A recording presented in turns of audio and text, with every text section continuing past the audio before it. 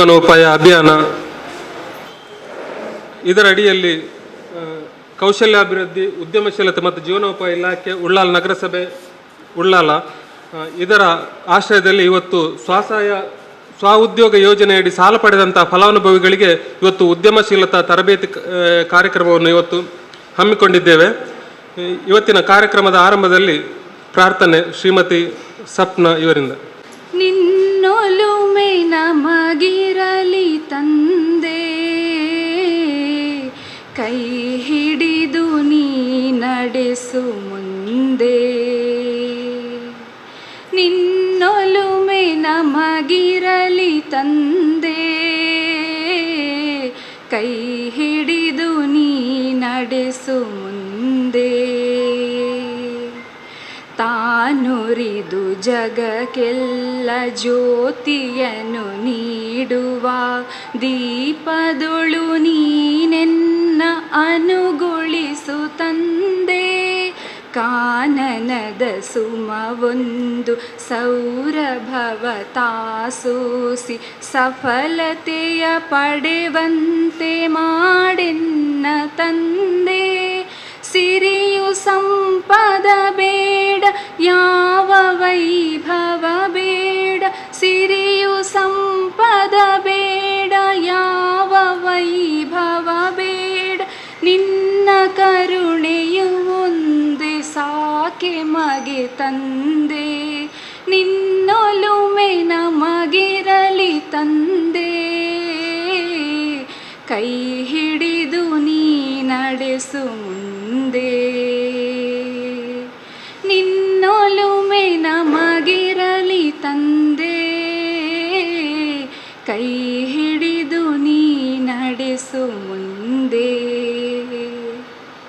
ಉದ್ಯಮಶೀಲತಾ ಅಭಿವೃದ್ಧಿ ತರಬೇತಿಯನ್ನು ಉದ್ಘಾಟನೆ ಮಾಡಲಿರುವಂಥ ಉಳ್ಳಾಲ ನಗರಸಭೆಯ ಪೌರಾಯುಕ್ತರು, ಇವರನ್ನು ನಾನು ಇವತ್ತಿನ ಕಾರ್ಯಕ್ರಮಕ್ಕೆ ಅವರನ್ನು ಆತ್ಮೀಯವಾಗಿ ಸ್ವಾಗತಿಸ್ತಾ ಇದ್ದೇನೆ. ಶ್ರೀಮತಿ ಐರಿನ್ ಡಿಸೋಜ ಇವರವರಿಗೆ ಹೂ ನೀಡಿ ಸ್ವಾಗತಿಸಬೇಕಾಗಿ ಕೇಳಿಕೊಳ್ತಾ ಇದ್ದೆ. ಅದೇ ರೀತಿ ಕಾರ್ಯಕ್ರಮದಲ್ಲಿ ಉಪಸ್ಥಿತರಿರುವಂಥ ಸ್ವರ್ಣ ಸ್ವಸಹಾಯ ಗುಂಪುಗಳ ಒಕ್ಕೂಟದ ಅಧ್ಯಕ್ಷರು ಶ್ರೀಮತಿ ಭಾರತಿ ಎಚ್ ಅವರನ್ನು ಕೂಡ ಇವತ್ತಿನ ತರಬೇತಿ ಕಾರ್ಯಕ್ರಮಕ್ಕೆ ಆತ್ಮೀಯವಾಗಿ ಸ್ವಾಗತಿಸ್ತಾ ಇದ್ದೇನೆ. ಅವರಿಗೆ ಶೋಭಾ ಇವರು ಹೂ ನೀಡಿ ಸ್ವಾಗತಿಸಬೇಕಾಗಿ ಕೇಳಿಕೊಳ್ತಾ ಇದ್ದೇನೆ.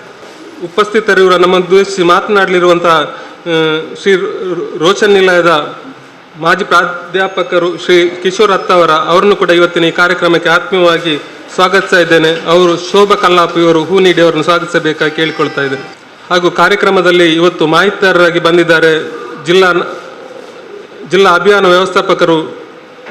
ವ್ಯವಸ್ಥಾಪಕರಾದ ಶ್ರೀಮತಿ ಐರಿನ್ ರೆಬೆಲ್ ಅವರನ್ನು ಕೂಡ ಇವತ್ತಿನ ಕಾರ್ಯಕ್ರಮಕ್ಕೆ ಆತ್ಮೀಯವಾಗಿ ಸ್ವಾಗತಿಸ್ತಾ ಇದ್ದೇನೆ. ಅವರಿಗೆ ರತ್ನ ಇವರು ಹೂ ನೀಡಿ ಸ್ವಾಗತಿಸಬೇಕಾಗಿ ಕೇಳಿಕೊಳ್ತಾ ಇದ್ದೇನೆ. ಹಾಗೂ ಇನ್ನೋರ್ವ ಮಾಹಿತಿದಾರರಾಗಿ ಬಂದಂಥ ಶ್ರೀ ವಿಶ್ವನಾಥರಾವ್ ಅಭಿಯಾನ ವ್ಯವಸ್ಥಾಪಕರು ದಕ್ಷಿಣ ಕನ್ನಡ ಇವರನ್ನು ಕೂಡ ಇವತ್ತಿನ ಕಾರ್ಯಕ್ರಮಕ್ಕೆ ಆತ್ಮೀಯವಾಗಿ ಸ್ವಾಗತಿಸ್ತಾ ಇದ್ದೇನೆ. ಅವರಿಗೆ ತೆರೆಸಾ ಇವರು ಹೂ ನೀಡಿ ಸ್ವಾಗತಿಸಬೇಕಾಗಿ ಕೇಳಿಕೊಳ್ತಾ ಇದ್ದೇನೆ. ಹಾಗೂ ಇವತ್ತಿನ ಈ ತರಬೇತಿ ಕಾರ್ಯಕ್ರಮದಲ್ಲಿ ಉಪಸ್ಥಿತರಿರುವಂಥ ಎಲ್ಲ ಈ ಸಾಲ ಪಡೆದಂಥ ಫಲಾನುಭವಿಗಳು ಹಾಗೂ ವೈಯಕ್ತಿಕವಾಗಿ ಸಾಲ ಪಡೆದಂಥ ಫಲಾನುಭವಿಗಳು ಕೂಡ ಇಲ್ಲಿ ಇದ್ದಾರೆ. ಅವ್ರನ್ನೆಲ್ಲರನ್ನೂ ಕೂಡ ಇವತ್ತಿನ ಈ ಕಾರ್ಯಕ್ರಮಕ್ಕೆ ಆತ್ಮೀಯವಾಗಿ ಸ್ವಾಗತಿಸ್ತಾ ಇದ್ದೇನೆ. ಮುಂದೆ ನಮ್ಮ ಇವತ್ತಿನ ತರಬೇತಿ ಕಾರ್ಯಕ್ರಮವನ್ನು ಉದ್ಘಾಟನೆ ಮಾಡಬೇಕಾಗಿ ನಮ್ಮ ಪೌರಾಯುಕ್ತರಲ್ಲಿ ಕೇಳಿಕೊಳ್ತೇನೆ. ಉಳಿದ ಅತಿಥಿಗಳು ಅವರೊಂದಿಗೆ ಕೈ ಜೋಡಿಸಬೇಕಾಗಿ ಕೇಳಿಕೊಳ್ತಾ ಇದ್ದೇನೆ.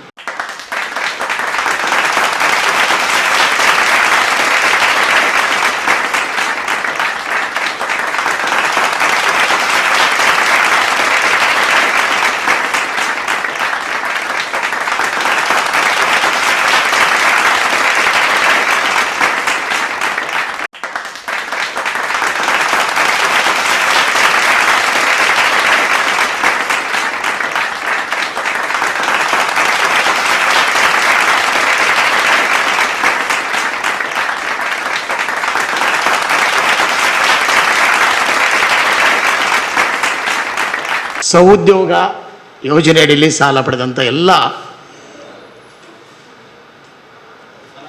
ಫಲಾನುಭವಿಗಳಿಗೆ ತರಬೇತಿ ಕಾರ್ಯಾಗಾರ ಎಂಬುದಾಗಿ ಇವತ್ತು ತರಬೇತಿ ಅತ್ಯವಶ್ಯಕವಾಗಿದೆ. ಯಾಕಂದರೆ ಸಾಲ ಪಡೆದ ನಂತರ ಅದನ್ನು ಯಾವ ರೀತಿ ಬಳಸಬೇಕು, ಯಾವ ರೀತಿ ಅದನ್ನು ಉಪಯೋಗ ಮಾಡಬೇಕೆಂಬುದಾಗಿ ತಿಳುವಳಿಕೆ ನಮಗಿರಬೇಕು.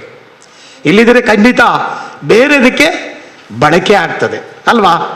ಹಣ ಇದ್ದರೆ ಮನುಷ್ಯನಿಗೆ ಏನೆಲ್ಲ ಆಲೋಚನೆ ಬರ್ತದೆ ಅಲ್ವಾ ಅಲ್ವಾ? ಯಾರಿಗೆ ಆಲೋಚನೆ ಬರುವುದಿಲ್ವಾ? ಹಣ ಇದ್ರೂ ಚಿಂತೆನೆ, ಹಣ ಇಲ್ಲದಿದ್ರೂ ಚಿಂತೆನೆ. ನೋಡಿ, ಹಣ ಇದ್ರೂ ಚಿಂತೆನೆ ಅಲ್ವಾ? ಅದು ಯಾವ ರೀತಿ ಅದನ್ನು ಬಳಕೆ ಮಾಡಬೇಕು, ಯಾವ ರೀತಿ ಉಪಯೋಗ ಮಾಡಬೇಕೆಂಬುದಾಗಿ ನಮಗೆ ತಿಳುವಳಿಕೆ ಇಲ್ಲ. ಕೆಲವರು ಇದ್ದೀರಿ, ಇಲ್ಲ ಅಂತ ಹೇಳುವುದಿಲ್ಲ. ಕೆಲವರಿಗೆ ಅದನ್ನು ಹಣದ ಬಗ್ಗೆ, ಆ ಮೌಲ್ಯದ ಬಗ್ಗೆ ವಿಶೇಷವಾದ ಜ್ಞಾನ ಇರ್ತದೆ. ಅದನ್ನು ಯಾವ ರೀತಿ ಅದನ್ನು ಎಲ್ಲಿ ತೊಡಗಿಸಬೇಕು, ಯಾವ ರೀತಿ ಬಳಸಬೇಕು, ಯಾವ ರೀತಿ ಅದನ್ನು ಉಪಯೋಗ ಮಾಡಬೇಕೆಂಬುದಾಗಿ ಕೆಲವರಿಗೆ ಗೊತ್ತಿದೆ. ಆದರೆ ಈ ತರಬೇತಿ ಕಾರ್ಯಾಗಾರ ಯಾಕೆ ಅವಶ್ಯಕತೆ ಇದೆ ಅಂದರೆ, ಇವತ್ತು ಸಾಲ ಪಡೆದ ಮೇಲೆ ಮರುಪಾವತಿ ಮಾಡಬೇಕು. ನಾವು ಸಾಲ ಮರುಪಾವತಿ ಮಾಡಬೇಕಾದ್ರೆ ಅದನ್ನು ಯಾವುದಕ್ಕಾದರೂ ಬಳಸಬೇಕು, ಯಾವುದಕ್ಕಾದ್ರೂ ಉಪಯೋಗ ಮಾಡಿ ಅದರಿಂದ ಸ್ವಲ್ಪ ಆದಾಯ ಬರುವಂತೆ ನಾವು ಅದನ್ನು ಮರು ಬಳಕೆ ಮಾಡಿದರೆ ಮಾತ್ರ ಅದರಿಂದ ಆದಾಯ ಬಂದರೆ ಸಾಲವನ್ನು ಅದನ್ನು ಮರುಪಾವತಿ ಮಾಡಲಿಕ್ಕೆ ಸಾಧ್ಯ ಆಗ್ತದೆ ಅಲ್ವಾ? ನಿಮಗೆ ಎಲ್ಲ ಗೊತ್ತಿದೆ, ಗುಂಪುಗಳಲ್ಲಿ ಯಾವ ರೀತಿ ನೀವು ಸಾಲ ಮಾಡ್ತೀರಿ, ಯಾವ ರೀತಿ ಅದನ್ನು ಬಳಕೆ ಮಾಡ್ತೀರಿ, ಅದನ್ನು ಯಾವ ರೀತಿ ಬ್ಯಾಂಕ್ಗಳಿಗೆ ಮರುಪಾವತಿ ಮಾಡ್ತೀರಿ ಎಂಬುದಾಗಿ. ಈ ರೀತಿ ತರಬೇತಿಯಲ್ಲಿ ಒಳ್ಳೊಳ್ಳೆ ನಿಮ್ಗೆ ಯಾವ ರೀತಿ ಅದನ್ನು ಬಳಕೆ ಮಾಡಬೇಕು, ಯಾವ ರೀತಿ ಅದನ್ನು ಆ ಹಣವನ್ನು ಯಾವ ರೀತಿ ತೊಡಗಿಸ್ಕೊಳ್ಬೇಕೆಂಬುದಾಗಿ ನಮ್ಮ ಕಿಶೋರ್ ಅವರಿದ್ದಾರೆ, ನಮ್ಮ ಐರಿನ್ ಮೇಡಮ್ ಅವರಿದ್ದಾರೆ. ಅದರ ಬಗ್ಗೆ ನಿಮಗೆ ತರಬೇತಿ ಕೊಡ್ತೇವೆ. ಇದನ್ನು ಸರಿಯಾಗಿ ನೀವು ತರಬೇತಿ ಪಡೆದುಕೊಂಡಲ್ಲಿ ಆ ಹಣದ ಮೌಲ್ಯವನ್ನು, ಸಾಲವನ್ನು ಯಾವ ರೀತಿ ಅದನ್ನು ಮರುಬಳಕೆ, ಮರು ಪಾವತಿ ಮಾಡಬಹುದು, ಅದನ್ನು ಯಾವ ರೀತಿ ಬಳಸಬೇಕು ಎಂಬುದಾಗಿ ನಿಮಗೆ ಅದು ಸ್ಪಷ್ಟವಾಗಿ ನಿಮಗೆ ಗಮನಕ್ಕೆ ಬರ್ತದೆ, ತಿಳುವಳಿಕೆ ಬರ್ತದೆ. ಇವತ್ತು ಈ ರೀತಿ ಸಾಲವನ್ನು ಅದನ್ನು ಯಾವ ರೀತಿ ಅದನ್ನು ನಾವು ಅದರಿಂದ ಆದಾಯ ಬರುವಂತೆ ಯಾವ ರೀತಿ ಅದನ್ನು ಮಾಡಬೇಕೆಂಬುದಾಗಿ ಈ ತರಬೇತಿ ಕಾರ್ಯಕ್ರಮವನ್ನು ತಾವೆಲ್ಲರೂ ಪಡೆದುಕೊಳ್ಬೇಕು. ಆದಷ್ಟು ತರಬೇತಿ ಪಡೆದುಕೊಂಡು ಈ ಸಾಲವನ್ನು ಯಾವುದೇ ಕಾರಣಕ್ಕೂ ಬೇರೆದಕ್ಕೆ ಅದನ್ನು ಬಳಸಬೇಡಿ. ಅದನ್ನು ಬಳಸಿದರೆ ಅದರಿಂದ ಸ್ವಲ್ಪ ಆದಾಯ ಬರಬೇಕು ನಮಗೆ. ಅದರ ಮೂಲಕ ನಿಮ್ಮ ಜೀವನ ನಿರ್ವಹಣೆಗೆ, ನಿಮ್ಮ ಮಕ್ಕಳ ವಿದ್ಯಾಭ್ಯಾಸಕ್ಕೆ, ಮತ್ತು ನಿಮ್ಮ ಮನೆಯಲ್ಲಿ ಬೇಕಾದ ಸಣ್ಣ ಪುಟ್ಟಕ್ಕೆ ಅದನ್ನು ಉಪಯೋಗ ಮಾಡಬಹುದು. ಈ ರೀತಿ ಮಹಿಳೆಯರು ತಮ್ಮನ್ನು ಇದರಲ್ಲಿ ತರಬೇತಿಯಲ್ಲಿ ಸರಿಯಾಗಿ ಗಮನ ಇಟ್ಟು ಅದರಲ್ಲಿ ನೀವು ತರಬೇತಿ ಪಡೆದುಕೊಂಡ್ರೆ ಖಂಡಿತವಾಗಿ ಮುಂದೆ ಇನ್ನೂ ನೀವು ಒಳ್ಳೆ ರೀತಿಯಲ್ಲಿ ನಿಮ್ಮ ಸ್ವಸಹಾಯ ಗುಂಪುಗಳಿಗೆ, ನಿಮ್ಮ ಕೊಲೀಗ್ಸಿಗೆ ಅದರ ಬಗ್ಗೆ ತಿಳುವಳಿಕೆ ಕೊಡಬಹುದು. ಮನೆಯಲ್ಲಿ ಸಣ್ಣ ಪುಟ್ಟ ಕೈಗಾರಿಕೆಗಳನ್ನು ಮನೆಯಲ್ಲೇ ಮಾಡುವಂಥ ಪದಾರ್ಥಗಳನ್ನು ಮಾಡಿ ಅದರಿಂದ ಸ್ವಲ್ಪ ಆದಾಯವನ್ನು ಗಳಿಸಲಿಕ್ಕೆ ಸಾಧ್ಯ ಆಗ್ತದೆ. ಅದರ ವಿವರವಾಗಿ ನಿಮಗೆ ಹೇಳ್ತಾರೆ, ನಾನು ಹಚ್ಚಿ ಹೇಳಲಿಕ್ಕೆ ಹೋಗಲ್ಲ, ಅವರು ವಿವರವಾಗಿ ನಿಮಗೆ ಹೇಳ್ತಾರೆ. ಇದನ್ನು ಸರಿಯಾಗಿ ಪಡೆದುಕೊಳ್ಳಿ. ನಿಜವಾಗ್ಲೂ ಮಹಿಳೆಯರಿಗೆ ಇದೊಂದು ತರಬೇತಿ ಅವಶ್ಯಕತೆ ಇದೆ ಎಂಬುದಾಗಿ ನಾನು ಎಣಿಸ್ತೇನೆ. ಯಾಕಂದರೆ ಇವತ್ತು ಒಬ್ಬರೇ ಕೂತ್ರೆ ಅದು ಆಲೋಚನೆ ಬರುವುದಿಲ್ಲ. ಒಂದು ಗುಂಪಾಗಿ ಸೇರಿದರೆ ತಿಳುವಳಿಕೆ ಬರ್ತದೆ. ಎಲ್ಲರೂ ಯಾರೂ ದಡ್ರು ಇಲ್ಲಿಲ್ಲ, ಎಲ್ರಿಗೂ ತಿಳುವಳಿಕೆ ಇದೆ. ಅದನ್ನು ಉಪಯೋಗ ಮಾಡಬೇಕು. ತಿಳುವಳಿಕೆ ಇದೆ, ಅದನ್ನು ಉಪಯೋಗ ಮಾಡದಿದ್ರೆ ಪ್ರಯೋಜನವಿಲ್ಲ. ಇವತ್ತು ನಮಗಿರುವಂಥ ತಿಳುವಳಿಕೆಯನ್ನು ನಾವು ಅದನ್ನು ಉಪಯೋಗ ಮಾಡ್ಕೋಬೇಕು. ಅದರಿಂದ ಉಪಯೋಗ ಆದರೆ ಒಳ್ಳೆ ರೀತಿಯಲ್ಲಿ ನಿಮ್ಮ ತರಬೇತಿ ಆಗಲಿ, ಯಶಸ್ವಿ ಆಗಲಿ, ನೀವೆಲ್ಲ ಒಳ್ಳೆ ರೀತಿಯಲ್ಲಿ ಸಾಲ ಪಡೆದು ಮರುಪಾವತಿ ಮಾಡಿ ಇನ್ನೂ ಹೆಚ್ಚಿನ ಸಾಲ ಪಡೆದು ನಿಮ್ಮ ಕುಟುಂಬವನ್ನು, ನಿಮ್ಮ ಫ್ಯಾಮಿಲಿಯನ್ನು ಒಳ್ಳೆ ರೀತಿಯಲ್ಲಿ ನಿರ್ವಹಣೆ ಮಾಡಿ ಎಂಬುದಾಗಿ ನನಗೆ ಅವಕಾಶ ಕೊಟ್ಟಿದ್ದಕ್ಕಾಗಿ ಎಲ್ಲರಿಗೂ ನಾನು ವಂದಿಸುತ್ತಾ ನನ್ನ ಮಾತನ್ನು ಮುಗಿಸ್ತೇನೆ. ಧನ್ಯವಾದಗಳು ಪೌರಾಯುಕ್ತರಿಗೆ. ಸ್ವಸಹಾಯ ಸಂಘಗಳು ಸುಮಾರು ನಮ್ಮಲ್ಲಿ 80 ಸ್ವಸಹಾಯ ಗುಂಪುಗಳಿವೆ. ಆದರೆ ಅದರಲ್ಲಿ ಸುಮಾರು 10 ಗುಂಪುಗಳು ಸಾಧಾರಣ ಸ್ವಲ್ಪ ಸಮಸ್ಯೆಗಳನ್ನು ಎದುರಿಸುವಂಥ, ಉಳಿದ 70 ಗುಂಪುಗಳು ಒಳ್ಳೆ ಸಕ್ರಿಯವಾಗಿರುವಂತಹ ಗುಂಪುಗಳು. ಯಾವುದೇ ತೊಂದರೆಗಳು ಇಷ್ಟವರೆಗೆ ಬಾರದು, ಒಳ್ಳೆ ಸಕ್ರಿಯವಾಗಿರುವಂಥದ್ದು. ಪ್ರತಿಯೊಂದರಲ್ಲಿ ನಮ್ಮೊಂದಿಗೆ ಕೈ ಜೋಡಿಸಿ ಪ್ರತಿಯೊಂದು ನಾವು ಕರೆಯುವಂಥ ಕಾರ್ಯಕ್ರಮಗಳಿಗೆ ಎಲ್ಲರೂ ಕೂಡ ಭಾಗವಹಿಸಿರುವಂಥ ಗುಂಪುಗಳು. ಈ 70 ಗುಂಪುಗಳಲ್ಲಿ ಈಗಾಗಲೇ ಸುಮಾರು ಒಂದು 45-50 ಗುಂಪುಗಳಿಗೆ ಬ್ಯಾಂಕ್ ಲಿಂಕೇಜ್ ಇರ್ಬೋದು, ಅಥವಾ ಸ್ವಉದ್ಯೋಗಕ್ಕೆ ಈಗ 2 ವರ್ಷದಿಂದ ಸ್ವಉದ್ಯೋಗಕ್ಕೆ ಲೋನ್ ಕೊಡ್ತಾ ಇಲ್ಲ, ಖಾಲಿ ಬ್ಯಾಂಕ್ ಲಿಂಕೇಜ್ ಮಾತ್ರ ಆಗ್ತಾ ಇದೆ. ಅಂದರೆ ಅವರು ಬೇರೆ ಬೇರೆ ಚಟುವಟಿಕೆಗಳು, ಮೀನುಗಾರಿಕೆ ಮಾಡುವವರು ಇರ್ಬೋದು, ಇದರಲ್ಲಿ ಟೈಲರಿಂಗ್ ಉದ್ಯಮ ಗುಂಪಾಗಿ ಮಾಡ್ತಾ ಇಲ್ಲ. ಆದರೆ ಅವರು ಸಾಲ ತಗೊಂಡು ಅವರವರು ವೈಯಕ್ತಿಕವಾಗಿ ಎಲ್ಲರೂ ಕೂಡ ಆ ಕೆಲಸಗಳನ್ನು ಟೈಲರಿಂಗ್ ಮಾಡುವವರು ಇದ್ದಾರೆ, ಕೆಲವರು ಅಂಗಡಿ ನಡೆಸುವವರು ಇದ್ದಾರೆ, ಕೆಲವು ಟೈಲರಿಂಗ್ ಅಂಗಡಿ ನಡೆಸುವವರು ಕೂಡ ಇದ್ದಾರೆ, ಸ್ವಉದ್ಯೋಗ ಮಾಡಿದವರು ಇಲ್ಲಿ ಟೈಲರಿಂಗ್ ಅಂಗಡಿ ನಡೆಸುವವರು ಕೂಡ ಇಲ್ಲಿದ್ದಾರೆ. ಮತ್ತು ಕೆಲವರೆಲ್ಲ ಸಣ್ಣ ಪುಟ್ಟ ಚೆಂಬುಗುಡ್ಡೆ ಅಂತ ಏರಿಯಾದಲ್ಲಿ ಕೆಲವು ಫಿನಾಯಿಲ್ ಎಲ್ಲ ಮಾಡಿ ಮಾರಾಟ ಮಾಡುವವರು ಕೂಡ ಇಲ್ಲಿ ಇದ್ರು. ಕೆಲವು ಸಮಯಗಳಲ್ಲಿ ಫಿನಾಯಿಲ್ ಅದನ್ನೆಲ್ಲ ಮಾರಾಟ ಮಾಡಿ ಆನಂತರ ಬತ್ತಿ ತಯಾರಿಕೆ ಮಾಡುವವರು ಇದ್ದಾರೆ. ಇಲ್ಲಿ ಕೆಲವು ಸಂದರ್ಭಗಳಲ್ಲಿ ಬತ್ತಿ ಮಾರಾಟ ಕೂಡ ಇಲ್ಲಿ ಮಾಡ್ತಾ ಇದ್ರು ಅವರು ತಂದದನ್ನು. ಹೌದು. ಮತ್ತೆ ಉಪ್ಪಿನಕಾಯಿ ತಯಾರಿಕೆ ಮಾಡುವವರಿದ್ರು, ಅದು ಕೂಡ ನಮ್ಮ ನೋಡಿ ಅವರು ನಮ್ಮವರಲ್ಲಿ ಉಪ್ಪಿನಕಾಯಿ ತಯಾರಿ ಮಾಡಿ ನಮ್ಮ ಒಕ್ಕೂಟದಲ್ಲಿ ಮಾರಾಟ ಮಾಡ್ತಾ ಇದ್ರು. ಈ ಎಲ್ಲ ಬೇರೆ ಬೇರೆ ಚಟುವಟಿಕೆಗಳನ್ನು ಮಾಡುವಂತ ಗುಂಪುಗಳು ಇವೆ. ಅದೇ ರೀತಿ ಕೊಟ್ಟಂತ ಸಾಲ ಕೂಡ ಒಳ್ಳೆಯ ರೀತಿಯಲ್ಲಿ ನಮಗೆ ಮರುಪಾವತಿ ಕೂಡ ಆಗ್ತಾ ಇದೆ. ನಮಗೆ ಬ್ಯಾಂಕುಗಳು ಕೂಡ, ನಮಗೆ 2 ಬ್ಯಾಂಕುಗಳು ಒಳ್ಳೆಯ ರೀತಿಯಲ್ಲಿ, ಉಳ್ಳಾಲದಲ್ಲಿ 5 ಬ್ಯಾಂಕ್ಗಳಿವೆ. 5 ಬ್ಯಾಂಕ್ಗಳಲ್ಲಿ ನಮಗೆ ಕಾರ್ಪೊರೇಷನ್ ಬ್ಯಾಂಕ್ ಮತ್ತು ವಿಜಯ ಬ್ಯಾಂಕ್ ಒಳ್ಳೆಯ ಸಹಕಾರವನ್ನು ಕೂಡ ಕೊಟ್ಟಿದ್ದಾರೆ, ಗುಂಪುಗಳಿಗೆ ಒಳ್ಳೆ ಸಹಕಾರ ಕೂಡ ಕೊಟ್ಟಿದ್ದಾರೆ. ಹಾಗೂ ಈ ರೀತಿ ನಮ್ಮ ಗುಂಪುಗಳು ಒಳ್ಳೆಯ ರೀತಿಯಲ್ಲಿ ಉಳ್ಳಾಲ ನಗರಸಭೆಯಲ್ಲಿ ಕಾರ್ಯಾಚರಿಸ್ತಾ ಇದೆ. ದಕ್ಷಿಣ ಕನ್ನಡ ಜಿಲ್ಲೆಯಲ್ಲಿ ಒಳ್ಳೆಯ ಗುಂಪುಗಳು ಅಂತೇಳಿ ಉಳ್ಳಾಲ ನಗರಸಭೆಗೆ ಒಂದು ಹೆಸರಿದೆ, ಅದಕ್ಕೆ ನಮಗೆ ತುಂಬ ಹೆಮ್ಮೆ ಕೂಡ ಆಗ್ತಾ ಇದೆ. ಬೇರೆ ಎಲ್ಲಿಯೂ ಕೂಡ ಇಷ್ಟು ಒಳ್ಳೆಯ ರೀತಿಯಲ್ಲಿ ನಮ್ಮ ನಗರ ಸ್ಥಳೀಯ ಸಂಸ್ಥೆಗಳಲ್ಲಿ ಇಷ್ಟು ಒಳ್ಳೆಯ ರೀತಿಯಲ್ಲಿ ಕಾರ್ಯನಿರ್ವಹಿಸುವ ಗುಂಪುಗಳು ನಮ್ಮ ದಕ್ಷಿಣ ಕನ್ನಡ ಜಿಲ್ಲೆಯಲ್ಲಿ ಇಲ್ಲ ಅಂತ ನನ್ನ ಅನಿಸಿಕೆ. ಹಾಗಾಗಿ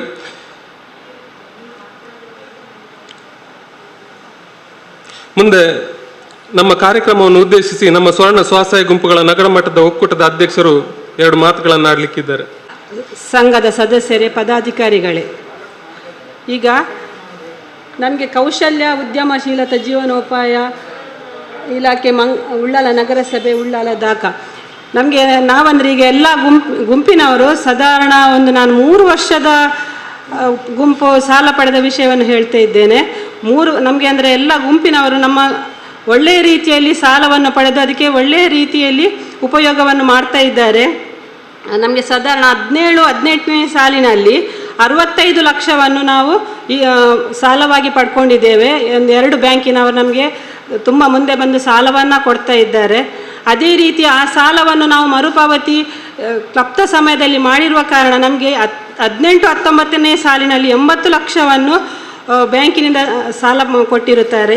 ಅದು 2 ಬ್ಯಾಂಕಿನವರು, ಒಂದು ಬ್ಯಾಂಕ್ ಆಫ್ ಬರೋಡಾ ಮತ್ತು ಕಾರ್ಪೊರೇಷನ್ ಬ್ಯಾಂಕ್, 2 ಬ್ಯಾಂಕಿನಿಂದ. ಆಮೇಲೆ 19-20ನೇ ಸಾಲಿನಲ್ಲಿ 1,19 ಲಕ್ಷ ಸಾಲವನ್ನು ನಾವು ನಮ್ಮದು 40 ಗುಂಪು ಈಗಾಗಲೇ ಸಾಲ ಪಡೆದಿದ್ದೇವೆ. 1,19 ಲಕ್ಷ ಸಾಲವನ್ನು ನಮಗೆ ಬ್ಯಾಂಕಿನಲ್ಲಿ ನೀಡಿದ್ದಾರೆ. ವಿಜಯ ಬ್ಯಾಂಕ್ ಆಫ್ ಬರೋಡಾ ಇವರು 1,14 ಲಕ್ಷ ಸಾಲವನ್ನು ನೀಡಿರುತ್ತಾರೆ. 5 ಲಕ್ಷವನ್ನು ಕಾರ್ಪೊರೇಷನ್ ಬ್ಯಾಂಕಿನವರು ನಮಗೆ ಸಾಲವಾಗಿ ನೀಡಿರುತ್ತಾರೆ. ಅಂದರೆ ಇದರ ಅರ್ಥ ಏನಂತೇಳಿದರೆ, ನಮ್ಮ ಮಹಿಳೆಯರು ಸ್ವಸಹಾಯ ಗುಂಪಿನ ಮುಖಾಂತರ ಪಡೆದ ಸಾಲವನ್ನು ಕ್ಲಪ್ತ ಸಮಯದಲ್ಲಿ ಕಟ್ತಾ ಇರುವುದರಿಂದ ನಮಗೆ ಇಷ್ಟೇ ಅಲ್ಲ, ಇನ್ನೂ ಸಹ ನಾವು ನಿಮಗೆ ಗುಂಪಿಗೆ ಬೇಕಾದ ಸಾಲವನ್ನು ನೀಡ್ತೇವೆ ಅಂತೇಳಿ ನಮಗೆ ಬ್ಯಾಂಕಿನವರು ಮುಂದೆ ಬಂದಿದ್ದಾರೆ. ಆದರೆ ಕೊನೆಗೆ ನಾವು ಈ ಸಾಲವನ್ನು ಪಡೆಯುವಾಗ ನಮಗೆ ಕೊನೆಗೆ ಲಾಕ್ಡೌನ್ ಬಂತು. ಆದ ಕಾರಣ ಇಲ್ಲದಿದ್ದರೆ ಇನ್ನೂ 1.5 ಕೋಟಿ ಮುಂದೆ ಹೋಗ್ತಿತ್ತ ಏನ ಹಾಗೆ. ಆದರೆ ನಮ್ಮ ಗುಂಪಿನವರು ಈ ಮಹಿಳೆಯರು ಏನೇ ಕಷ್ಟ ಏನೇ ತೊಂದರೆ ಇದ್ದರೆ ಸಹ ನಮ್ಮದು ಬ್ಯಾಂಕ್ ಲಿಂಕೇಜ್ ಮಾಡಿರುವ ಗುಂಪಿನವರು ಆಂತರಿಕ ನೇರ ಸಾಲವನ್ನು ಕ್ಲಪ್ತ ಸಮಯದಲ್ಲಿ ಕಟ್ತಾ ಇದ್ದಾರೆ.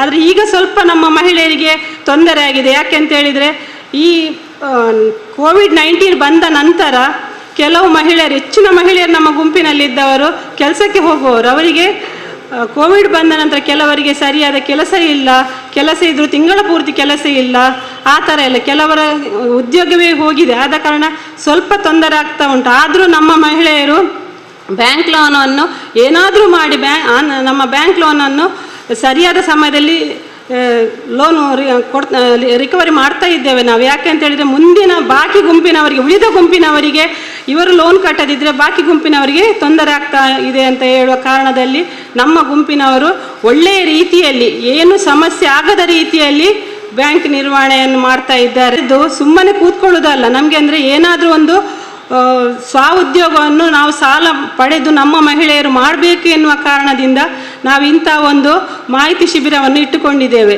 ಯಾಕೆ ಅಂತ ಹೇಳಿದರೆ, ನಮಗೆ ನಮ್ಮ ಮಹಿಳೆಯರು ಏನು ಕಡಿಮೆ ಇಲ್ಲ ಸರ್, ನಮ್ಮ ಮಹಿಳೆಯರು ಎಲ್ಲ ಸ್ವಉದ್ಯೋಗ ಮಾಡ್ತಾರೆ. ಆದರೆ ನಮ್ಮ ಮಹಿಳೆಯರಿಗೆ ಸರಿಯಾದ ಮಾರ್ಕೆಟಿಂಗ್ ಸಮಸ್ಯೆ ಇದೆ ಸರ್. ಅದಕ್ಕೆ ಏನಾದರೂ ನೀವು ಒಂದು ಮಾರ್ಗೋಪಾಯವನ್ನು ಏನಾದರೂ ಕೊಡಬೇಕು ಅಂತ ನಾನು ನಿಮ್ಮ ಹತ್ರ ಈಗ ಕೇಳ್ತಾ ಇದ್ದೇನೆ. ಯಾಕೆಂತ ಹೇಳಿದರೆ ಎಲ್ಲ ಉಪ್ಪಿನಕಾಯಿ ಮಾಡೋರು ಇದ್ದಾರೆ, ಹಪ್ಪಳ ಸಂಡಿಗೆ ಬತ್ತಿ ಎಲ್ಲರೂ ಮಾಡ್ತಾರೆ, ಆದರೆ ಅವರಿಗೆ ಸರಿಯಾದ ಒಂದು ಮಾಹಿತಿಯ ಕೊರತೆಯ ಏನು ಅಂತ ಗೊತ್ತಿಲ್ಲ. ಆದರೆ ಅವರಿಗೆ ಅದನ್ನು ಯಾವ ಥರದಲ್ಲಿ ಮಾರ್ಕೆಟಿಂಗ್ ಮಾಡುವುದಂತ ಹೇಳಿ ತುಂಬ ಕಷ್ಟ ಆಗ್ತಾ ಉಂಟು. ಆದ ಕಾರಣ ಕೆಲವರು ತಯಾರಿಸಿದ್ರು, ಸ್ವಲ್ಪ ಸಮಯ ಸ್ವಉದ್ಯೋಗ ಮಾಡಿದರು, ಮಾರ್ಕೆಟಿಂಗ್ ಇಲ್ಲ ಹೇಳಿ ಅಲ್ಲಿಗೆ ಸ್ಟಾಪ್ ಆದರು. ಪಿನೈಲ್, ಸೋಪ್ ಆಯಿಲ್ ಎಲ್ಲ ಮಾಡ್ತಾ ಇದ್ದಾರೆ ನಮ್ಮ ಮಹಿಳೆಯರು, ಆದರೆ ಮಾರ್ಕೆಟಿಂಗಿನ ಕೊರತೆಯಿಂದಾಗಿ ಸ್ವಲ್ಪ ಹಿಂದೆ ಉಳಿದಿದ್ದಾರೆ. ಅಷ್ಟೇ ವಿನಃ ನಮ್ಮ ಮಹಿಳೆಯರು ಸರಿಯಾದ ಮಾಹಿತಿ ದೊರೆತರೆ ಸ್ವಉದ್ಯೋಗವನ್ನು ಎಲ್ಲರೂ ಮಾಡ್ತಾರೆ ಅಂತ ಇವತ್ತಲ್ಲಿ ನಾನು ಹೇಳ್ತಾ ಇದ್ದೇನೆ. ಹಾಗೆ ಈಗ ಕೋವಿಡ್ ಬಂದು ನಮಗೆ ಸ್ವಲ್ಪ ಸಮಯ ನಮ್ಮದು ಬ್ಯಾಂಕ್ ಲೋನ್ ಸಹ ನಿಲ್ಲಿಸಿದ್ದಾರೆ, ಬ್ಯಾಂಕ್ ಲೋನ್ ಕಟ್ಟೋದು. ಆದರೆ ಈಗ 2 ತಿಂಗಳಿಂದ ಪುನಃ ಮೊದಲಿನ ಥರವೇ ನಾವು ರಿಕವರಿ ಆಗ್ತಾ ಉಂಟು. ಆದರೆ ನಮಗೆ ಈಗ ಮಹಿಳೆಯರು ನಮ್ಮದು ಗುಂಪೆಲ್ಲ ಸ್ವಲ್ಪ ಸಮಯ ನಿಂತ ಕಾರಣ ಎಲ್ಲರಿಗೆ ಸ್ವಲ್ಪ ಏನಂತ ಹೇಳಿದರೆ ಗುಂಪಿಗೆ ಹೋಗದೆ ಸ್ವಲ್ಪ ಇದಾಗಿದ್ದಾರೆ, ಅವರು ಅಲ್ಲಿ ಬಾಕಿಯಾಗಿದ್ದಾರೆ. ಅದಕ್ಕೆ ಈಗ ಈ ನಮ್ಮ ಇಲ್ಲಿ ಒಳ್ಳೆಲ್ಲ ಮಾಹಿತಿದಾರರಿದ್ದಾರೆ, ಅವರ ಮಾಹಿತಿಯನ್ನು ಪಡ್ಕೊಂಡು ಇನ್ನೂ ಸಹ ಮುಂದಕ್ಕೆ ಒಳ್ಳೆ ಉತ್ಸಾಹದಿಂದ ಮೊದಲು ಯಾವ ಥರ ನಮ್ಮ ಗುಂಪು ನಡೀತಾ ಇತ್ತು ಅದೇ ಉತ್ಸಾಹದಿಂದ ಇನ್ನು ಮುಂದೆ ಸಹ ನೀವು ಗುಂಪನ್ನು ನಡೆಸ್ಕೊಂಡು ಬರಬೇಕಂತ ಹೇಳುತ್ತಾ ನನ್ನ 2 ಮಾತನ್ನು ಮುಗಿಸ್ತಾ ಇದ್ದೇನೆ. ಜೈ. ಮುಂದೆ ನಮ್ಮನ್ನು ಉದ್ದೇಶಿಸಿ ಮಾತನಾಡಲಿಕ್ಕಿದ್ದಾರೆ ಶ್ರೀ ಕಿಶೋರತ್ ಅವರ ಮಾಜಿ ಪ್ರಾಧ್ಯಾಪಕರು, ರೋಚನ್ ನಿಲಯ, ಮಂಗಳೂರು. ನೀವು ಅಂಗಡಿ ನಡೆಸ್ತಾ ಇರ್ಬೋದು, ಟೈಲರಿಂಗ್ ಮಾಡ್ತಾ ಇರ್ಬೋದು, ಫಿನಾಯಿಲ್ ಮಾಡ್ತಾ ಇರ್ಬೋದು, ಅಥವಾ ಇನ್ಯಾವುದೇ ವಸ್ತುಗಳನ್ನು ತಯಾರು ಮಾಡ್ತಾ ಇರ್ಬೋದು, ಹೌದಾ? ಹಾಗಾಗಿ ನಾನು ಏನು ಹೇಳಲಿಕ್ಕೆ ಇಷ್ಟಪಡ್ತೇನೆ ಅಂತ ಹೇಳಿದ್ರೆ, ನೀವು ಎಲ್ಲರೂ ಕೂಡ ಒಂದು ಉದ್ಯಮಶೀಲದಿಂದ ಸ್ವಾವಲಂಬಿಯಾಗಿ ಒಂದು ಜೀವನ ನಡೆಸಬೇಕು ಅನ್ನೋದು ಮೂಲ ಆಶಯ. ಅದಕ್ಕೆ ಉದ್ಯಮಶೀಲತೆ ತರಬೇತಿ ಬಂದು ಬ್ಯಾಂಕ್ ಲಿಂಕೇಜಸ್ ಅಂಥದ್ದೆಲ್ಲ ಮಾಡ್ತಾ ಬಂದಿದ್ದೀರಿ. ಮೊದಲನೇದಾಗಿ ನಾನು ನಿಮ್ಗೆಲ್ರಿಗೂ ಕೂಡ ಶುಭಾಶಯವನ್ನು ಹೇಳಲಿಕ್ಕೆ ಇಷ್ಟಪಡ್ತೇನೆ. ಅದೇನಂತ ಹೇಳಿದ್ರೆ, ಆಲ್ಮೋಸ್ಟ್ 19 ಮತ್ತು 20ನೇ ಸಾಲಿನಲ್ಲಿ ನಿಮ್ಮ ಟರ್ನ್ ಓವರ್ 1 ಕೋಟಿಗಿಂತ ಹೆಚ್ಚು ಬಂದಿದೆ. ಸಂತೋಷ. ನೀವು ಯಾವ ಹಿನ್ನೆಲೆಯಲ್ಲಿ ಈಗ ಇದ್ದೀರಿ?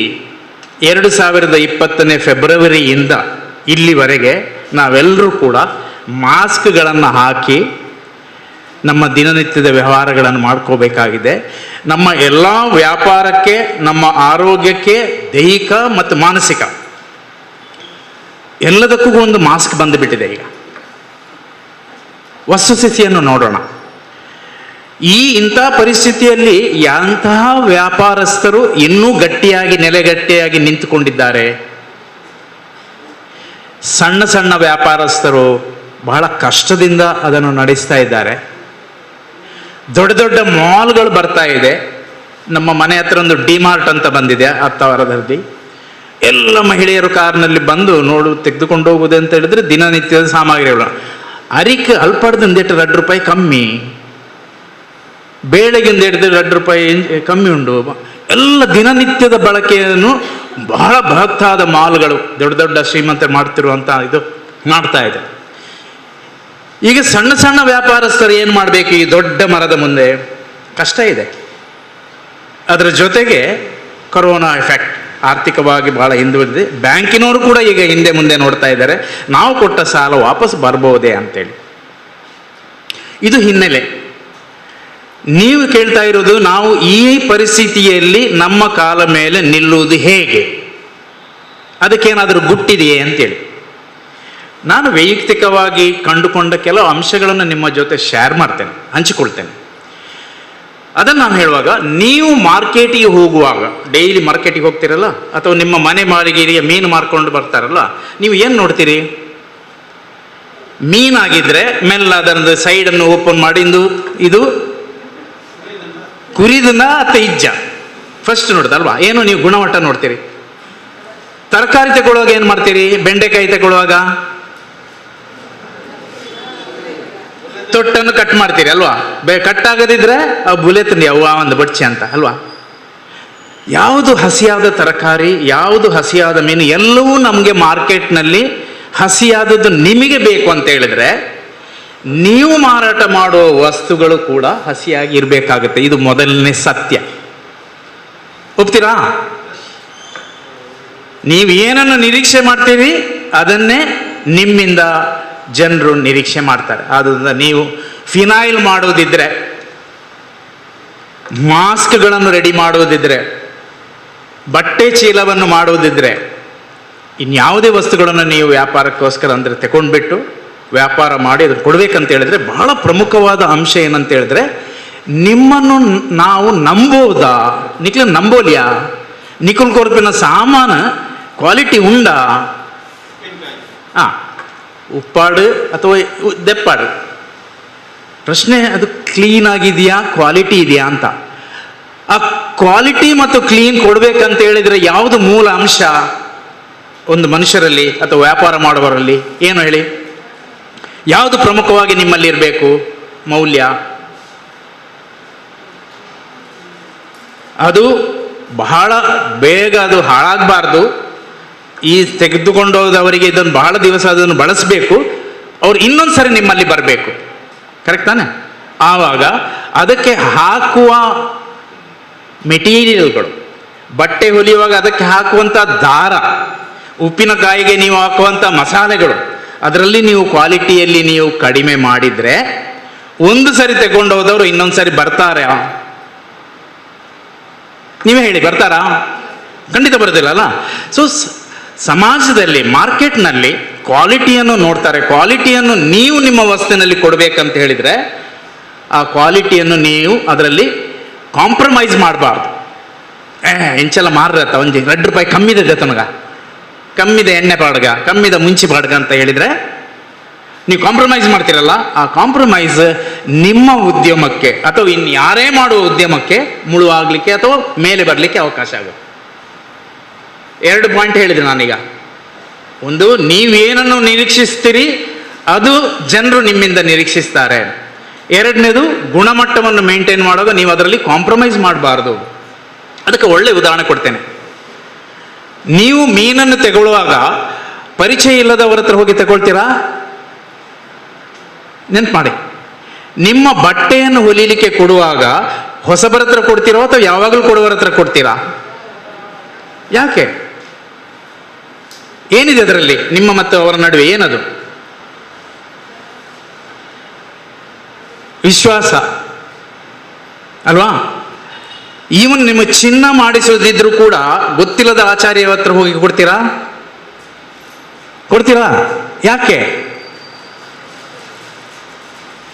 ಏನಿದೆ ಅದು ನಡುವಿನಲ್ಲಿ, ನಿಮ್ಮ ಮತ್ತು ಅವರ ನಡುವಿನಲ್ಲೂ ಏನು ಸಂಬಂಧ? ಅದು ಏನದು?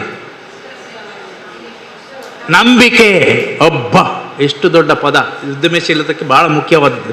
ಈ ನಂಬಿಕೆ ಹೇಗೆ ಬರ್ತದೆ? ನಂಬಿಕೆ ಅಂದ್ರೆ ಏನು? ನಂಬಿಕೆ ಅಂದ್ರೆ ಏನು? ನಾವು ಮತ್ತೆ ಅವರ ನಡುವೆ ವ್ಯವಹಾರ ನಡೆಯುವಾಗ ಅವರು ನಮಗೆ ಮೋಸ ಮಾಡಲಿಕ್ಕಿಲ್ಲ, ಅವರು ನಂಬಿಕೆಗೆ ಅರ್ಹರು. ಚಿನ್ನಕ್ಕೆ ಹೆಚ್ಚು ಕಲಬೆರಕೆ ಮಾಡಲಿಕ್ಕಿಲ್ಲ ಅಲ್ವಾ? ಬಟ್ಟೆಯಲ್ಲಿ ಕಟ್ ಮಾಡಿ ಸಣ್ಣದು ಮಾಡಿ ಕೊಡಲಿಕ್ಕಿಲ್ಲ. ನೋಡಿ, ಇದೆಲ್ಲವೂ ಕೂಡ ವಿಷಯಗಳು, ಪ್ರತಿಯೊಂದು ದಿನನಿತ್ಯದಲ್ಲಿ ಬರುವಂಥದ್ದು. ಇದು ಎಲ್ಲವೂ ಕೂಡ ನಂಬಿಕೆಯ ಮೇಲೆ ಇರ್ತದೆ. ಸೊ ನಿಮ್ಮ ಉದ್ಯಮಶೀಲತೆಯಲ್ಲಿ ನಂಬಿಕೆ ಅತ್ಯಂತ ಮುಖ್ಯವಾದ ಒಂದು ಅಡಿಪಾಯ, ಫೌಂಡೇಶನ್ ನಿಮ್ಮ ಬಿಸ್ನೆಸ್ಸಿಗೆ. ಯಾವಾಗ ನೀವು ನಿಮ್ಮ ಕಸ್ಟಮರ್ಸ್ ಜೊತೆ ನೀವು ನಂಬಿಕೆಯನ್ನು ಸ್ಥಾಪಿಸ್ತೀರೋ, ಅದು ನಂಬಿಕೆಯನ್ನು ಹಣ ಕೊಟ್ಟು ತಗೊಳ್ಳಿಕ್ಕೆ ಆಗುವುದಿಲ್ಲ. ಸೊ ನಂಬಿಕೆ ಹೇಗೆ ಬರೋದು ಹೇಳಿ? ನಂಬಿಕೆ ಬರುವುದಕ್ಕೆ ಏನು ಮಾಡಬೇಕು? ಒಂತ ಮಾಸ್ಕ್ ಒಂತ ತೀರ್ಥ ಬಲ್ತು ಪಂಡದ ಬಕ್ಕ ಬುಲಾಯ್ ಬೇಡಲ್ಲಿ ಎಡ್ಡೆ ವಸ್ತು ಪಾರೋಡು ಈರು ಎಡ್ಡೆ ವಸ್ತು ಪಾಡ್ದಾರಂದು ಸುರುಟ್ ಎಂಚ ಗೊತ್ತಾಪಣಕ್ಲೆಗೆ ನಿಕ್ಲು ಬೇರೆ ಮಲ್ತೊಂದು ಉಪ್ಪುಂಡತ್ತು 1 ವರ್ಷ ಆಜಿ ತಿಂಗಳು ಮಲ್ತೊಂದು ಉಪ್ಪನಾಗ ನಿಕ್ಲಿಗೆ ಬರ್ಪಿನ ಗಿರಾಕಿ ನಿಕ್ಲು ನಡನೇ ಬರ್ಪಿನಿ ಅದೇ ನಾಡೊಂದು ಬರ್ಪೇರು ಎಂಕುಲ ಕೆಲಸ ಅಂಚೆನೆ ಚಾ ಪರಡಂಡ ಅಡೆ ಪೋಯಿ ಎಂದೆ ಒಡೆ ಪೋಯಿ ಐಕೆ 2-3 ವಿಷಯ ಒಂಜಿ ಕ್ವಾಲಿಟಿದು ಒಪ್ಪೆರೆ ಯಾರು ಅಥವಾ ಇರೆಗೆ ಅಲ್ಪ ಕುಲ್ಲುದು ಚಾಪರ್ರೆ ಖುಷಿ ಹಾಕೊಂಡು ಅಕ್ಕಳು ನಿಕ್ಲಡ ಎಡ್ಡೆ ಪ್ರೀತಿಡ್ ಪಾತೇರ್ವೇರು ಪಾತೇರೊಡತ್ತ ಪ್ರೀತಿಡ್ ಅವು ಪಿದಾಯಿ ತೋರ್ಪಡಿಗೆಗೆ ಮಾತಾಡ್ತಾವ ಮನಸ್ಸದ ಉಲಾಯಿ ಬರ್ಪಿನ ಅವು ನಿಕ್ಲೆ ಗೊತ್ತಾಪಣತ್ತ ಐತ ಆಧಾರದ ಮೆತ್ತ ನಿಕ್ಲು ಬಂಗಾರ ಮಲ್ಪನ ಆಚಾರಿನ ಕುಂಟು ಪೊಲವನ ಟೈಲರ್ ನಕ್ಲೆಡ ನಿಕ್ಲು ಜೊತೆವನ್ನ ಡೈಲಿ ಉಪ್ಪಾಡ್ಬೇಕೆಂದು ವಸ್ತು ನಿಕ್ಲು ಅಡೇನೇ ಪೋಪಾರ್ದು ಅಂಚಾದ ಪುನಗ ಆ ವಿಶ್ವಾಸ ನಂಬಿಕೆ ಭಾರಿ ಮುಖ್ಯ ಅಂದು ಮಾತ್ರ ಕ್ವಾಂಟಿಟೇಟಿವ್ ಬಂಡ, ಕ್ವಾಲಿಟೇಟಿವ್ ಬಂಡ, ಗಣಾತ್ಮಕ ಬಂಡ ಇಂಚಿನ ಕ್ವಾಂಟಿಟೇಟಿವ್ ಬಂಡ ಇಂಚಿನ ಬಂಡ ನೀರಿನ ಟೈಲರಿಂಗ್ ಶಾಪ್ಗೆ ಪೊರ್ಲುದ ಲೈಟ್ ಪಾಡ್ದು ಡಿಸೈನ್ ಮತ್ತೆ ಮಲ್ತ ದೀಪಿನ ಹೋಟೆಲ್ದು ಪೊರ್ಲು ಸ್ಟೀಲ್ ತಟ್ಟೆ ಬಕ್ಕ ಆಕಳು ಸೂಟ್ ಗೀಟ್ ಮಾತ ಮಾಡಿದ ನಿಖಿಲೆ ಕೊರ್ಪಿನ ಇತ್ತೆ ಜನಕ್ಲನ ವಿಶ್ವಾಸ ಭೌತಿಕ ಬರ್ಪುಣ ಅಥವಾ ನಡವಳಿಕೆ ಬರ್ಪುಣ ಇಂಕ್ಲ ನಂಬಿಕೆ ಬರ್ಪಿನ ಒಯ್ಟ್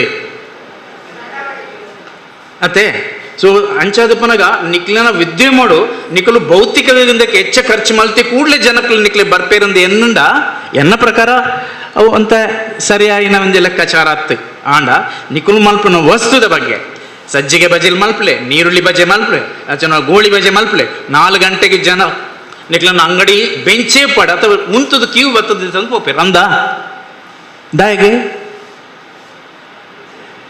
ಸೊ ಅಂಚಾದ ಪುನಗ ಕೂಡ ಸ್ಟೇಟ್ ಇಂದ ಬರಕ್ಕೆ ಬ್ಯಾಂಕ್ ಕೊರ್ನ ಸಾಲ ನಿಕ್ಲು ದೆತೊಂಡ್ರೆ ಆಪಿನಿ ನಿಕ್ಲನ ಇನ್ವೆಸ್ಟ್ಮೆಂಟ್ ಈ ನಂಬಿಕೆ ವಿಶ್ವಾಸ ದ್ರೋಹ ಬಕ್ಕ ಕ್ವಾಲಿಟಿ ಅವೇನು ನಿಖುಲ್ ಮೇಂಟೈನ್ ಮಲ್ತಂಡ ಅವು ಒಂಜಿ ಮಲ್ಲ ಸ್ವತ್ತು ಅವು ಸಂಪನ್ಮೂಲ ಅವು ನಿಕ್ಲಡ್ ಉಪ್ಪುನಿ ರಡ್ಡ್ ಅಂಗಡಿ ದಕ್ಕಲು ಟೈಲರ್ನಿಂಗ್ ಉಪ್ಪರಾರು, ರಡ್ಡ್ ಅಂಗಡಿ ಹೋಟೆಲ್ ದಕ್ಕಲು ಉಪ್ಪರಾರು ಆಂಡ ಒಂಜೇ ಹೋಟೆಲ್ಗೆ ಅಥವಾ ಒಂಜೇ ಟೈಲರ್ ನಡಿ ಜನ ಪೋಪಿನಾಂಡ ನಿಕ್ಲು ಆಲೋಚನೆ ಮಾಡ್ಕೊಡಪ್ಪ ದಾಯೆ ಎಂಡ ಇಜ್ಜಾದಿನ ಅಕ್ಲಡೆ ಎಂಚಿನುಂಡು ಜನಕ್ಲಡೆ ಪೋಯರೆ ಅರ್ಥ ಅಂಡ ಇಂದು ನಿಕ್ಲೆಗೆ ಏನ್ ಕೊರ್ಪಿನ ಕನ್ನಡಿ ಇಂದು ಎನ್ನ ವೈಯಕ್ತಿಕ ಅನುಭವ ಅನ್ಪೇನೆ ಎಂಕುಲು ಇತ್ತೆಲ್ಲ ಎಂಕ್ಲನ ವಾಚಿ ರಿಪೇರಿಗೆ ಕನ್ನಡದ ರಿಪೇರಿಗೆ ಬಂಗಾರ ಮಲ್ಪನಕ್ಕೆ ಎಂಕ್ಲು ಪೋಪಿನ ಕ್ಲನಡನೇ ಪೋಪಿನತ್ತ ಅಂದೆ ಹೊಸಬೇರ್ ನಡೆ ಭಾರಿ ಕಮ್ಮಿ ಪೋಪಿನ ಅವು ನಂಬಿಕೆ ವಿಶ್ವಾಸದ ಮಿತ್ ಅಕ್ಕಳು ಕ್ವಾಲಿಟಿ ಕೊರ್ಪೇರೆ ಇಂಕ್ಲೆ ಮೋಸ ಮಲ್ಪುಜೇರು ಪನ್ಪಿನಂತ ಅಂಶ ಇಂದು ಮಾತ ಗುಣಾತ್ಮಕ ಅಂಶಗಳು ಇಂದು ಉದ್ಯಮಶೀಲತೆಗೆ ಭಾರಿ ಮುಖ್ಯ ಉಂಡು ದಾಯ ಪಂಡಾಂಡ ಈ ಗುಣನು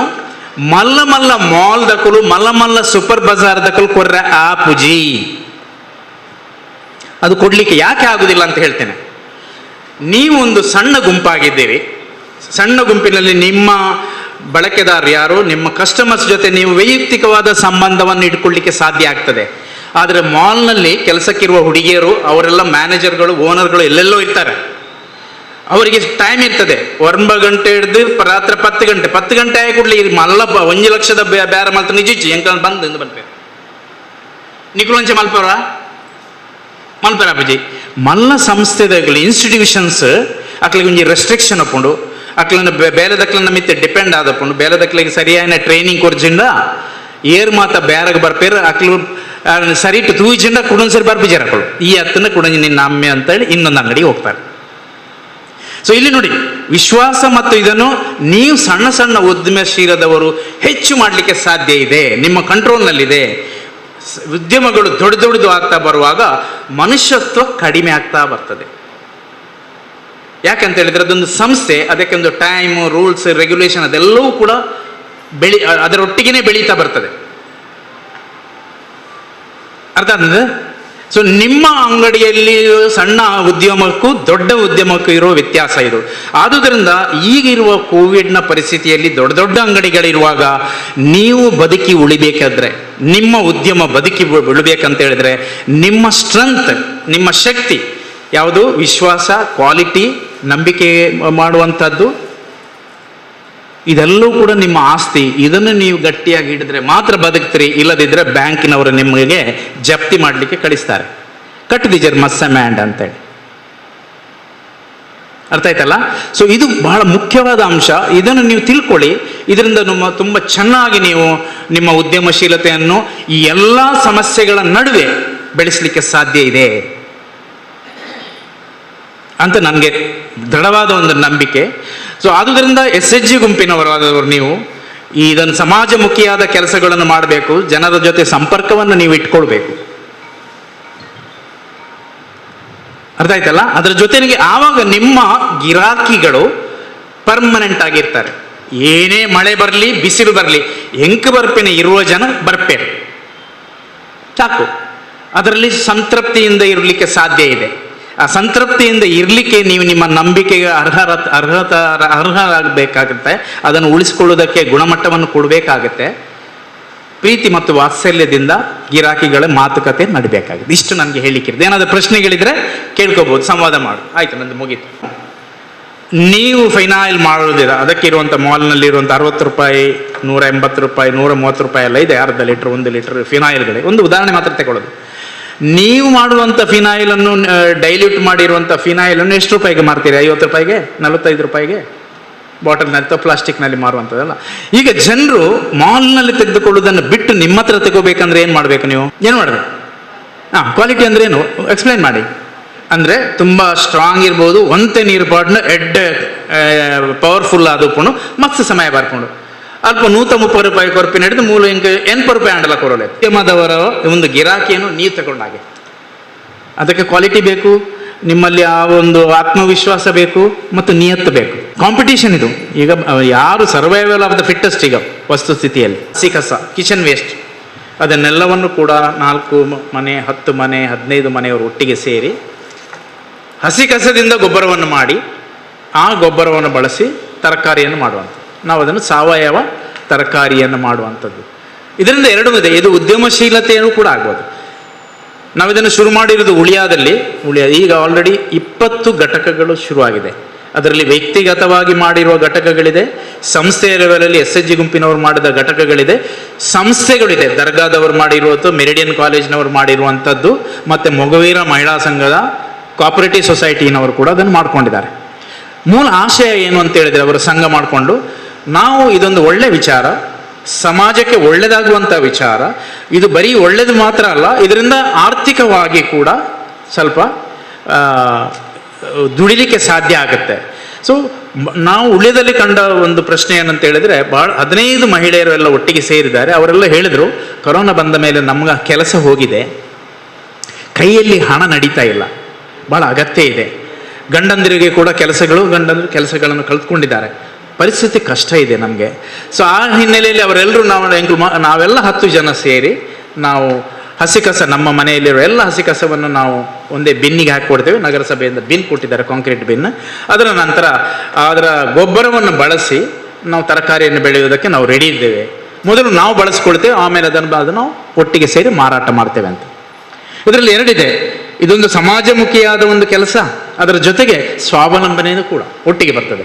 ಇದರಲ್ಲಿ ನೀವಾಗಿ ಬಳಸುವುದಿದ್ರೆ ಅದೊಂದು ಯಾವುದೇ ಇದು ಏನು ರಾಸಾಯನಿಕವನ್ನು ಬಳಸದೆ ಮಾಡಿರುವಂಥ ತರಕಾರಿ, ಆರೋಗ್ಯಕ್ಕೆ ಒಳ್ಳೆಯದು. ಕೋವಿಡ್ ಬರದಾಗೆ ಇಮ್ಯುನಿಟಿ ಬೂಸ್ಟ್ ಆಗುತ್ತೆ. ಹೆಚ್ಚು ಎಲ್ಲರೂ ಒಟ್ಟಿಗೆ ಸೇರಿ ಮಾಡಿದಾಗ ಅದನ್ನು ಮಾರ್ಕೆಟ್ನಲ್ಲಿ ಮಾರಿ, ಈ ನಾಟಿ ಕೋಳಿ ಮತ್ತು ಊರಿನ ಬ್ರಾಯ್ಲರ್ ಕೋಳಿಗಿರೋ ವ್ಯತ್ಯಾಸ ಇದೆ ಅಲ್ಲ ಗುಣಮಟ್ಟದಲ್ಲಿ, ಆ ರೀತಿಯ ವ್ಯತ್ಯಾಸಗಳಿದೆ.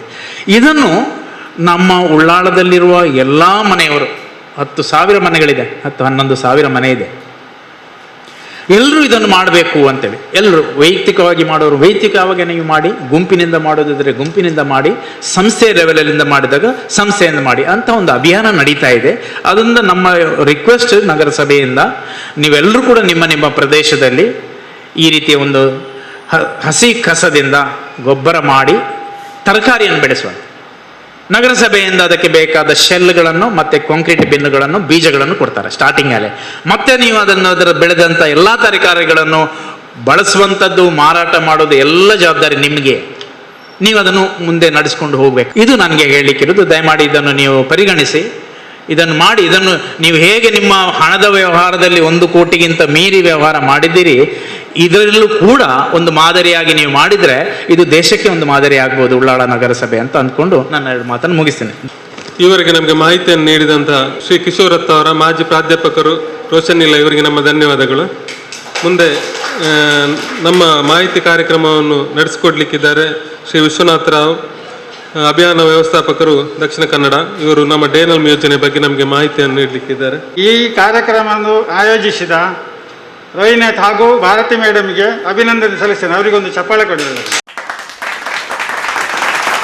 ಇನ್ನೊಂದೇನು ಹೇಳಿದರೆ, ನಮ್ಮ ದಕ್ಷಿಣ ಕನ್ನಡ ಜಿಲ್ಲೆಯಲ್ಲಿ ನಿಮ್ಮ ಉಳ್ಳಾಲ ಸ್ವಸಹಾಯ ಸಂಘ ಒಕ್ಕೂಟ ಒಳ್ಳೆ ರೀತಿಯಲ್ಲಿ ಕೆಲಸ ಮಾಡ್ತಾ ಇದೆ. ನೀವು ಹೇಳಿದಾಗ ಬರ್ತೀರಿ, ಹಾಗೆ ನಿಮಗೆ ಸಹ ಒಂದು ಚಪ್ಪಾಳೆ. ಮತ್ತು ನಿಮಗೆ ನೀವು ಯಾವ ಯೋಜನೆಯಲ್ಲಿದ್ದೀರಿ ಅಂತ ಗೊತ್ತುಂಟಾ? ನಿಮ್ಮ ಸ್ವಸಹಾಯ ಸಂಘಗಳು ಯಾವ ಯೋಜನೆಯಲ್ಲಿದೆ? ಡೇನಲ್ಮ್ ಯೋಜನೆ ಎಲ್ಲರಿಗೂ ಗೊತ್ತಿದೆ. ಡೇನಲ್ಮ್ ಯೋಜನೆ ಏನಂತ ನೋಡಿ, ಇಲ್ಲಿ ಬರೆದಿದ್ದಾರೆ, ರಾಷ್ಟ್ರೀಯ ನಗರ ಜೀವನೋಪಾಯ ಅಭಿಯಾನ, ಹೌದಾ? ಆ ಯೋಜನೆ ಅಡಿಯಲ್ಲಿ ನೀವು ಇರೋದು. ಯಾಕೆ ಹೇಳ್ತಾ ಇದ್ದೇನೆ ಹೇಳಿದರೆ, ಸ್ವಸಹಾಯ ಸಂಘಗಳು ಬೇರೆ ಬೇರೆ ಇದರ ಸಂಘಗಳಿದೆ. ಬಟ್ DNLM ಯೋಜನೆಯಲ್ಲಿ ಯಾರೆಲ್ಲ ಇದ್ದಾರೆ ಅವರಿಗೆ ಸರ್ಕಾರದ ಎಲ್ಲ ಬೆನಿಫಿಟ್ಗಳು ಸಿಗ್ತವೆ. ಗೊತ್ತಾಯ್ತಾ? DNLM ಯೋಜನೆಯಲ್ಲಿ ಒಂದು 5-6 ಕಾರ್ಯಕ್ರಮ ಇದೆ. ನಾನು ಆ ಕಾರ್ಯಕ್ರಮ ಮಾತ್ರ ನಿಮ್ಗೆ ಹೇಳ್ತೇನೆ. ನಿಮ್ಗೆ ಗೊತ್ತಿದೆಯಾ ಏನೇನು ಕಾರ್ಯಕ್ರಮ ಇದೆ? ಗೊತ್ತಿದೆ ನಿಮಗೆ? ಎಷ್ಟು ಜನ ಗೊತ್ತಿದೆ? DNLM ಯೋಜನೆಯಲ್ಲಿ ಏನೇನು ಪ್ರೋಗ್ರಾಮ್ ಇದೆ ಅಂತ ಗೊತ್ತಿದೆಯಾ ನಿಮಗೆ? ಓಕೆ, DNLM ಯೋಜನೆ ಅಡಿಯಲ್ಲಿ ಮೊದಲನೇದಾಗಿ ಬರುವಂಥದ್ದು ಸ್ವಸಹಾಯ ಸಂಘಗಳನ್ನು ರಚನೆ ಮಾಡುವಂಥದ್ದು. ಗೊತ್ತಾಯ್ತಾ? ಸ್ವಸಹಾಯ ಸಂಘಗಳ ರಚನೆ ಮಾಡುವಂಥದ್ದು DNLM ಯೋಜನೆ ಮೊದಲ ಕಾರ್ಯಕ್ರಮ. ಸ್ವಸಹಾಯ ಸಂಘಗಳಿಗೆ ಅಂದರೆ 10 ರಿಂದ 20 ಜನರೊಳಗೆ ಒಂದು ಸ್ವಸಹಾಯ ಸಂಘ ರಚನೆ ಮಾಡುವಂಥದ್ದು. ಮುಂಚೆ ಹೇಗಿತ್ತು ಹೇಳಿದರೆ, ಇದು ಪ್ರಾರಂಭವಾಗಿದ್ದು 1998ನೇ ಇಸ್ವಿಯಲ್ಲಿ ಪ್ರಾರಂಭವಾಗಿದೆ. ಸರ್ಕಾರಿ ಕ್ರಮ. ರೋಜ್ಗಾರ್ ಯೋಜನೆ ಅಂತ ಕೇಳಿದಿರಾ? ರೋಜ್ಗಾರ್ ಯೋಜನೆ ಕೇಳಿದಿರಾ? ರೋಜ್ಗಾರ್ ಯೋಜನೆ ಸ್ಟಾರ್ಟ್ ಆಗಿದ್ದು. ಆಮೇಲೆ 2014 ನಂತರ ದೀನ್ ದಯಾಳ್ ಅಂತ್ಯೋದಯ DNLM ಯೋಜನೆ ಅಂತ ಬಂತು. ಆಗ ನಿಮಗೆ ಮೊದಲು ನಿಮಗೆ ಒಂದು 5,000 ಸುತ್ತು ನಿಧಿ ಕೊಡ್ತಾಯಿದ್ದು 1 ವರ್ಷ ಆದ ಮೇಲೆ, ಸಂಘ ಮಾಡಿ 1 ವರ್ಷ ಆದ ಮೇಲೆ. ಆಮೇಲೆ 20,000 ಕೊಡ್ಲಿಕ್ಕೆ ಸ್ಟಾರ್ಟ್ ಮಾಡಿದರು. ಈಗ ಪ್ರಸಕ್ತ ನಿಮಗೆ ಹೊಸ ಸಂಘ ಸ್ಥಾಪನೆ ಮಾಡಿದರೆ 10,000 ರೂಪಾಯಿ ಸುತ್ತು ನಿಧಿ ಕೊಡ್ತಾರೆ. ಆದರೆ ಬೇಗ ಕೊಡ್ತಾರೆ. ಮುಂಚೆ 1 ವರ್ಷ ಇತ್ತಲ್ಲ, ಈಗ 6 ತಿಂಗಳಲ್ಲಿ ಹೊಸ ಸಂಘ ಸ್ಥಾಪನೆ ಮಾಡಿದರೆ ನಿಮಗೆ 10,000 ರೂಪಾಯಿ ಸುತ್ತು ನಿಧಿ ಸಿಗ್ತದೆ. ಆಯಿತಾ? ಆಮೇಲೆ ಸ್ವಸಹಾಯ ಸಂಘ ಆಯ್ತಲ್ಲ, ಆಮೇಲೆ ಏರಿಯಾ ಲೆವೆಲ್ ಫೆಡರೇಷನ್ ಅಂದರೆ ವಲಯ ಮಟ್ಟದ ಒಕ್ಕೂಟ ಅಂತ ಈಗ ಹೊಸದಾಗಿ ಮಾಡಿದ್ದಾರೆ. ಈಗ ಕಳೆದ ವರ್ಷದಿಂದ ಹೊಸದಾಗಿ ವಲಯ ಮಟ್ಟದ ಒಕ್ಕೂಟ ಅಂತ ಮಾಡಿದ್ದಾರೆ. ನಮ್ಮದು ಇಲ್ಲಿದು ಇಡೀ ಒಕ್ಕೂಟ ಉಂಟು, ಇದರದ್ದು ಯಾವುದು ಉಳ್ಳಾಲದ ಒಕ್ಕೂಟ ಉಂಟು. ಬಟ್ ವಲಯ ಮಟ್ಟದ ಒಕ್ಕೂಟ ಅಂತ ಮಾಡಿ. ವಲಯ ಮಟ್ಟ ಅಂತ ಹೇಳಿದರೆ ಹೇಗೆ, ಒಂದೊಂದು ಏರಿಯಾದಲ್ಲಿ ಒಂದು 10-20 ಗುಂಪಿದ್ರೆ ಒಂದು ಒಕ್ಕೂಟ ಮಾಡುವಂಥದ್ದು. ಏನು ಪ್ರಯೋಜನ? ಪ್ರದೇಶ ಮಟ್ಟದ ಒಕ್ಕೂಟ ಮಾಡಿ ಏನು ಪ್ರಯೋಜನ ಅಂತ ಹೇಳಿ? ನಿಮಗೆ 50,000 ಸುತ್ತು ನಿಧಿ ಕೊಡ್ತಾರೆ. ಈ ಸುತ್ತು ನಿಧಿಯನ್ನು ಏನು ಮಾಡ್ತೀರಿ ನೀವು? ನಿಮಗೆ ಒಬ್ಬರಿಗೆ ಕೊಡೋದಲ್ಲ, ಒಕ್ಕೂಟಕ್ಕೆ ಕೊಡುವಂಥದ್ದು. 10-15 ರಿಂದ 20 ಗುಂಪಿದ್ರೆ ಪ್ರದೇಶದ ಮಟ್ಟದ ಒಕ್ಕೂಟಕ್ಕೆ 50,000 ರೂಪಾಯಿ ಸುತ್ತು ನಿಧಿ ಕೊಡ್ತಾರೆ. ಏನು ಮಾಡ್ತೀರಿ ಸುತ್ತು ನಿಧಿ ತಗೊಂಡು? ಸುತ್ತು ನಿಧಿ ತಗೊಂಡು ಏನು ಮಾಡ್ತೀರಿ? ನಿಮಗೆ ಆಂತರಿಕ ಸಾಲ ವ್ಯವಹಾರ ಮಾಡಲಿಕ್ಕೆ ಅವಕಾಶ ಇದೆ ಮತ್ತು ಪೇಮೆಂಟ್ ಸಹ ಕರೆಕ್ಟಾಗಿ ಮಾಡಬೇಕು. ಅದು ಒಂದು ಹೊಸದಾಗಿ ಸರ್ಕಾರದ ಯೋಜನೆ. 50,000 ತನಕ ಸುತ್ತು ನಿಧಿ ಸಿಗ್ತದೆ. ಆಮೇಲೆ ನಗರ ಮಟ್ಟದ ಒಕ್ಕೂಟ ಉಂಟು. ನಗರ ಮಟ್ಟದ ಒಕ್ಕೂಟ ಹೇಗೆ ಹೇಳಿದರೆ, ನೀವು ತಿಂಗಳಿಗೊಮ್ಮೆ ನಗರ ಮಟ್ಟದ ಒಕ್ಕೂಟದ ಸಭೆ ನಡೀತದೆ. ಈ ಕೋವಿಡ್ ಆದ್ದರಿಂದ ಸದ್ಯಕ್ಕೆ ಆಗಿರಲಿಕ್ಕಿಲ್ಲ. ಆಗಿದೆ ಇಲ್ಲ, ಮೊನ್ನೆಯಿಂದ ಸ್ಟಾರ್ಟ್ ಆಗಿದೆ. ದಯಮಾಡಿ ನಿಮ್ಮ ಪ್ರತಿ ಸ್ವಸಹಾಯ ಸಂಘದ ಒಬ್ಬರು ಇಲ್ಲದ್ರೆ ಇಬ್ಬರು ನಗರ ಮಟ್ಟದ ಒಕ್ಕೂಟದ ಸಭೆಗೆ ಬರಲೇಬೇಕು. ಯಾಕೆ ಬರಬೇಕು ಹೇಳಿದಿ? ಯಾಕೆ ಬರಬೇಕು? ಯಾಕೆ ಬರೋದು ಹೇಳಿ? ನಿಮಗೆ ಮಾಹಿತಿ ಸಿಗ್ತದೆ. ನಾವು ಸಹ ಬರ್ತಾ ಇರ್ತೇವೆ ಆಗಾಗ. ನಿಮಗೆ ಸರ್ಕಾರದಿಂದ ಏನೇನು ಸೌಲಭ್ಯ ಇದೆ ಅಂತೇಳಿ ಮಾಹಿತಿ ಸಿಗ್ತದೆ. ಈ ಮಾಹಿತಿ ನೀವು ತಗೊಂಡು ನಿಮ್ಮ ಸ್ವಸಹಾಯ ಸಂಘಗಳಿಗೆ ಹೋಗಿ ನೀಡಬೇಕು. ಗೊತ್ತಾಯ್ತಾ? ಪ್ರತಿ ತಿಂಗಳು ಒಕ್ಕೂಟದ ಸಭೆ ಆಗ್ತದೆ. ಅದರಲ್ಲಿ ನಿಮಗೆ ಬೇರೆ ಬೇರೆ ಏನೇನು ಕಾರ್ಯಕ್ರಮ ಇದೆ, ಏನು ಫೆಸಿಲಿಟೀಸ್ ಇದೆ, ಅದರ ಬಗ್ಗೆ ಮಾಹಿತಿ ಸಿಗ್ತದೆ. ಅದನ್ನು ತಗೊಂಡೋಗಿ ನಿಮ್ಮ ಒಕ್ಕೂಟ ಇವರಿಗೆ, ನಿಮ್ಮ ಸ್ವಸಹಾಯ ಸಂಘದ ಸದಸ್ಯರಿಗೆ ಹೇಳಲಿಕ್ಕೆ ಅವಕಾಶ ಉಂಟು. ಆಮೇಲೆ ಒಂದು ಕಾರ್ಯಕ್ರಮ ಹೇಳಿದೆ, ಯಾವುದು? ಸ್ವಸಹಾಯ ಸಂಘಗಳಿಗೆ ಪ್ರದೇಶ ಮಟ್ಟದ ಒಕ್ಕೂಟ ಮತ್ತು ನಗರ ಮಟ್ಟದ ಒಕ್ಕೂಟ ಒಂದು ಕಾರ್ಯಕ್ರಮ ಇದು. ಎರಡನೇ ಕಾರ್ಯಕ್ರಮ, ಸ್ವಂತ ಉದ್ಯೋಗ ಮಾಡಲಿಕ್ಕೆ ಅವಕಾಶ ಉಂಟು. ನಮ್ಮ ಸರ್ಕಾರದ ಕಾರ್ಯಕ್ರಮಗಳಲ್ಲಿ ಸ್ವಂತ ಉದ್ಯೋಗ ಮಾಡಲಿಕ್ಕೆ ಅವಕಾಶ ಉಂಟು. ಸ್ವಂತ ಉದ್ಯೋಗ ಹೇಗೆ ಮಾಡೋದು, ಏನೇನು ಮಾಡೋದು? ಆಗ ಹೇಳಿದ್ರಲ್ಲ, ಉಪ್ಪಿನಕಾಯಿ ಮಾಡೋದಿರ್ಬೋದು, ಸಂಡಿಗೆ ಇರ್ಬೋದು, ಹೊಸ ಅಂಗಡಿ ಓಪನ್ ಮಾಡೋದಿರ್ಬೋದು, ಬೇರೆ ಬೇರೆ ಥರದ ನಿಮಗೆ ಏನು ಉದ್ಯೋಗ ಮಾಡಲಿಕ್ಕೆ ಅವಕಾಶ ಉಂಟು ಅದಕ್ಕೆ ಸರ್ಕಾರದಿಂದ ಸೌಲಭ್ಯ ಇದೆ. ಸುಮಾರು 2 ಲಕ್ಷ ತನಕ ಬ್ಯಾಂಕಿನಿಂದ ಸಾಲ ಸೌಲಭ್ಯ ದೊರೆಯುತ್ತದೆ. ಎಷ್ಟು? 2 ಲಕ್ಷ ಸಾಲ ಸೌಲಭ್ಯ ದೊರೆಯುತ್ತದೆ. ಆಗ ನೀವು ಕೇಳ್ಬೋದು, ಎಂತ 2 ಲಕ್ಷ ಸಾಲ ಸೌಲಭ್ಯ ಕೊಟ್ಟರೆ ನಮಗೆ ಸರ್ಕಾರದಿಂದ ಏನು ಬೆನಿಫಿಟ್ ಸಿಗ್ತದೆ ಅಂತೇಳಿ. ನಿಮಗೆ 7% ಬಡ್ಡಿಯಲ್ಲಿ ಸಾಲ ಸಿಗ್ತದೆ. ನೀವೀಗ ಪರ್ಸನಲ್ ಲೋನ್ ತಗೊಳ್ಳಿಕ್ಕೆ ಹೋದರೆ 13% ಬಡ್ಡಿ ಹೇಳ್ತಾರೆ. ಈಗ 13% ಬಡ್ಡಿಯಲ್ಲಿ ಸಾಲ ಕೊಡ್ತಾರೆ. ಬಟ್ ನಮ್ಮ ಇದರ ಪ್ರಕಾರ ಉಳಿದ ಹಣವನ್ನು 7% ಬಡ್ಡಿಯಲ್ಲಿ ನಿಮಗೆ ಸಾಲ ಕೊಟ್ಟರೆ ಉಳಿದ ಹಣವನ್ನು ಸರ್ಕಾರ ನಿಮಗೆ ಬಡ್ಡಿ ಸಹಾಯಧನ ಅಂತ ಕೊಡ್ತದೆ. ನೇರವಾಗಿ ಬಡ್ಡಿ ಸಹಾಯಧನ ಸರ್ಕಾರದಿಂದ ನೀವು ಪಡೆದ ಸಾಲಕ್ಕೆ ಸಿಗ್ತದೆ. ಆದರೆ ಒಂದು ಉಂಟೇನು ಹೇಳಿದರೆ, 1 ವರ್ಷಕ್ಕೆ ಇಷ್ಟು ಜನಕ್ಕೆ ಮಾತ್ರ ಅಂತ ಸಾಲ ಉಂಟು. ಎಲ್ಲರೂ ಒಂದು ನಂಗೆ ನಾಳೆ ಹೆಂಗೆ ನಾನು ಇದು ಮಲ್ಪೆ ಸೆಲ್ಫ್ ಎಂಪ್ಲಾಯ್ಮೆಂಟ್ ಮಲ್ಪೆ ಹೆಂಗೆ ಸಾಲ ಕೊಡಲಿ ಅಂತ ಹೇಳಿದರೆ ಆಗೋದಿಲ್ಲ. ಯಾರು ಮೊದಲು ಕೊಡ್ತಾರೆ ಅವರಿಗೆ ಅವಕಾಶ ಇದೆ. ಮತ್ತು ನಿಮಗೆ ಸುಮಾರು 7 ವರ್ಷ ತನಕ ಅವಕಾಶ ಉಂಟು ಕಟ್ಟಲಿಕ್ಕೆ ಉಂಟಲ್ಲ, ಸುಮಾರು 7 ವರ್ಷ ತನಕ ಅವಕಾಶ ಉಂಟು. ಆದ್ದರಿಂದ ಯಾರಿಗಾದರೂ ಈ ವರ್ಷ ಅಲ್ಲದ್ರೆ ನೆಕ್ಸ್ಟ್ ಬರುವ ವರ್ಷ ಮಾಡೋದಾದ್ರೂ ಸಹ ಉಂಟಲ್ಲ, ನಿಮಗೆ ಸಾಲ ತಗೊಳ್ಳಿಕ್ಕೆ ಅವಕಾಶ ಉಂಟು, ಸ್ವಂತ ಇದು ಮಾಡಲಿಕ್ಕೆ. ಉಳ್ಳಾಲದಲ್ಲಿ ಒಬ್ಬರು ರಿಕ್ಷಾ ಮಾಡಿದವರಿದ್ದಾರೆ, ಕಾರ್ ಮಾಡಿದವರಿದ್ದಾರೆ, ಮಾರುತಿ ಕಾರ್, ಯಾವುದೋ ಶಾಲಾ ಮಕ್ಕಳನ್ನು ಕೊಂಡೋಗ್ಲಿಕ್ಕೆ ಮಾಡಿದವರಿದ್ದಾರೆ, ಬೇರೆ ಬೇರೆ ಥರದ್ದು ಉದ್ಯೋಗ ಮಾಡಿದವರಿದ್ದಾರೆ. ಆದರೆ ನೀವು ಅಷ್ಟು ದೊಡ್ಡದ್ದು ಬೇಕಂತಿಲ್ಲ, 2 ಲಕ್ಷ ತಗೊಳ್ಬೇಕಂತಿಲ್ಲ. ನೀವು ಒಂದು 50,000 1 ಲಕ್ಷವ 25,000 ತಗೊಂಡು ಸ್ವಂತ ಉದ್ಯೋಗ ಮಾಡಲಿಕ್ಕೆ ಅವಕಾಶ ಉಂಟು. ಟೈಲರಿಂಗ್ ಶಾಪ್ ಮಾಡ್ಬೋದು, ಒಂದು ಸಣ್ಣ ಶಾಪ್ ಮಾಡ್ಬೋದು, ಒಂದು ಅಂಗಡಿ ಮಾಡ್ಬೋದು, ಸಣ್ಣ ಅಂಗಡಿ ಮಾಡ್ಬೋದು, ಒಂದು ಬುಕ್ ಶಾಪ್ ಮಾಡ್ಬೋದು. ಇದಕ್ಕೆಲ್ಲ ಸ್ವಂತ ಉದ್ಯೋಗಕ್ಕೆ ಈ ಕಾರ್ಯಕ್ರಮದ ಅಡಿಯಲ್ಲಿ ಅವಕಾಶ ಉಂಟು. ಒಂದು ಹೇಳಿದೆ ಸೆಲ್ಫ್ ಹೆಲ್ಪ್ ಗ್ರೂಪ್ ಇದೆ ಹೇಳಿದೆ, ಸ್ವಸಹಾಯ ಸಂಘದ್ದು, ಇನ್ನೊಂದು ಸ್ವಂತ ಉದ್ಯೋಗದ ಹೇಳಿದೆ, ಇನ್ನೊಂದು ಗುಂಪು ಉದ್ಯೋಗ ಅಂತ ಇದೆ.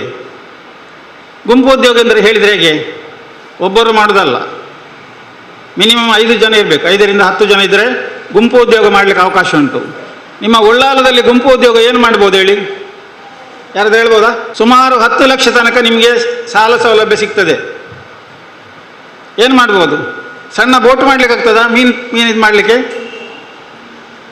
ಉದಾಹರಣೆಗೆ ನಿಮಗೆ ಮಂಗಳೂರಿನಲ್ಲಿ ಅಲ್ಲಿ ಚಿತ್ರಾಪುರದಲ್ಲಿ ಬೋಟ್ ಮಾಡಿದ್ದಾರೆ ಮಹಿಳೆಯರು ಸೇರಿಕೊಂಡು. ಅಂದರೆ ಹೋಗೋದು ಬೇರೆ ಜನ, ಬಟ್ ಮಹಿಳೆಯರು ಹಣವನ್ನು ಹಾಕಿ ಬೋಟ್ ಮಾಡಿ ಮೀನು ಮಾರಾಟಕ್ಕೆ ಅವಕಾಶ ಕಲ್ಪಿಸಿದ್ದಾರೆ.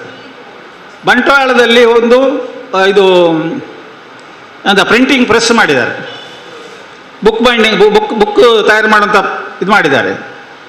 ಮತ್ತು ಇಲ್ಲಿ ನಿಮಗೆ ಸುಳ್ಯದಲ್ಲಿ ಇದು ಯಾವುದು ಜನರೇಟರ್ಗಳನ್ನು ಒಂದು 10 ಜನರೇಟರ್ ಹಾಕಿ ಒಂದು ಶಾಪ್ ಮಾಡಿದ್ದಾರೆ. 5 ಜನ ಸೇರಿ ಮಾಡಿದ್ದು, 5 ರಿಂದ 10 ಜನ ಸೇರಿ ಮಾಡಿದ್ದು. ಗುಂಪು ಉದ್ಯೋಗ ಸಹ ಅವಕಾಶ ಉಂಟು. ಸುಮಾರು 10 ಲಕ್ಷ ತನಕ ನಿಮಗೆ ಸಾಲ ಸೌಲಭ್ಯ ದೊರೆತದೆ. ಇದರಲ್ಲಿ ಸಹ ಹಾಗೆ ಪ್ರಯೋಜನ ಏನು ಹೇಳಿದರೆ, 7% ಬಡ್ಡಿಯಲ್ಲಿ ನಿಮಗೆ ಲೋನ್ ಕೊಡ್ತಾರೆ, 6% ಬಡ್ಡಿಯನ್ನು ಸರ್ಕಾರ ಭರಿಸ್ತದೆ. ಆಯಿತಾ? ಇದು 3 ಆಯಿತು ಕಾರ್ಯಕ್ರಮ. ನಾನು ಹೇಳಿದೆ ನಲ್ಮಿದು ಕಾರ್ಯಕ್ರಮ ಏನೇನು ಅಂತ ಹೇಳ್ತಿದ್ದೇನೆ. ಒಂದು ಸ್ವಂತ ಉದ್ಯೋಗ ಮಾಡುವಂಥ ಇದು ಸ್ವಸಹಾಯ ಸಂಘಗಳನ್ನು ರಚನೆ ಮಾಡುವಂಥದ್ದು, 2ನೇದು ಸೆಲ್ಫ್ ಎಂಪ್ಲಾಯ್ಮೆಂಟ್ ಮಾಡುವಂಥದ್ದು, 3ನೇದು ಗ್ರೂಪ್ ಎಂಪ್ಲಾಯ್ಮೆಂಟ್ ಮಾಡುವಂಥದ್ದು. ಇದು 3 ಆದ ಮೇಲೆ ಮತ್ತು 4ನೇದು ಬರುವುದು. ಇಷ್ಟೆಲ್ಲ ಹೇಳ್ತಿರಲ್ಲ, ನಿಮಗೆ ನೀವು ಮನೆಯಲ್ಲಿ ಕೂತ್ಕೊಂಡಿರಲ್ಲ, ಕಲ್ತಿದ್ದೀರಿ, ಫುಲ್ ಕಲೀಲಿಲ್ಲ. ಅದಕ್ಕೆ ಸ್ಕಿಲ್ ಡೆವಲಪ್ಮೆಂಟ್ ಟ್ರೈನಿಂಗ್ ಅಂತ ಇದೆ, ಸ್ಕಿಲ್ ಟ್ರೈನಿಂಗ್ ಅಂತ ಒಂದು ಪ್ರೋಗ್ರಾಮ್ ಇದೆ. ಅದರಲ್ಲಿ ಹೇಗೆ ಹೇಳಿದರೆ, ನಿಮಗೆ ಯಾವುದು ತರಬೇತಿ ಬೇಕು, ನೀವು ಇರಲಿ ಅಥವಾ ನಿಮ್ಮ ಮಕ್ಕಳಿರಲಿ, ಯಾರಿಗೆ ಉದ್ಯೋಗ ಮಾಡಲಿಕ್ಕೆ ಅವಕಾಶ ಉಂಟು ಬೇಕು, ಉದ್ಯೋಗ ಮಾಡಲಿಕ್ಕೆ ಬೇಕು, ಅವರಿಗೆ ಟ್ರೈನಿಂಗ್ ಇಲ್ಲ. ಕಂಪ್ಯೂಟರ್ ಟ್ರೈನಿಂಗ್ ಆಗಿರ್ಬೋದು, ಟೈಲರಿಂಗ್ ಆಗಿರ್ಬೋದು, ಈಗ ಹೇಳಿದ್ರು ಅವರು ಫಿನಾಯಿಲ್ ಹೇಳಿದರು, ಬೇರೆ ಬೇರೆ ಥರದ ತರಬೇತಿಗಳಿಗೆ ಅವಕಾಶ ಉಂಟು ಇಲ್ಲಿ.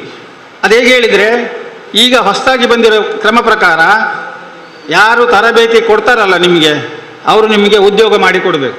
ಯಾರೆಲ್ಲ ಟ್ರೈನಿಂಗ್ ತಗೊಳ್ತಾರಲ್ಲ ಅವರಿಗೆ ಅವರೇ ಉದ್ಯೋಗ ಮಾಡಿಕೊಡ್ಬೇಕು. ಅದು ಕೊಟ್ಟ ಮೇಲೆ ನಾವು ಅವರಿಗೆ ಹಣ ಕೊಡೋದು, ಫುಲ್ ಹಣ ಕೊಡೋದು. ಅದು ಸಹ ಉಂಟು. ನಿಮಗೆ ಯಾರಿಗೆಲ್ಲ ಇಂಟ್ರೆಸ್ಟ್ ಉಂಟು, ಟ್ರೈನಿಂಗ್ ತಗೊಳ್ಳಿಕ್ಕೆ ಅವಕಾಶ ಇಂಟ್ರೆಸ್ಟ್ ಉಂಟು, ಅವರೆಲ್ಲ ರೋಹಿನಾಥ್ ಹತ್ರ ಅಪ್ಲಿಕೇಶನ್ ಕೊಡಿ. ನಿಮಗೆ ತರಬೇತಿ ಯಾವುದೇ ಚಾರ್ಜ್ ಮಾಡೋದಿಲ್ಲ, ಯಾವುದೇ ಚಾರ್ಜ್ ಇಲ್ಲ. ಆಯಿತಾ? ತರಬೇತಿಗೆ ಯಾವುದೇ ಚಾರ್ಜ್ ಇಲ್ಲ. ಮತ್ತು ನಿಮ್ಮ ತರಬೇತಿ ಆದ ಮೇಲೆ ನಿಮಗೆ ಉದ್ಯೋಗಕ್ಕೆ ಅವರು ದಾರಿ ಮಾಡಿ ಕೊಡ್ತಾರೆ. ಅದು ಸಹ ಕಾರ್ಯಕ್ರಮ ಡೇನಲ್ ಮಂಡರ್ನಲ್ಲಿ ಬರ್ತಾ ಉಂಟು. ಆಮೇಲೆ ಇನ್ನೊಂದು ಬರುವಂಥದ್ದು ಬೀದಿ ಬದಿ ವ್ಯಾಪಾರಿಗಳು. ಮೊನ್ನೆ ನಾವು ಇಲ್ಲಿ ತರಬೇತಿ ಕೊಟ್ಟಿದ್ದೇವೆ, ಬೀದಿ ಬದಿ ವ್ಯಾಪಾರಿ ಕೊಟ್ಟಿದ್ದೇವೆ. ಅವ್ರಿಗೆ ಸಹ ನಮ್ಮ ಡೇನಲ್ ಸ್ಕೀಮ್ ಅಡಿಯಲ್ಲಿ ಅವಕಾಶ ಉಂಟು. ಈಗ ಅವರಿಗೆ ಹೊಸದಾಗಿ ಒಂದು ಸ್ಕೀಮ್ ಬಂದಿದೆ, ಅವರಿಗೆ ಆತ್ಮನಿರ್ಭರ್ ಯೋಜನೆ ಅಂತ ಬಂದಿದೆ. ಅದರ ಅಡಿಯಲ್ಲಿ 10,000 ತನಕ ಸಾಲ ಕೊಡ್ತಾ ಇದ್ದಾರೆ. ಅದು ಸಹ ಅತಿ ಕಡಿಮೆ ಬಡ್ಡಿಯಲ್ಲಿ 1 ವರ್ಷದೊಳಗೆ ಅವರು ಪೇಮೆಂಟ್ ಮಾಡಬೇಕು. ಆತ್ಮನಿರ್ಭರ್ ಯೋಜನೆ ಅಂತ. ಮತ್ತು ಅವರಿಗೆ ID ಕಾರ್ಡ್ ಕೊಡ್ತಾರೆ, ಮತ್ತು ವೆಂಡಿಂಗ್ ಸರ್ಟಿಫಿಕೇಟ್ ಅಂತ ಕೊಡ್ತಾರೆ. ಅದು ಸಹ ನಮ್ಮ ಸ್ಕೀಮ್ ಅಂಡರ್ನಲ್ಲಿ ಬರ್ತದೆ. ಆಮೇಲೆ ಬರುವಂಥದ್ದು SH ಅಂದರೆ ಶೆಲ್ಟರ್ ಫಾರ್ ಅರ್ಬನ್ ಹೋಮ್ಲೆಸ್ ಅಂತ. ಅರ್ಬನ್ ಹೋಮ್ಲೆಸ್ ಅಂದರೆ ಯಾರು ಹೇಳಿ? ಬಸ್ ಸ್ಟ್ಯಾಂಡಲ್ಲಿ ಮಲಗ್ತಾರೆ ರಾತ್ರಿ, ಹೌದಾ? ಅವ್ರಿಗೆ ಮನೆಯಲ್ಲ ಏನಿಲ್ಲ. ಅವ್ರಿಗೆ ಸಹ ಒಂದು ಇದು ಸೂರನ್ನು ಕಲ್ಪಿಸಲಿಕ್ಕೆ ಅವಕಾಶ ಉಂಟು. ಸದ್ಯಕ್ಕೆ ಉಳ್ಳಾಲದಲ್ಲಿ ಅಷ್ಟು ಜನ ಸಿಗಲಿಲ್ಲ ನಮಗೆ. ಎಲ್ಲಿ ಸಹ ನಾವು ಸರ್ವೆ ಮಾಡಿದಾಗ ಒಂದು 2-3 ಜನ 2-3 ಜನ ಸಿಕ್ಕಿದರೆ ನಮಗೆ ಒಂದು ಇದು ಮಾಡಲಿಕ್ಕೆ ಆಗೋದಿಲ್ಲ. ಬಟ್ ಮಂಗಳೂರಿನಲ್ಲಿ ಎರಡು ಕಡೆ ನಡೀತಾ ಉಂಟು. ಒಂದು ಬಂದರ್ನಲ್ಲಿ ನಡೀತಾ ಉಂಟು, ಒಂದು ಉರುವ ಮಾರ್ಕೆಟ್ನಲ್ಲಿ ನಡೀತಾ ಉಂಟು. ಸಾಧಾರಣ 30 ರಿಂದ 40 ಜನ ಇದ್ದಾರೆ. ಇದು ಯಾರು ಹೇಳಿದರೆ, ಕೆಲವರೊಮ್ಮೆ ಬಿಜಾಪುರದಿಂದ ಬಂದವರೆಲ್ಲ ಇರ್ತಾರೆ. ಅವರಿಗೆ ಪರ್ಮನೆಂಟ್ ಅಲ್ಲ ಅದು, ಅರ್ಜೆಂಟಿಗೆ ರಾತ್ರಿಗೆ ಮನೆಗೆ ಹೋಗ್ಲಿಕ್ಕೆ ಆಗದೇ ಇದ್ದರೆ ಅಲ್ಲಿ ಹೋಗಿ ಮಲಗಬಹುದು ಅವರು.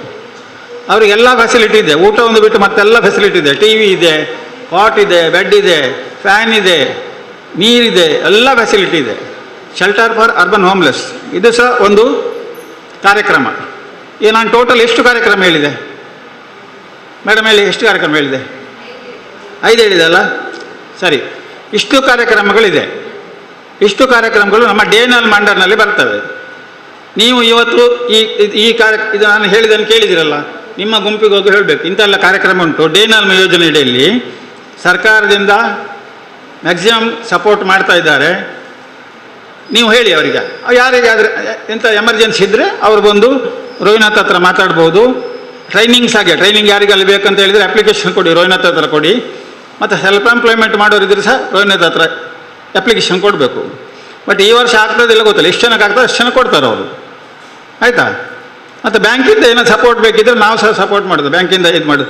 ಇನ್ನು ಒಂದು ಹೇಳಲಿಕ್ಕೆ ಮರ್ತೋದೆ ನಾನು. ಎಂತ ಹೇಳಿದರೆ, ಈ ನಮ್ಮ ಸ್ಕೀಮ್ಗಳಲ್ಲಿ ಈಗ ಯಾವುದು ಸೆಲ್ಫ್ ಎಂಪ್ಲಾಯ್ಮೆಂಟ್ ಸ್ಕೀಮ್ಗಳಲ್ಲಿ ನೀವು ಯಾವುದೇ ಲೋನ್ ಕೇಳಿ ಗ್ಯಾರಂಟರ್ ಕೇಳ್ತಾರೆ ನಿಮ್ಮ ಹತ್ರ, ಗ್ಯಾರಂಟಿ ಕೇಳ್ತಾರಲ್ಲ, ಯಾರು ಜಾಮೀನು ಕೇಳ್ತಾರಲ್ಲ ಯಾರಾದ್ರೆ.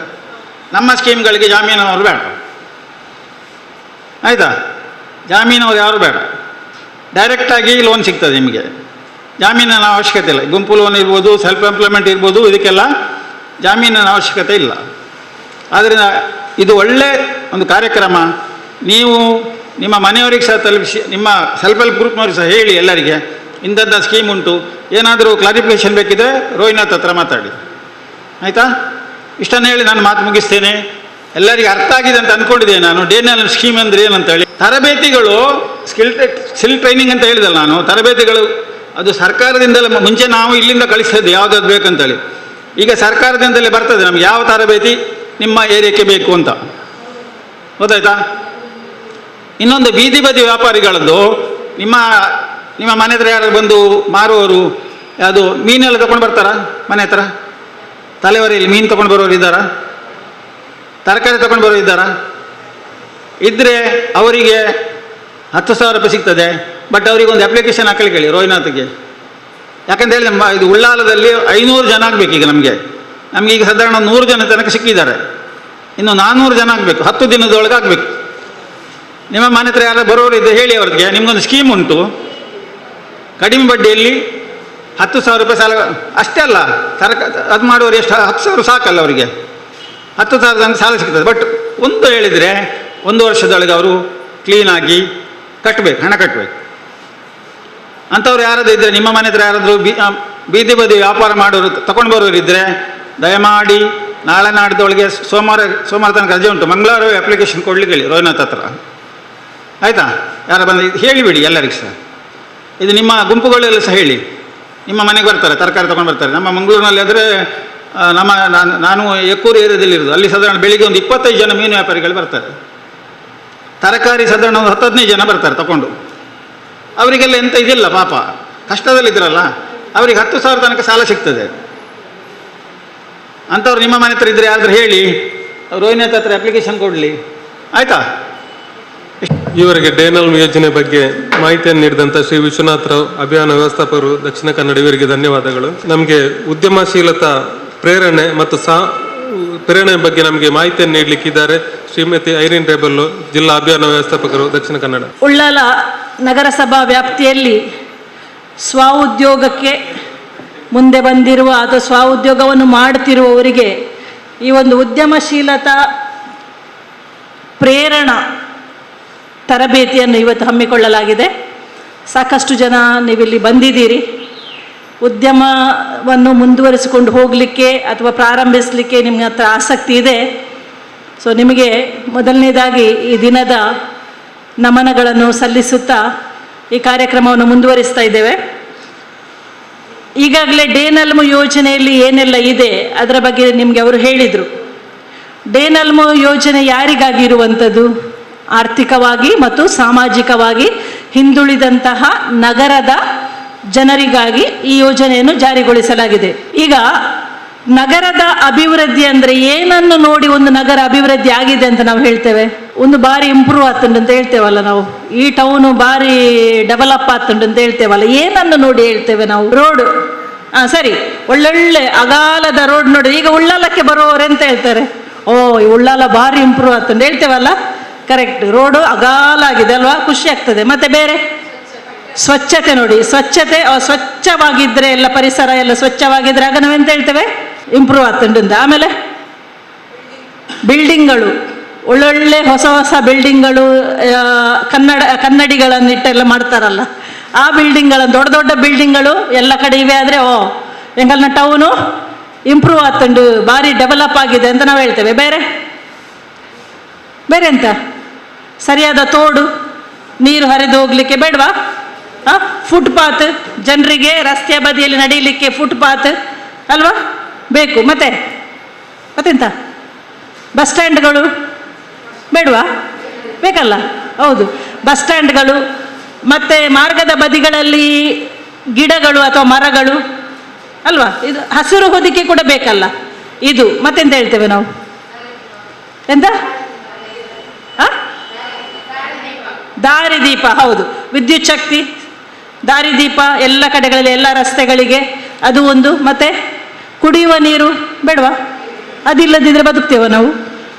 ಕುಡಿಯುವ ನೀರು ಒಳ್ಳೆಯ ವ್ಯವಸ್ಥೆ ಇದೆ, ಆದರೆ ಅದು ಈ ಎಲ್ಲ ಮೂಲ ಸೌಕರ್ಯಗಳನ್ನು ನೋಡಿ ನಾವು ಈ ನಗರ ಇಂಪ್ರೂವ್ ಆಗಿದೆ ಅಂತ ನಾವು ಹೇಳ್ತೇವೆ. ಹೌದಲ್ಲ, ಹೌದಲ್ವಾ? ಹೌದು. ನಗರದ ಅಭಿವೃದ್ಧಿಗೆ ಈ ಮೂಲ ಸೌಕರ್ಯ ಅಭಿವೃದ್ಧಿ ಆದರೆ ಸಾಕಾ? ನನ್ನ ಪ್ರಶ್ನೆ ನಿಮಗೆ. ಮೂಲ ಸೌಕರ್ಯ ಅಭಿವೃದ್ಧಿ ಆದರೆ ನಗರದ ಅಭಿವೃದ್ಧಿ ಆದಾಗೆ ಆಯ್ತಾ? ಮತ್ತೇನು ಬೇಕು? ಮನುಷ್ಯ ಕೂಡ ಅಭಿವೃದ್ಧಿ ಆಗಬೇಕು. ಓಕೆ, ಮನುಷ್ಯ ಕೂಡ, ಅವರು ಹೇಳಿದವ ರೀತಿ ಒಳ್ಳೆಯದು, ಮನುಷ್ಯ ಕೂಡ ಅಭಿವೃದ್ಧಿ ಆಗಬೇಕು ಅಂತ. ಓಕೆ, ಅಂದರೆ ಜನರು, ಅದು ಮನುಷ್ಯ ಅಂತ ಹೇಳಿ ಮನುಷ್ಯರೇ ಫಸ್ಟ್, ಎಲ್ಲರೂ ಜನರು ಮನುಷ್ಯರಾಗಬೇಕು ಫಸ್ಟ್ ಅಲ್ವಾ? ಹೌದು, ಅಂದರೆ ಜನರ ಅಭಿವೃದ್ಧಿ ಕೂಡ ಆಗಬೇಕು. ಆಗ ಮಾತ್ರ, ಅಂದರೆ ಅಭಿವೃದ್ಧಿ ಅಂದರೆ ಎರಡೂ, ಹೇಗೆ ನಮ್ಮ ರೈಲ್ವೆ ಟ್ರ್ಯಾಕ್ ಎರಡು ಹಳಿ ಉಂಟಲ್ಲ, ಅಥವಾ ಒಂದೇ ಹಳಿ, ಒಂದೇ ಎರಡು ಚಕ್ರ ಹೋಗ್ಬೇಕಲ್ಲ ಅಲ್ವಾ? ಹಾಗೇನೆ ಒಂದರಲ್ಲಿ ಹೋಗುದಿಲ್ಲ, ಅದು ಬಾಯಿಯಲ್ಲಿ ಮಾತ್ರ ಹೋಗುದು ರೈಲು. ಹೌದು, ಹಾಗೇನೆ ನಮ್ಮ ಅಭಿವೃದ್ಧಿ, ನಗರದ ಅಭಿವೃದ್ಧಿ ಅಂತ ಹೇಳಿದರೆ ಎರಡು ಗಾಡಿಗೆ ಎರಡು ಚಕ್ರ ಇದ್ದಾಗ, ಅಥವಾ 4, ದೊಡ್ಡ ಗಾಡಿ 4, ಸೈಕಲ್ ಆದರೆ 2 ಅಲ್ವಾ? ಅಂದರೆ ಹೇಗೆ ಮೂಲ ಸೌಕರ್ಯಗಳು ಅಭಿವೃದ್ಧಿ ಆಗ್ತವೆ, ಹಾಗೇನೆ ಜನರ ಜೀವನ ಮಟ್ಟ ಕೂಡ ಅಭಿವೃದ್ಧಿ ಆಗಬೇಕು. ಎರಡು ಜೊತೆಯಾಗಿ ಹೋಗಬೇಕು. ನಮಗೆ ಹೆಚ್ಚಾಗಿ ರಾಜಕೀಯವಾಗಿ ಅಥವಾ ಬೇರೆ ವಿಚಾರದಲ್ಲಿ ನಾವು ನೋಡೋದಿದ್ರೆ ಎಲ್ಲರೂ ಗಮನ ಹರಿಸುವುದು ಈ ಮೂಲ ಸೌಕರ್ಯಗಳ ಬಗ್ಗೆ. ಯಾಕೆ? ಅದಕ್ಕೊಂದು ಹಿಡನ್ ವಿಷಯ ಉಂಟು, ಅದು ನಾನು ಹೇಳುವುದಿಲ್ಲ, ಬೇಡ, ನಿಮಗೂ ಗೊತ್ತಿರಬಹುದು ಅಲ್ವಾ? ಆ ವಿಚಾರ ನಮಗೆ ಬೇಡ. ಆದರೆ ಅದು ಒಂದು ಸೈಡ್, ಎಲ್ಲರೂ ನೋಡುವುದು, ಎಲ್ಲರಿಗೆ ಆಸಕ್ತಿ ಅದರಲ್ಲೇ ಇರುವುದು. ಆದರೆ ನಮಗೆಲ್ಲರಿಗೆ ಆಸಕ್ತಿ ಇದರಲ್ಲಿರುವುದು ಯಾವುದು? ಜನರ ಜೀವನ ಮಟ್ಟವನ್ನು ಸುಧಾರಣೆ ಮಾಡಬೇಕು, ಜನರ ಆರ್ಥಿಕವಾಗಿ ಜನರು ಸಶಕ್ತರಾಗಬೇಕು, ಸಾಮಾಜಿಕವಾಗಿ ಜನರ ಭಾಗವಹಿಸುವಿಕೆ ಒಳ್ಳೆಯದಾಗಬೇಕು, ಜನರಲ್ಲಿ ಆತ್ಮವಿಶ್ವಾಸ ಬರಬೇಕು, ಅವರ ಕುಟುಂಬಗಳಲ್ಲಿ ಜೀವನ ಒಳ್ಳೆಯದಾಗಬೇಕು. ಇದು ನಮ್ಮ ಆಶಯ. ಇದು ಎರಡು ಜೊತೆಯಾಗಿ ಹೋದಾಗ ಮಾತ್ರ ಒಂದು ನಗರದ ಅಭಿವೃದ್ಧಿ ಆಗಿದೆ ಅಂತ ನಾವು ಹೇಳ್ಬೋದು. ಅದಕ್ಕಾಗಿ ದೊಡ್ಡ ದೊಡ್ಡ ಪ್ರಾಜೆಕ್ಟ್ಗಳು ಬರುವಾಗ, ನಮ್ಮ ಹತ್ರ ADB ಪ್ರಾಜೆಕ್ಟ್ ಇತ್ತಲ್ಲ ಉಳ್ಳಾಲದಲ್ಲಿ, ಹೌದು, ಕುಡ್ಸೆಂಪ್ ಅಂತ ದೊಡ್ಡ ಒಂದು ಪ್ರಾಜೆಕ್ಟ್ ಇತ್ತು, ADB ಪ್ರಾಜೆಕ್ಟ್. ಅದು ಬಂದಾಗ ಅದರಲ್ಲಿ ಮುಖ್ಯವಾಗಿ ಇರುವಂಥದ್ದು ಕುಡ್ಸೆಂಪ್ ಅಂದರೆ Karnataka urban development and coastal environmental management project ಅಂತ. ನಾನು ಅದರಲ್ಲಿ ಕೆಲಸ ಮಾಡ್ತಾ ಇದ್ದೆ. ಆಗ ಕೂಡ ಎರಡು ವಿಧದ ಅಭಿವೃದ್ಧಿಗೆ ಕಾಮಗಾರಿಗಳಿತ್ತು. ಒಂದು ಮೂಲ ಸೌಕರ್ಯಗಳನ್ನು ಅಭಿವೃದ್ಧಿಪಡಿಸುವುದು, ಮತ್ತೊಂದು ಶ್ರೀ ಕ್ಷೇತ್ರ ಧರ್ಮಸ್ಥಳದ ಮೂಲಕ ಮಹಿಳೆಯರ ಸ್ವಸಹಾಯ ಸಂಘಗಳನ್ನು ರಚಿಸಿ ಸಮುದಾಯ ಅಭಿವೃದ್ಧಿಯ ಕೆಲಸ ಆಗ್ತಿದ್ದು. ಗೊತ್ತುಂಟಾ ಇಲ್ವಾ? ಎಷ್ಟು ಜನ ಇದ್ರಿ ಅದರಲ್ಲಿ ಸ್ವಸಹಾಯ ಸಂಘಗಳಲ್ಲಿ? ಶ್ರೀ ಕ್ಷೇತ್ರದ ಕುಡ್ಸೆಂಪಲ್ಲಿ ಆಗ್ತಾ ಇತ್ತು ಇಲ್ವಾ? ಏನಾಗೋದಿಲ್ಲ, ನಿಮ್ಮನ್ನು ಕ್ಯಾನ್ಸಲ್ ಮಾಡೋದಿಲ್ಲ. ಎಲ್ಲಿ ಹೆದರಿಕೆಯಿಂದ ಆಚೆ ಈಚೆ ನೋಡಿ ಕೈ ಕೆಳಗೆ ಆಗ್ತಾ ಇದ್ದಾರೆ. ಅದಕ್ಕೆ ನನಗೂ ಅದಕ್ಕೂ ಕನೆಕ್ಷನ್ ಇಲ್ಲ. ಈಗ ಮೊದಲಿತ್ತು, ಈಗ ಇದಕ್ಕೆ ಕನೆಕ್ಷನ್ ಆಯ್ತಾ? ಇದು ಎರಡು ರೀತಿಯ ಅಭಿವೃದ್ಧಿ ಆದಾಗ ಮಾತ್ರ ಒಂದು ನಗರದ ಅಭಿವೃದ್ಧಿ ಅಂತ ನಾವು ಹೇಳ್ಬೋದು. ಈಗ ಜನರ ಜೀವನ ಮಟ್ಟದಲ್ಲಿ ಸುಧಾರಣೆ ಆಗಬೇಕಾದ್ರೆ ಯಾವುದೆಲ್ಲ ಕ್ಷೇತ್ರಗಳಲ್ಲಿ ನಾವು ಗಮನ ಹರಿಸಬೇಕು? ಮುಖ್ಯವಾಗಿ ನಿಮಗೆ ಗೊತ್ತಿರೋ ಹಾಗೆ ಜನರಲ್ಲಿ ಅಭಿವೃದ್ಧಿ ಆಗಬೇಕು, ಜನರಿಗೆ ಮಾಹಿತಿ ಸಿಗಬೇಕು, ಜನರು ಭಾಗವಹಿಸುವಿಕೆ ಜಾಸ್ತಿ ಆಗಬೇಕು, ಅಥವಾ ಜನರಿಗೆ ಉದ್ಯೋಗ ಸಿಗಬೇಕು, ಜನರಿಗೆ ಆದಾಯ ಬರಬೇಕು. ಇದೆಲ್ಲ ಆಗಬೇಕಾದ್ರೆ ಏನೆಲ್ಲ ಆಗಬೇಕು, ಯಾವ ಕ್ಷೇತ್ರಗಳಲ್ಲಿ ಪ್ರಗತಿ ಆಗಬೇಕು ಹೇಳಿ ನನಗೆ. ಮುಖ್ಯವಾದದ್ದು ಕ್ಷೇತ್ರಗಳು ಯಾವುದು, ನಾವು ಕಾನ್ಸಂಟ್ರೇಟ್ ಮಾಡಬೇಕು ಯಾವ ಕ್ಷೇತ್ರಗಳಲ್ಲಿ? ಶುರು ಮಾಡ್ತೇನೆ ನಾನು, ಆಮೇಲೆ ಮುಂದುವರಿಸ್ಬೇಕಾಯ್ತಾ? ಓಕೆ. ಮುಖ್ಯ ನಾನು ಹೇಳೋದು ಶಿಕ್ಷಣ ಕ್ಷೇತ್ರದಲ್ಲಿ ನಾವು ಗಮನ ಹರಿಸಬೇಕು. ಎಲ್ಲ ಮಕ್ಕಳು ಶಾಲೆಗೆ ಹೋಗುವ ಹಾಗೆ ಆಗಬೇಕು. ಮಾತ್ರವಲ್ಲ, ಯಾರು ಶಾಲೆ ಬಿಟ್ಟವರನ್ನು ವಾಪಸ್ ಶಾಲೆಗೆ ತರುವಂತೆ ಆಗಬೇಕು. ಒಂದು ವೇಳೆ ಕೆಲಸ ಮಾಡ್ತಾರಾದರೆ ಅವರಿಗೆ ಕೂಡ ಈ ಸಾಕ್ಷರತೆಯ ವಿಚಾರದಲ್ಲಿ ಅವರನ್ನು ತೊಡಗಿಸಬೇಕು. ಒಟ್ಟಾರೆ ಶಿಕ್ಷಣ ಮಟ್ಟವನ್ನು ವೃದ್ಧಿಸಬೇಕು. ಮಹಿಳೆಯರು ಕೂಡ ಅಥವಾ ಹೆಣ್ಣು ಮಕ್ಕಳು ಕೂಡ ಕಲಿಯುವುದಾದರೆ, ಉನ್ನತ ಶಿಕ್ಷಣ ಪಡೆಯುವುದಾದರೆ ಅದಕ್ಕೂ ಪೂರಕವಾದ ವಾತಾವರಣ ಇರಬೇಕು. ಶಿಕ್ಷಣ ಆಮೇಲೆ ಈಗ ಹೇಳಿ ಆರೋಗ್ಯ ಶಿಕ್ಷಣ ಒಂದು ಫಸ್ಟ್ ಹೇಳಿದೆ ನಾನು. ಹಾಗೇನೆ ಜನರ ಆರೋಗ್ಯ ಕೂಡ ಆರೋಗ್ಯ ಮಟ್ಟದಲ್ಲಿ ವೃದ್ಧಿ ಆಗಬೇಕು. ಆರೋಗ್ಯ ಮಟ್ಟದ ವೃದ್ಧಿಗಾಗಿ ನಮ್ಮ ಸಾಕಷ್ಟು ಸರ್ಕಾರದ ಯೋಜನೆಗಳಿವೆ. ಈಗ ಆರೋಗ್ಯ ಅಂತ ಹೇಳಿದರೆ ಕೊರೋನಾ ಅಂತಾಗಿದೆ, ಕೊರೋನಾ ಅಂತಂದರೆ ಆರೋಗ್ಯ ಅಂತಾಗಿದೆ. ಇಲ್ಲದಿದ್ರೂ ಕೂಡ ಸಾಕಷ್ಟು ಕಾಯಿಲೆಗಳು, ಮಲೇರಿಯಾ, ಡೆಂಗ್ಯೂ, ಆ ಕಾಯಿಲೆ, ಈ ಕಾಯಿಲೆ, ಆ ಜ್ವರ, ಈ ಜ್ವರ ಅಂತ ಬರ್ತಾ ಇತ್ತಲ್ವ, ಅವುಗಳನ್ನು ಅಂದರೆ ಅವುಗಳಿಂದ ಜನರನ್ನು ರಕ್ಷಿಸಲಿಕ್ಕಾಗಿ ಬೇರೆ ಬೇರೆ ಕ್ರಮಗಳನ್ನು ಸರ್ಕಾರ ಕೈಗೊಳ್ತಾ ಇತ್ತು. ಸೊ ಆರೋಗ್ಯ ಸಂರಕ್ಷಣೆ ಅದು ಕೂಡ ಮುಖ್ಯ. ಅದರಲ್ಲಿ ನಮಗೆ ಮಹಿಳಾ ಮತ್ತು ಮಕ್ಕಳ ಅಭಿವೃದ್ಧಿ ಇಲಾಖೆಯಿಂದ ನಮಗೆ ಪೌಷ್ಟಿಕತೆಯ ಒಂದು ವಿಚಾರ ಕೂಡ ಉಂಟು. ಪೋಷಣ ಅಭಿಯಾನ ಗೊತ್ತುಂಟಲ್ಲ, ಪೋಷಣ ಅಭಿಯಾನ ಇದೆ. ಪೌಷ್ಟಿಕವಾಗಿ ಜನರನ್ನು ಮೇಲೆತ್ತುವ ಕೆಲಸ. ಮುಖ್ಯವಾಗಿ ನಮಗೆ ಮಹಿಳೆಯರಿಗೆ ಪೌಷ್ಟಿಕತೆಯ ಕೊರತೆ ಇದೆ. ನಮಗೆ ರಕ್ತಹೀನತೆಯ ಸಮಸ್ಯೆ ಇದೆ. ಯಾಕೆ ಮಹಿಳೆಯರಿಗೆ ರಕ್ತಹೀನತೆಯ ಸಮಸ್ಯೆ ಜಾಸ್ತಿ ಬರೋದು? ಒಂದು ಪೌಷ್ಟಿಕ ಆಹಾರದ ಕೊರತೆ. ನಾವು ಒಟ್ಟು ತಿಂದರೆ ಹೊಟ್ಟೆ ತುಂಬಿದ್ರೆ ಅಲ್ಲ, ಇಷ್ಟು ಅನ್ನ ತಗೊಳ್ಳೋದು, ಅದಕ್ಕೆ ಚಟ್ನಿಯೋ ಅಂತ ಹೇಳಿ ನೋಡು, ಉಪ್ಪಿನಕಾಯಿಯೋ ಅಥವಾ ಹಪ್ಪಳನೋ ಸಂಡಿಗೆನೋ ಮಾಡಿದ್ದು ಇಷ್ಟು ಹೊಟ್ಟೆ ತುಂಬಿತ್ತು. ಅದರಲ್ಲಿ ಎಷ್ಟು ಪೌಷ್ಟಿಕ ಅಂಶ ಇದೆ, ನಮ್ಮ ರಕ್ತಹೀನತೆಯನ್ನು ಹೋಗಲಾಡಿಸ್ಲಿಕ್ಕೆ ಏನಿದೆ, ಅದರ ಬಗ್ಗೆ ಒಂಚೂರು ನಮಗೆ ಬಿದ್ದು ಹೋಗಲಿಲ್ಲ. ಅದನ್ನೇ ನಾವು ನಮ್ಮ ಮಕ್ಕಳಿಗೆ ಕೊಡುದು. ಮಕ್ಕಳಿಗೂ ಅದೇ, ಹೊಟ್ಟೆ ತುಂಬಿದ್ರೆ ಇದು ಸರಿಯಲ್ಲ. ಹೊಟ್ಟೆ ತುಂಬುವ ಜೊತೆಗೆ ಆ ಹೊಟ್ಟೆ ತುಂಬಿದ್ರಿಂದ, ಆ ಆಹಾರದಿಂದ ನಮ್ಮ ಪೌಷ್ಟಿಕ ಮಟ್ಟ ವೃದ್ಧಿ ಆಗಬೇಕು, ಪೌಷ್ಟಿಕತೆಯ ವೃದ್ಧಿ ಆಗಬೇಕು. ನಮಗೆ ಕ್ಯಾಲ್ಸಿಯಂ ಕೊರತೆ ಕಾಡ್ತದೆ, ಹೌದಾ? ಹೆಣ್ಣು ಮಕ್ಕಳಿಗೆ ರಕ್ತಹೀನತೆ ಮತ್ತು ಕ್ಯಾಲ್ಸಿಯಂ ಕೊರತೆ ಕಾಡ್ತದೆ ಹೆಚ್ಚಾಗಿ. ಯಾಕೆ ಬೇಗ ಹೇಳಿ. ನಾನಿನ್ನು ಮುಖ್ಯ ವಿಷಯಕ್ಕೆ ಬರಲಿಲ್ಲ, ಇಂಟ್ರಡಕ್ಷನ್ ಮಾಡ್ತಾ ಇದ್ದೇನೆ.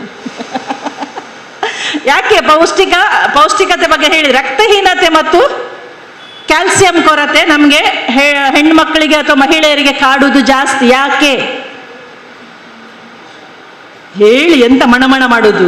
ಇಲ್ಲಿ ರೋಹಿನಾಥ್ ಬಿಟ್ರೆ ಯಾರು ಪುರುಷರಿಲ್ಲ, ಇಲ್ಲಲ್ಲ, ಇದ್ದವರು ಎದ್ದೋದ್ರು. ಹೇಳಿ. ಅದು ಹೇಳಲಿಕ್ಕೆ ಯಾಕೆ ನಾಚಿಗೆ? ಯಾರಿಗೂ ಆಗುದಿಲ್ವಾ?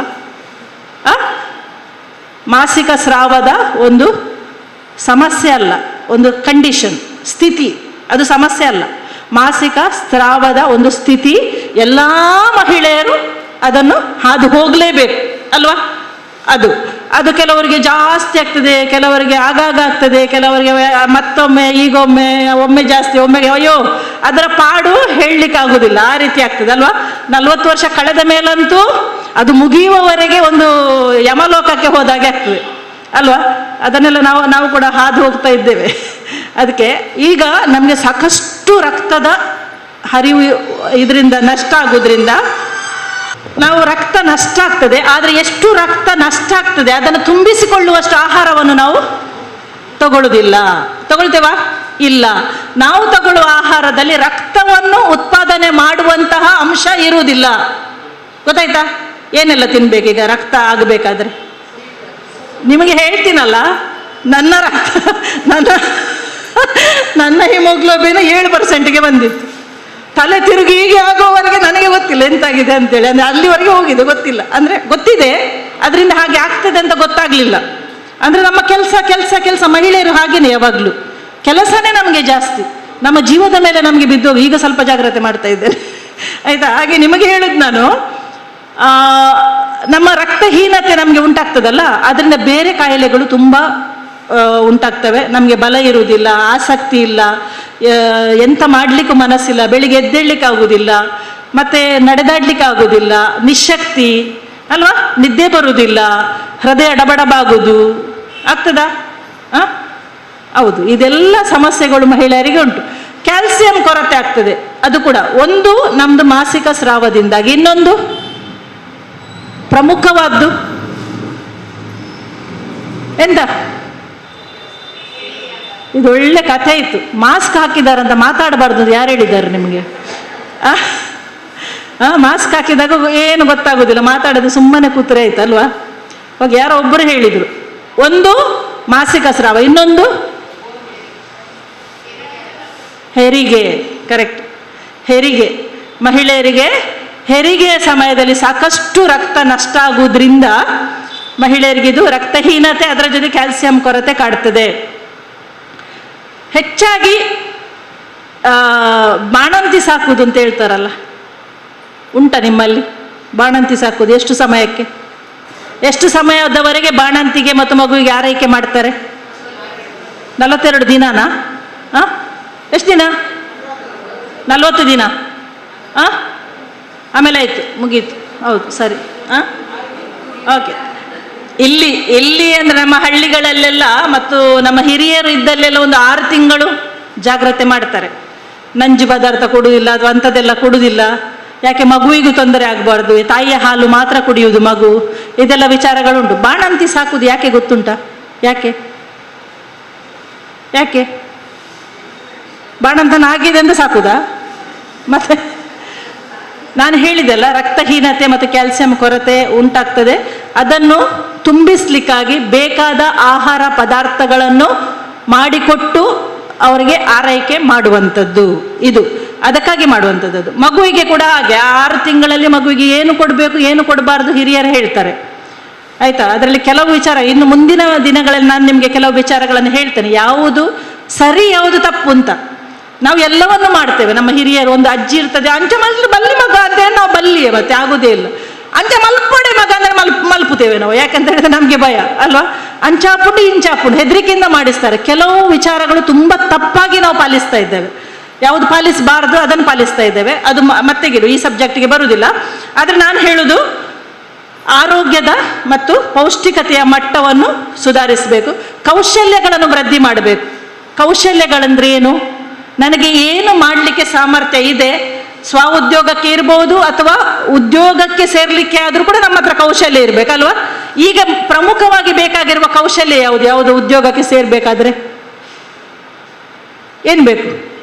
ಒಂದು ಜಾಬ್ಗೆ ಸೇರೋದಾದ್ರೆ ಎಂತ ಕೇಳ್ತಾರೆ ನಿಮಗೆ? ಎಷ್ಟು ವಿದ್ಯಾಭ್ಯಾಸ? ಓಕೆ, ಆಮೇಲೆ ಎಲ್ಲಿ ಕಲ್ತದ್ದು? ಆಮೇಲೆ ಅನುಭವ. ಮತ್ತೆ ನಿಮ್ಮ ಬಗ್ಗೆ ಯೋಚನೆ ಮಾಡಬೇಡಿ. ನೀವೀಗ ಇನ್ನು ಉದ್ಯೋಗಕ್ಕೆ ಹೋಗ್ತೀರಿ ಇಲ್ವೋ ಗೊತ್ತಿಲ್ಲ. ಒಂದು ಡಿಗ್ರಿ ಅಥವಾ PUC ಆದ ಮಕ್ಕಳು ಜಾಬಿಗೆ ಸೇರುವಾಗ ಎಂತ ಕೇಳ್ತಾರೆ ಅವರಿಗೆ? ಅದಾಯಿತು, ಸರ್ಟಿಫಿಕೇಟ್ ಆಯಿತು, ಶಿಕ್ಷಣ ಆಯಿತು, ಬೇರೆ ಎಂತ ಕೇಳ್ತಾರೆ? ಇಂಪಾರ್ಟೆಂಟ್ ಈಗ ಕೇಳ್ತಾರೆ. ಆರೋಗ್ಯ ಅದು ಇದ್ದದ್ರಿಂದಲ್ವ ಇಂಟರ್ವ್ಯೂಗೆ ಬಂದದ್ದು. ಅದು ಬಿಟ್ಟು ಎಲ್ಲಿ ಕೆಲಸ ಅಲ್ಲ, ಅನುಭವ ಅದು ಆಯಿತು, ಬೇರೆ ಪ್ರಾಯ ಅದು ಇದರಲ್ಲಿ ಉಂಟು ಸರ್ಟಿಫಿಕೇಟಲ್ಲಿ. ಪ್ರಮುಖವಾಗಿ ಕೇಳುವಂಥದ್ದು ಯಾರಿಗಾದ್ರೂ ಹೊಳೆಯುತ್ತಾನೋ ನೋಡ, ಹೊಳೆಯುತ್ತದ ಅಂತೇಳಿ. ಆರೋಗ್ಯ ಆಯ್ತಮ್ಮ, ಚೆನ್ನಾಗಿದ್ದಾಳೆ ಅವಳು, ಬೇರೆ ಎಂಥ ಕೆಲಸ ಕೊಟ್ಟರೆ ಮಾಡ್ತೀಯಾ ಅಂತೇಳಿ. ಓಕೆ, ಅದು ಅಲ್ಲ, ಒಂದು ಕೌಶಲ್ಯ ಕೇಳ್ತಾರೆ ಅವರು. ಪರಿಣತಿ ಹೊಂದಿದ್ದಾಳೆ, ಅದಾಯಿತು, ಕ್ವಾಲಿಫಿಕೇಶನ್ ಅದರಲ್ಲೇ ಆಯಿತು, ಅದಲ್ಲ. ಯಾವುದದು ಪ್ರಮುಖವಾಗಿ ಕೇಳ್ತಾರೆ. ಈಗ ಎಲ್ಲ ಕಡೆ ಅದು ಬೇಕೇ ಬೇಕು. ಜನರಲ್ ನಾಲೆಜ್ ಅದೆಲ್ಲರ ಹತ್ರ ಇರ್ತದೆ, ಕೆಲವರ ಹತ್ರ ಹೆಚ್ಚು, ಕೆಲವರ ಹತ್ರ ಕಡಿಮೆ, ಹೌದಲ್ಲ? ಅದಲ್ಲ, ಪ್ರಮುಖವಾಗಿ ಎಲ್ಲ ಕಡೆ ಅದು ಬೇಕೇ ಬೇಕೀಗ. ಅದನ್ನು ಕೇಳ್ತಾರೆ. ಏನದು?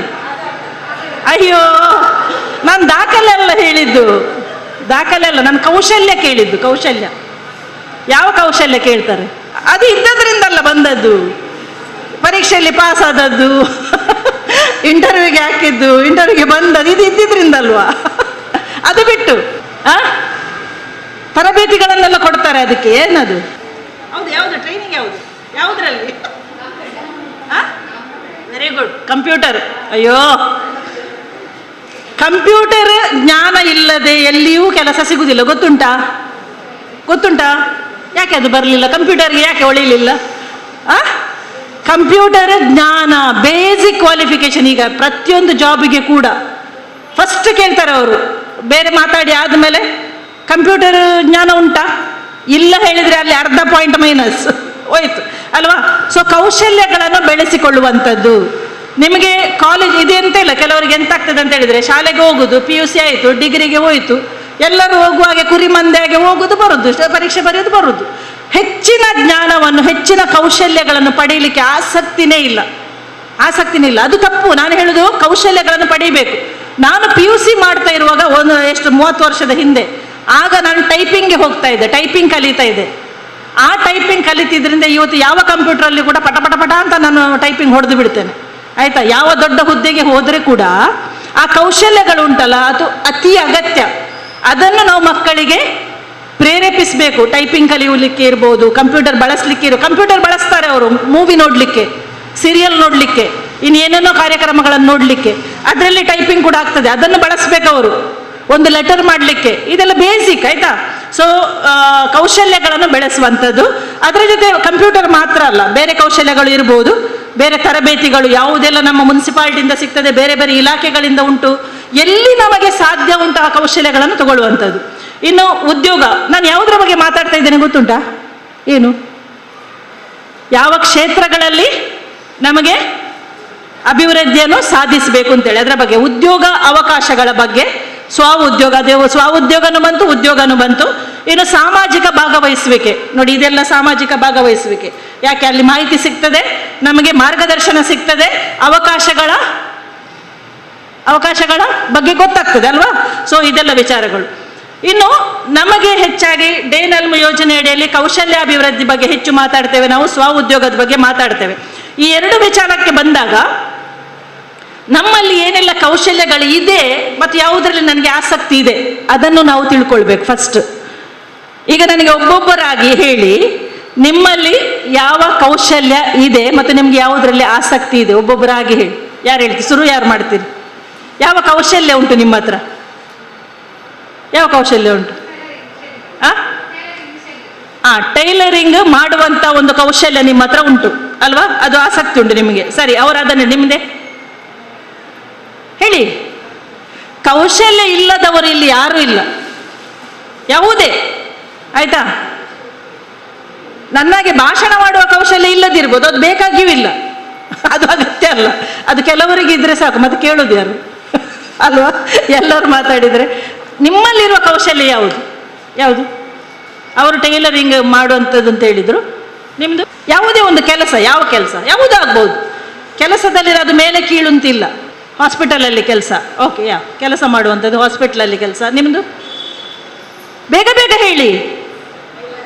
ಟೈಲರಿಂಗ್, ಸರಿ. ನೀವು ಮನೆಯಲ್ಲಿ, ನನಗೆ ಇದು ಮಹಿಳೆಯರು ಮನೆಯಲ್ಲಿ ಅಂತ ಹೇಳುವಾಗ ಬೇಜಾರಾಗೋದು. ನಿಮಗಲ್ಲ ಹೇಳೋದು ನಾನು, ಜನರಲಿ ನಾವು ಎಂತ ಹೇಳ್ತೇವೆ ಅಂತ ಹೇಳಿದ್ರೆ, ನೀವು ಎಂತ ಮಾಡಿದ್ರಿ? ನಾನು ಮನೆಯಲ್ಲಿರೋದು, ಉಳಿದವರು ಎಲ್ಲಿರೋದು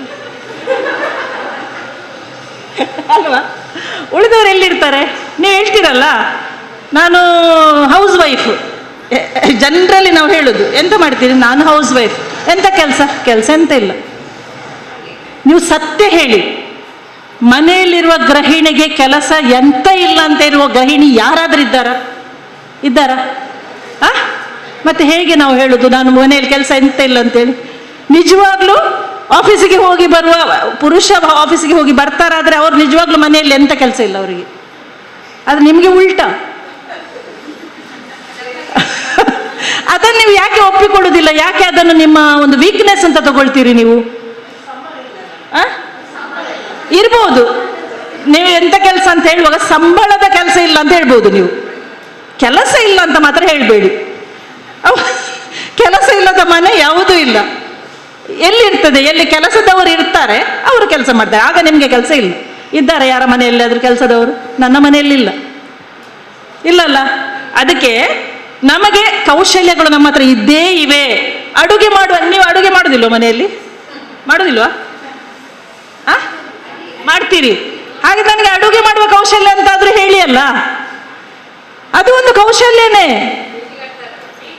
ನೋಡಿ, ಬೀಡಿ ಕಟ್ತಾರೆ, ಅಡುಗೆ ಮಾಡ್ತಾರೆ, ಇದು ಮನೆಯ ಕ್ಲೀನಿಂಗ್ ಎಲ್ಲ ಮಾಡ್ತೀರಾ ಇಲ್ವಾ? ಅದೆಲ್ಲ ಎಂತ? ನೋಡಿ ಎಲ್ಲ ಬಿಟ್ಟು ಮನೆಯಲ್ಲಿ. ಹಾಗೆ ಹೌದು, ರಾತ್ರಿ ಮನೆಗೆ ಬರಲೇಬೇಕಲ್ಲ, ಅದು ಪ್ರಾಣಿಗಳು ಕೂಡ ಹೋಗ್ತವೆ ಅವುಗಳ ಗೂಡಿಗೆ ಅಲ್ಲ. ಸರಿ, ನಮಗೆ ನಮ್ಮ ಹತ್ರ ಕೌಶಲ್ಯಗಳು, ನಾವೇನ ನಮ್ಮನ್ನೇ ಕೀಳರಿಮೆ ಮಾಡುವಂಥದ್ದು. ಎಂಕಾಪುಜಿ ಆಲು ಶಾರುಲ್ಲಲ್ಲ ಎನಡ್ದಾಪುಜಿ ಅಂತೇಳಿ ಅಲ್ವಾ, ನಮ್ಮ ಬಗ್ಗೆನೇ ನಾವು ಕೀಳರಿಮೆ, ಅದನ್ನು ಫಸ್ಟ್ ನಾವು ಹೋಗಲಾಡಿಸ್ಬೇಕು. ನಾವು ಜೀವನದಲ್ಲಿ ಏನೇ ಸಾಧನೆ ಮಾಡಬೇಕಿದ್ರೂ ನನ್ನ ಸಾಮರ್ಥ್ಯದ ಬಗ್ಗೆ, ನನ್ನ ಪ್ರತಿಭೆಯ ಬಗ್ಗೆ, ನನ್ನಲ್ಲಿರುವ ಶಕ್ತಿಯ ಬಗ್ಗೆ ನನಗೆ ಗೊತ್ತಾಗಬೇಕು.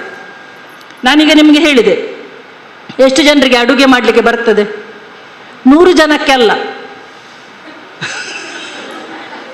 ಮನೆಯಲ್ಲಿರುವ ಸದಸ್ಯರಿಗಾಗಿ ಎಷ್ಟು ಜನರಿಗೆ ಅಡುಗೆ ಮಾಡಲಿಕ್ಕೆ ಬರ್ತದೆ? ಕೈ ಮೇಲೆ ಹಾಕಿ. ಕರೆಕ್ಟ್. ಕೆಲವರು ಕೈ ಮೇಲೆ ಹಾಕಲಿಲ್ಲ, ಎಂತ ಕತೆ? ಅತ್ತೆ ಮಾಡ್ತಾರ ಅಥವಾ ಗಂಡ ಮಾಡ್ತಾರ? ಓಕೆ, ಸರಿ. ಹೆಚ್ಚಾಗಿ ಎಲ್ಲರಿಗೆ ಅಡುಗೆ ಮಾಡಲಿಕ್ಕೆ ಬರ್ತದೆ, ಹೌದಲ್ವಾ?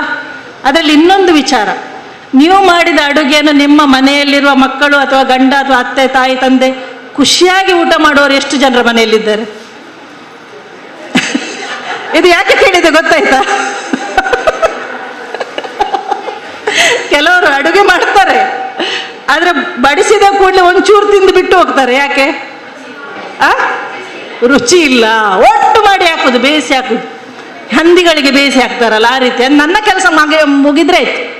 ಹಾಗೆಲ್ಲ, ಅದು ಅಡುಗೆ ಕೌಶಲ್ಯ ಅಲ್ಲ. ಅದೇನು ಹೇಳ್ತಾರೆ, ಬುಟ್ಟಿ ಚಾಕರಿ ಮಾಡುದಷ್ಟೇ, ಮಾಡಿ ಬಿಸಾಡುದು ಅದಾಗುದಿಲ್ಲ. ಕೌಶಲ್ಯ ಅಂತ ಹೇಳಿದ್ರೆ ಕೌಶಲ್ಯ, ಅದರಿಂದಾಗಿ ಬೇರೆಯವರಿಗೆ, ಅವರ ಆರೋಗ್ಯಕ್ಕೆ, ಅವರ ಪೌಷ್ಟಿಕತೆಗೆ, ಅವರ ಬೆಳವಣಿಗೆಗೆ ಅದು ಸಹಕಾರಿಯಾಗಬೇಕು, ಹೌದಲ್ಲ? ಸೊ ಖುಷಿಯಾಗಿ ಎಲ್ಲರೂ ಊಟ ಮಾಡ್ತಾರಾದ್ರೆ ನಿಮ್ಮಲ್ಲಿ ಅಡುಗೆ ಮಾಡುವ ಕೌಶಲ್ಯ ಉಂಟು ಅಂತ ಅರ್ಥ. ನಿಮ್ಮ ಮನೆ ಕ್ಲೀನ್ ಆಗಿದೆಯಾ? ಎಲ್ಲರ ಮನೆ ಕ್ಲೀನ್ ಆಗಿದೆ? ಎಷ್ಟು ಜನರ ಮನೆ ಕ್ಲೀನ್ ಆಗಿದೆ? ಧೈರ್ಯದಿಂದ ಹೇಳ್ತೀರಿ, ನನ್ನ ಮನೆ ಕ್ಲೀನ್ ಆಗಿದೆ. ನಾನು ನೋಡ್ಲಿಕ್ಕೆ ಬರುವುದಿಲ್ಲ, ಟೆನ್ಷನ್ ಮಾಡಬೇಡಿ, ನನಗೆ ಪುರ್ಸೊತ್ತಿಲ್ಲ. ಓಕೆ, ಕ್ಲೀನ್ ಆಗಿದೆ ಅಲ್ವಾ? ಅದನ್ನು ಯಾರು ಕ್ಲೀನ್ ಮಾಡೋದು? ನೀವೇ, ಹೌದಲ್ಲ? ಹಾಗಿದ್ರೆ ಅದು ಕೌಶಲ್ಯ ಅಲ್ವಾ? ಹೌದಲ್ವಾ? ಹೌದು. ಯಾಕೆ ಅದನ್ನು ನೀವು ಅರ್ಥ ಮಾಡಿಕೊಳ್ಳುವುದಿಲ್ಲ ನಿಮ್ಮ ಕೌಶಲ್ಯ ಅಂತ? ಸೊ ಕೌಶಲ್ಯಗಳನ್ನು ನಾವು ಅರ್ಥ ಮಾಡಿಕೊಂಡು ಅವುಗಳನ್ನು ಬೆಳೆಸುವುದು, ಆಯ್ತಾ? ಸ್ವ ಉದ್ಯೋಗ, ಈಗ ಉದ್ಯೋಗ ಅಥವಾ ಸ್ವ ಉದ್ಯೋಗ, ನಾವು ಹೆಚ್ಚಾಗಿ ಸ್ವ ಉದ್ಯೋಗದ ಬಗ್ಗೆ ಮಾತಾಡುವ. ಅದರಲ್ಲಿ ಒಂದು ವಿಚಾರ ಅಂತ ಹೇಳಿದ್ರೆ, ನಾವು ಕೆಲವು ವಸ್ತುಗಳನ್ನು ಉತ್ಪಾದನೆ ಮಾಡಿ ಮಾರಾಟ ಮಾಡುದು. ಇನ್ನೊಂದು, ಯಾರೋ ಉತ್ಪಾದನೆ ಮಾಡಿದ ವಸ್ತುಗಳನ್ನು ತಂದು ನಾವು ಮಾರಾಟ ಮಾಡುದು. 2 ವಿಧ. ಕರೆಕ್ಟಾ? ಏನು, ಹೌದಲ್ವಾ? ಹೌದು. ಈಗ ಉತ್ಪಾದನೆ ಮಾಡಿ ಮಾರಾಟ ಮಾಡುವಂತಹ ಯಾವ ವಸ್ತುಗಳಿವೆ ಹೇಳಿ ನನಗೆ? ನಾವೇ ಉತ್ಪಾದನೆ ಮಾಡುದು. ಫಿನೈಲ್, ಕೇಳುದಿಲ್ಲ. ಕ್ಯಾಂಡಲ್, ಫಿನೈಲ್ ಆಯ್ತು. ಅದು ತೆಗೆದು ಸ್ವಲ್ಪ ಹೇಳಿ ಮತ್ತೆ ಮುಚ್ಚಿ.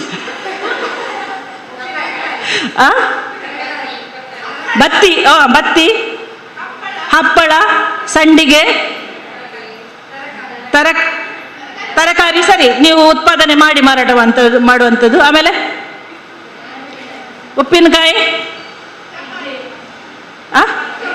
ಚಪಾತಿ ಆಗುತ್ತೆ. ಹೌದೌದು, ಆಗುತ್ತೆ ಚಪಾತಿ.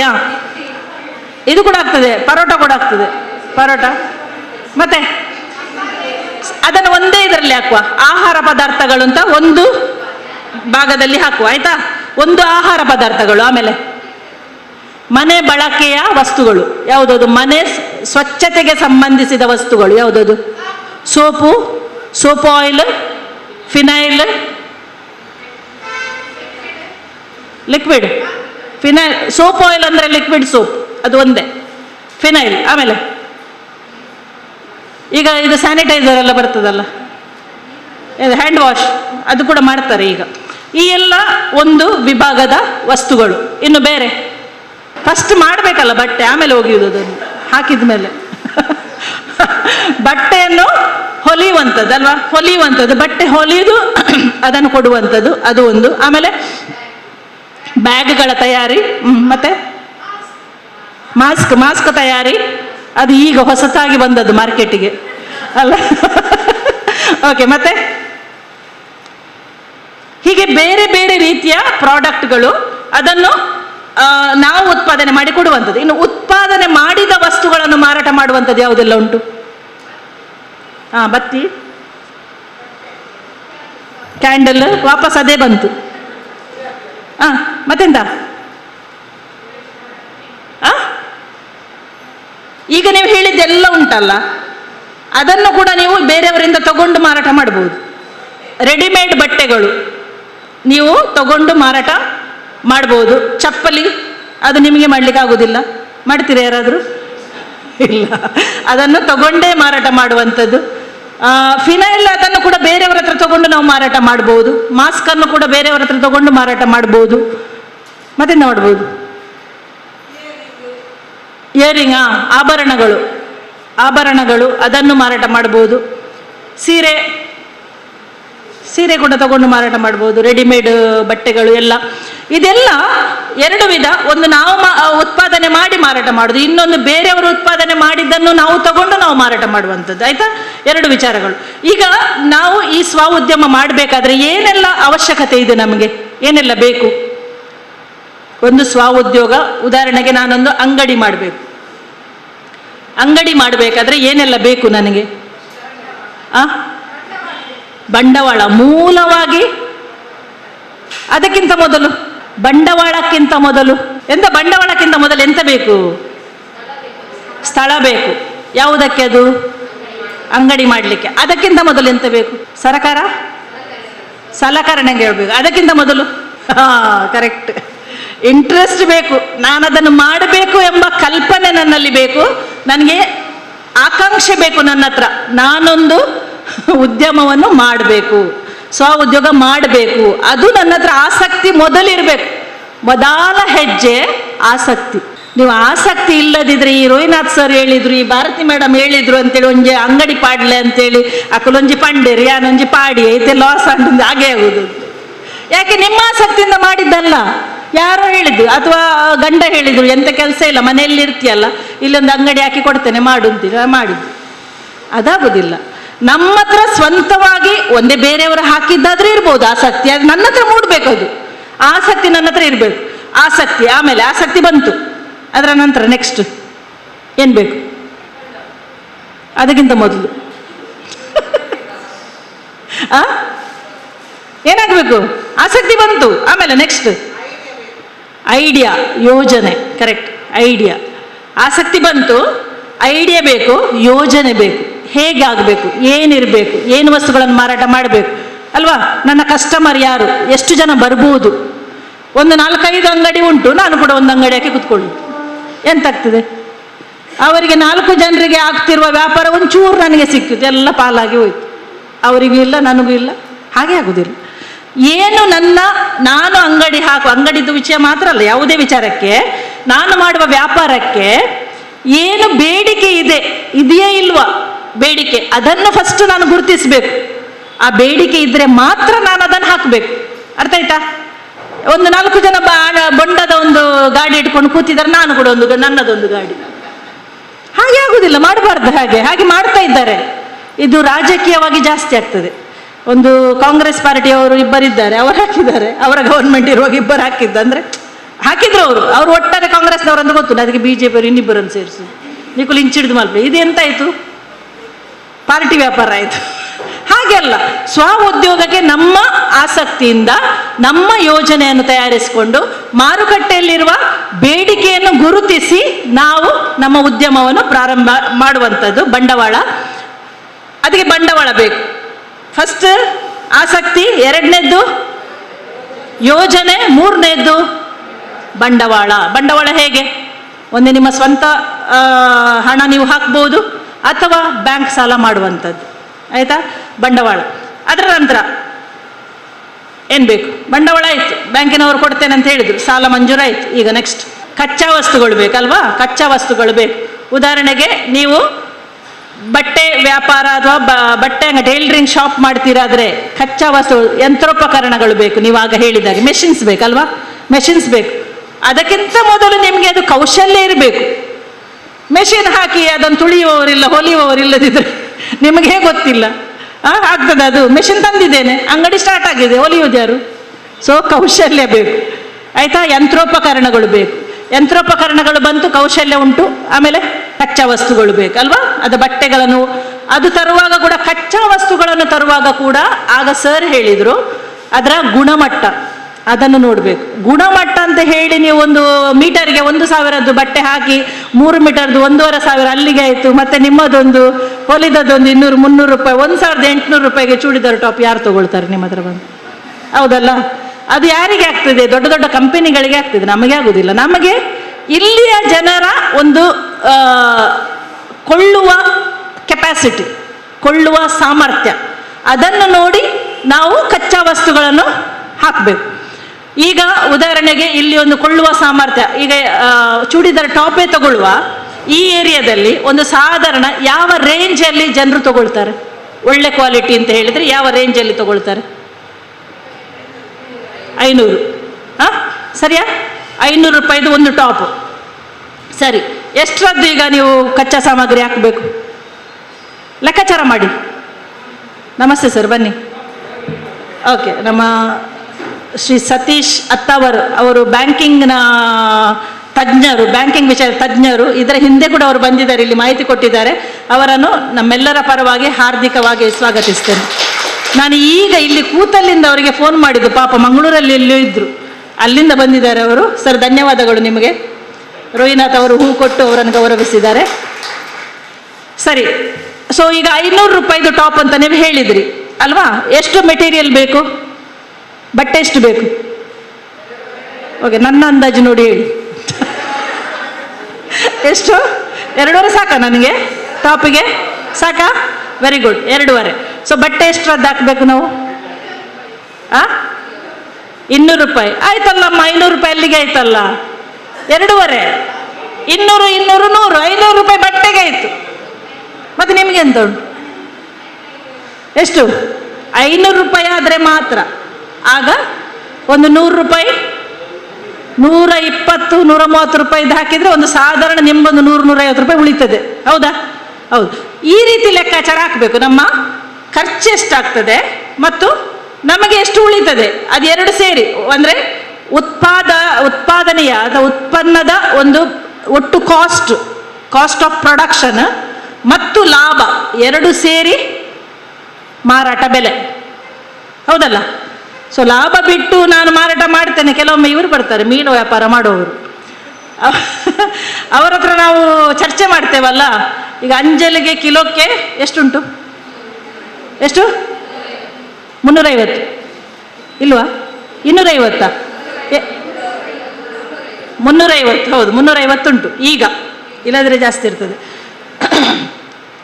ಅವರು 350 ಅಂತ ಹೇಳುವಾಗ ನಾವು 250 ಕೊರ್ಲೆ ಅಂತ ಕೇಳದೇ ಇರ್ತೀವ? ಇರುವುದಿಲ್ಲ. ಯಾಕಂದ್ರೆ ಇನ್ನೂ ಎಲ್ಲಿ ಕೇಳುವುದಿಲ್ಲ? ಆ ಮಾಲಲ್ಲೆಲ್ಲ ಮಾರ್ತಲ್ಲ ದೊಡ್ಡ ದೊಡ್ಡ ಅಲ್ಲಿ ನಾವು ಬಾಯಿ ಮುಚ್ಚಿಕೊಂಡು ಎಷ್ಟು ಬೇಕು ಅಷ್ಟು ಕೊಟ್ಟು ಬರ್ತೇವೆ. ಈ ಪಾಪದವರು ಮನೆ ಹತ್ರ ಬರ್ತಾರಲ್ಲ, ಅವರ ಹತ್ರ ವರ್ಜಿಯೇ ವರ್ಜಿ.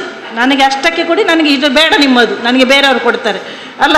ಇದು ನಮ್ಮ ಅಭ್ಯಾಸ, ಹುಟ್ಟುಗುಣ, ಎಂತ ಮಾಡ್ಲಿಕ್ಕೆ ಆಗುದಿಲ್ಲ ಅದು. ಪಾಪ ಅವನು ಬಡವ, ಅವನು ಬದುಕ್ಲಿಂತ ಇಲ್ಲ. ನಮ್ಮನೆಯಲ್ಲಿ ಹಾಗೆ ಮಾಡುವಾಗ ನಾನು ಹೇಳುದು ಅವನಿಗೊಂದು 25 ರೂಪಾಯಿ ಇರಲಿ ಅಂತ, ಬೇಡ ಅವನು ಹಿಡಿದು ಕೊಡಿ ಅಂತ.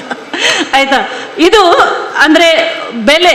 ನಾವು ಯಾವಾಗಲೂ ಅವರಿಗೆ ಲಾಭ ಇಲ್ಲದೆ ಯಾರು ಕೂಡ ಮಾರಾಟ ಮಾಡುದಿಲ್ಲ. ಅವ್ರು ಹೇಳ್ತಾರೆ ಕೆಲವೊಮ್ಮೆ, ಹೆಂಗೆ ಲಾಭ ಇಜ್ಜಿಡೆಲ್ಲ ತೊಂದರೆ ಇಜ್ಜಿದ್ದಾನೆ ಕೊರಲಿ ಇರು. ಆಗ ನಮಗೆ ಭಾರಿ ಖುಷಿ, 25 ರೂಪಾಯಿ ನನಗೆ ಸಿಕ್ಕಿದ್ದು, ಪಾಪ ಒಂದು ಹೋಯ್ತು ಅಂತಿಲ್ಲ ಅಲ್ವಾ? ಅಲ್ವಾ? ಈ ಎಲ್ಲ ವಿಚಾರಗಳು ಅಂದರೆ ಮಾರುಕಟ್ಟೆ ನಾವು ಮಾಡುವಾಗ, ಉತ್ಪನ್ನಗಳನ್ನು ಮಾಡುವಾಗ ಈ ಲೆಕ್ಕಾಚಾರ ನಮ್ಮ ಹತ್ರ ಇರಬೇಕು. ಲೆಕ್ಕಾಚಾರ ಇಲ್ಲದ ಉದ್ಯಮ ಸ್ವ-ಉದ್ಯಮ ಆಗುವುದಿಲ್ಲ. ಇದನ್ನು ನಾವು ತಿಳ್ಕೊಳ್ಬೇಕು. ಇನ್ನು ಉತ್ಪಾದನೆಯ ಕೌಶಲ್ಯ, ಗುಣಮಟ್ಟವನ್ನು ಕಾಯ್ದುಕೊಳ್ಳೋದು. ಅವರು ಕೂಡ ಹೇಳಿದರು ಗುಣಮಟ್ಟದ ಬಗ್ಗೆ. ಅದನ್ನು ನಾವು ಯಾವತ್ತೂ ರಾಜಿ ಮಾಡಿಕೊಳ್ಬಾರ್ದು. ನಿಮಗೆ ಒಂದು ಉದಾಹರಣೆ ಹೇಳ್ತೇನೆ. ಒಂದು ದೊಡ್ಡ ಶಾಪ್, ದೊಡ್ಡದೇನಲ್ಲ, ಸಾಧಾರಣ ಶಾಪಲ್ಲಿ ನಮ್ಮದೊಂದು ಫಂಕ್ಷನ್ ಇತ್ತು. ಅದಕ್ಕೊಂದು 2 ಸೂಟ್ ಹೊಲಿಸಿದ್ರು. ಸೂಟು ನನಗಲ್ಲ, ನನ್ನ ಮಗನಿಗೆ ಮತ್ತು ನನ್ನ ಗಂಡನಿಗೆ. ಆಯಿತಾ? ಹೊಲಿಸಿದ್ರು. ನಮ್ಮ ಫಂಕ್ಷನ್ ಆಗ್ತಾ ಇತ್ತು. ನನ್ನ ಗಂಡ ಏನೋ ದೀಪ ಎಂಥದ್ದು ಇದು ಮಳಿಗೆ ಬಗ್ಗಿದ್ರು, ಪಾಟ್ ಅಂತ ಅರ್ಧ ಆಯ್ತು ಹಿಂದ್ಗಡೆ. ಹೊಸ ಸೂಟು ಹಾಕಿದ್ದೇ ಆ ದಿವಸ, ಅಂಗಡಿ ದೊಡ್ಡದು, ಹರಿದೋಯ್ತು. ಅವರು ಇಡೀ ಫಂಕ್ಷನ್ ಈಚೆ ತಿರುಗದೆ ಅವರು ಇಡೀ ಫಂಕ್ಷನ್ ಮುಗಿಸಿದ್ದಾರೆ. ಆಮೇಲೆ ಮರುದಿನ ಶಾಪ್ ಕೀಪರಿಗೆ ಹೋಗಿ ಸರಿ ಬೈದದ್ದೇ ಬೈದದ್ದು, ಎಂಥದ್ದು ಇದು ನಿನ್ನ ಸೂಟು ಅಂತ. ವಿಷಯ ಅಂತ ಹೇಳಿದರೆ ಆ ಸೂಟಿಗೆ ಅವರು ಫಸ್ಟ್ ಒಂದು ಟ್ರಯಲ್ಗೆ ಕೊಡ್ತಾರಲ್ಲ, ಟ್ರಯಲ್ಗೆ ಕೊಡುವಾಗ ಸಿಂಗಲ್ ಮೆಷಿನ್ ಹಾಕ್ತಾರೆ, ಹೌದಲ್ಲ, ಒಂದೇ ನೂಲು ಒಂದೇ ಸಲ. ಈ ಮನುಷ್ಯ ಅಂದರೆ ಬೇರೆ ಕೆಲಸದವರಿದ್ದಾರೆ, ಆ ಕೆಲಸದವರು ಅದನ್ನೇ ಪ್ಯಾಕ್ ಮಾಡಿ ಕೊಟ್ಟಿದ್ದಾರೆ, ಸಿಂಗಲ್. ಅದು ಡಬಲ್ ಅಥವಾ ಟ್ರಿಪಲ್ ಹಾಕಬೇಕು, ಆಮೇಲೆ ಓವರ್ಲಾಕ್ ಅಂತ ಹೇಳ್ತಾರೆ, ಅದು ಕೂಡ ಮೆಷಿನ್ ಹಾಕ್ಲಿಕ್ಕೆ, ಇದು ಯಾವುದೂ ಇಲ್ಲ, ಸೀದಾ ಕೊಟ್ಟದ್ದು. ಇವರು ನೋಡಿದಾರ, ನಾವು ನೋಡ್ತಿಲ್ಲ ಅಲ್ಲ, ಇವ್ರು ಹಾಕಿದ್ದು ಫಂಕ್ಷನ್ ಅಲ್ಲ. ಹಾಗೆ ಇದು ನಾವು ಗುಣಮಟ್ಟ ಅಂತ ಹೇಳುವಾಗ ಇದೆಲ್ಲವನ್ನು ಚೆಕ್ ಮಾಡಬೇಕಾಗ್ತದೆ. ಸಿಂಗಲ್ ಮೆಷಿನ್ ಹಾಕಿ ಕೊಡುದುಂಟು, ಕೆಲವು ನೈಟಿಗಳು ಬರ್ತವೆ, ಅದನ್ನು ವಾಪಸ್ ನೀವು ಕೊಂಡೋಗಿ ಇನ್ನೊಂದು ಮೆಷಿನ್ ಹಾಕಿಸಿ ಹಾಕ್ಬೇಕು. ಇಲ್ಲದಿದ್ರೆ ಇಲ್ಲಿ ಓಪನ್, ಇಲ್ಲಿ ಓಪನ್, ಅಲ್ಲಿ ಓಪನ್, ಎಲ್ಲ ಓಪನ್, ಎರಡನೇ ದಿವಸ ಅಲ್ಲ, ಒಗೆಯುವಾಗ ಓಪನ್. ಹಾಗೆ ಆಗಬಾರ್ದು. ಅಂದರೆ ಗುಣಮಟ್ಟ ಕಾಯ್ದುಕೊಳ್ಳುವ ಬಗ್ಗೆ ನಾವು ಅದರಲ್ಲಿ ರಾಜಿ ಮಾಡ್ಕೊಳ್ಬಾರ್ದು.